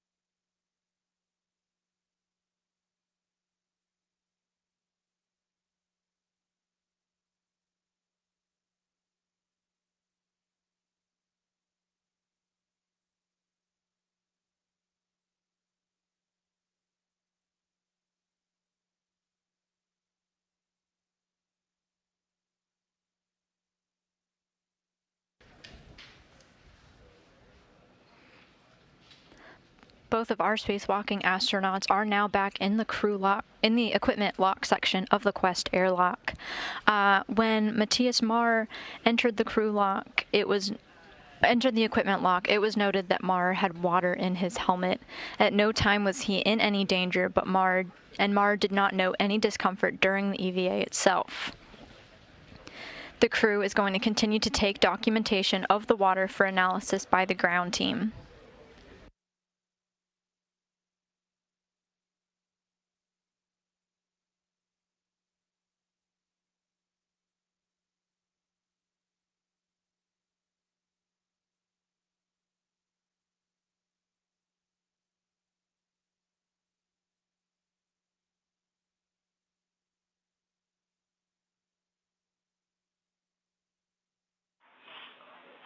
Airlock Houston on 1. I have deltas for you starting in step 37. Let me know when you're ready. We don't need to voice them until you get there. Copy them.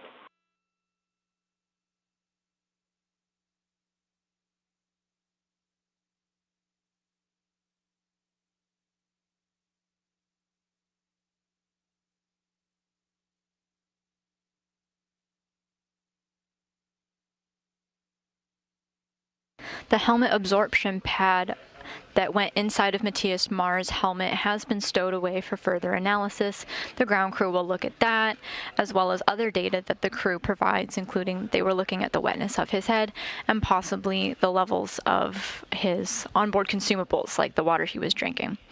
All of this plus more will be used to help the ground crews here determine the cause and how much water ultimately ended up in his helmet.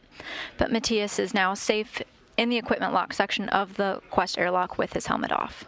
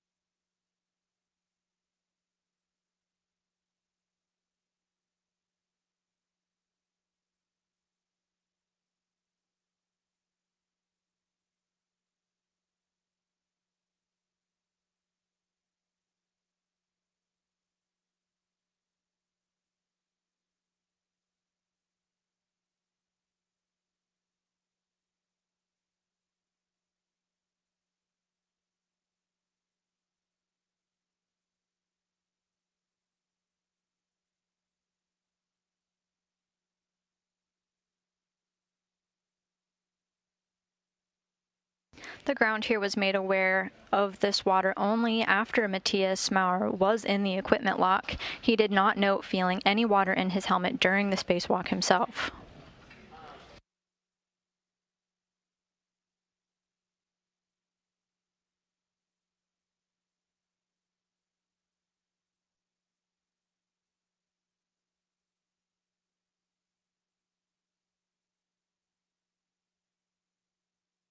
An airlock on 1 for Raja. There was no water in his helmet. Copy.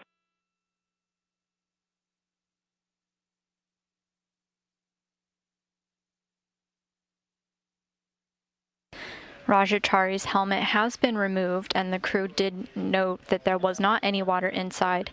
Then they're going to work to remove his gloves. Okay, in step 37, we would like to have Matthias's comm cap earphones inspected to see if there's moisture in the earphones for the loss of comm.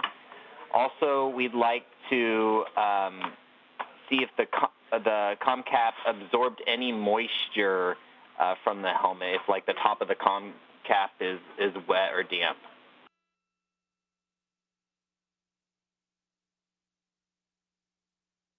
Yes, Alex, in both of EV2's air cups, there are several, I would say, maybe 20 large droplets of water in each one, and we'll take some photos.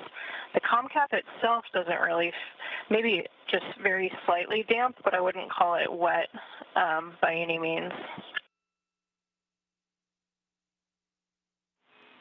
Copy that. I have deltas in step 46, 47, and 60. I can read them now, or we can wait till we get there. Kayla Barron now working to document other parts of Matthias Marr's spacesuit, what he was wearing today, including an earpiece. She did note some water, but she's giving a complete analysis to the ground. Copy.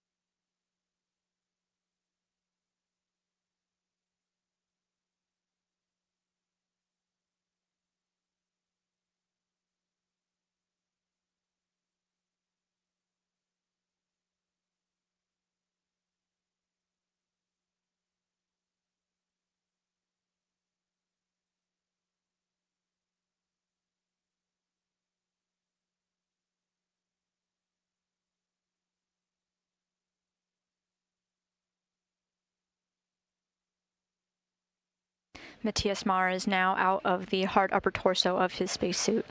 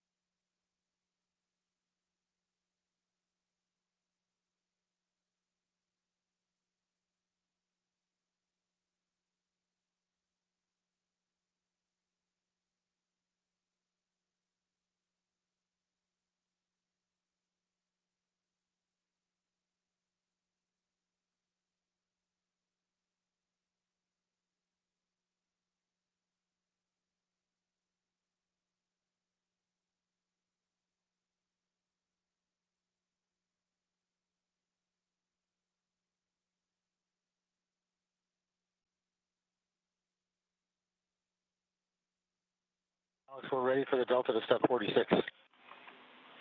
All right, thanks, Mark.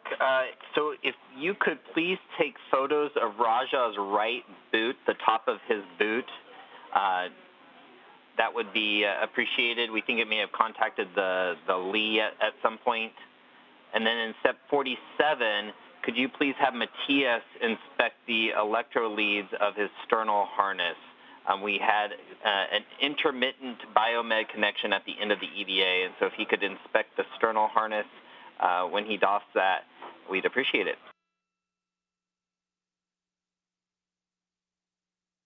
Okay, copy all. Right foot for Raja and sternal harness for Matthias. Good words.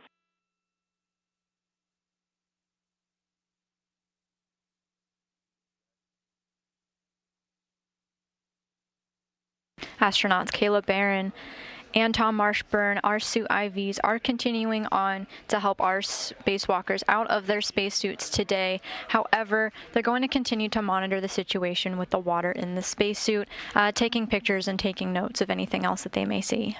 Houston on 1. Go ahead. Yeah, Mark, we're being told we actually lost Raja's biomed also at the end of the EVA, so if we could have him inspect the electroleads on that as well, we appreciate it. And thank you for taking all-around photos of the boot there.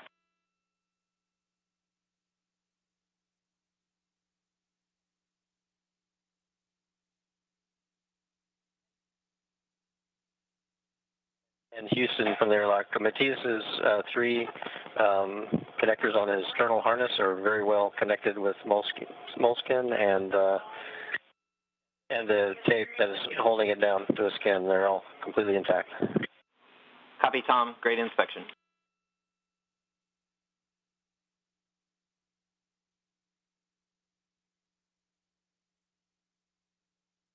Houston, the same is true for Raja. All 3 electrodes are still well adhered to his skin and well taped. Copy all.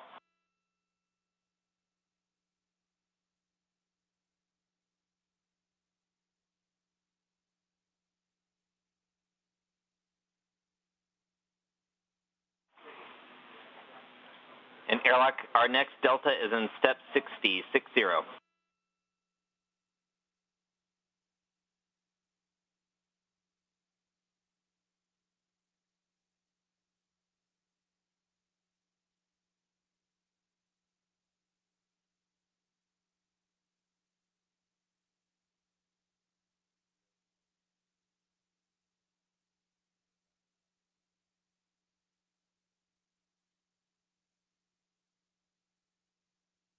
In the 6-hour, 54-minute spacewalk today, astronauts Rajachari and Matthias Maurer were able to route an Ethernet cable, install 2 ammonia hoses between the radiator beam valve module and one of the station's radiators. They also set up the Bartolomeo science platform so it can receive scientific experiments, secured some loose insulation, and swapped a camera on the exterior of the space station. Upon entering the space station again after the EVA, water was found in the helmet of European Space Agency astronaut Matthias Maurer. He did not know any water or discomfort during the spacewalk itself, but our team here on the ground is going to continue to look at components of his spacesuit and work with the astronauts in orbit for further investigation. He's now safely outside of his spacesuit and continuing on with his day. This concludes the 3rd spacewalk of 2022. This is Mission Control Houston. Thanks for joining us.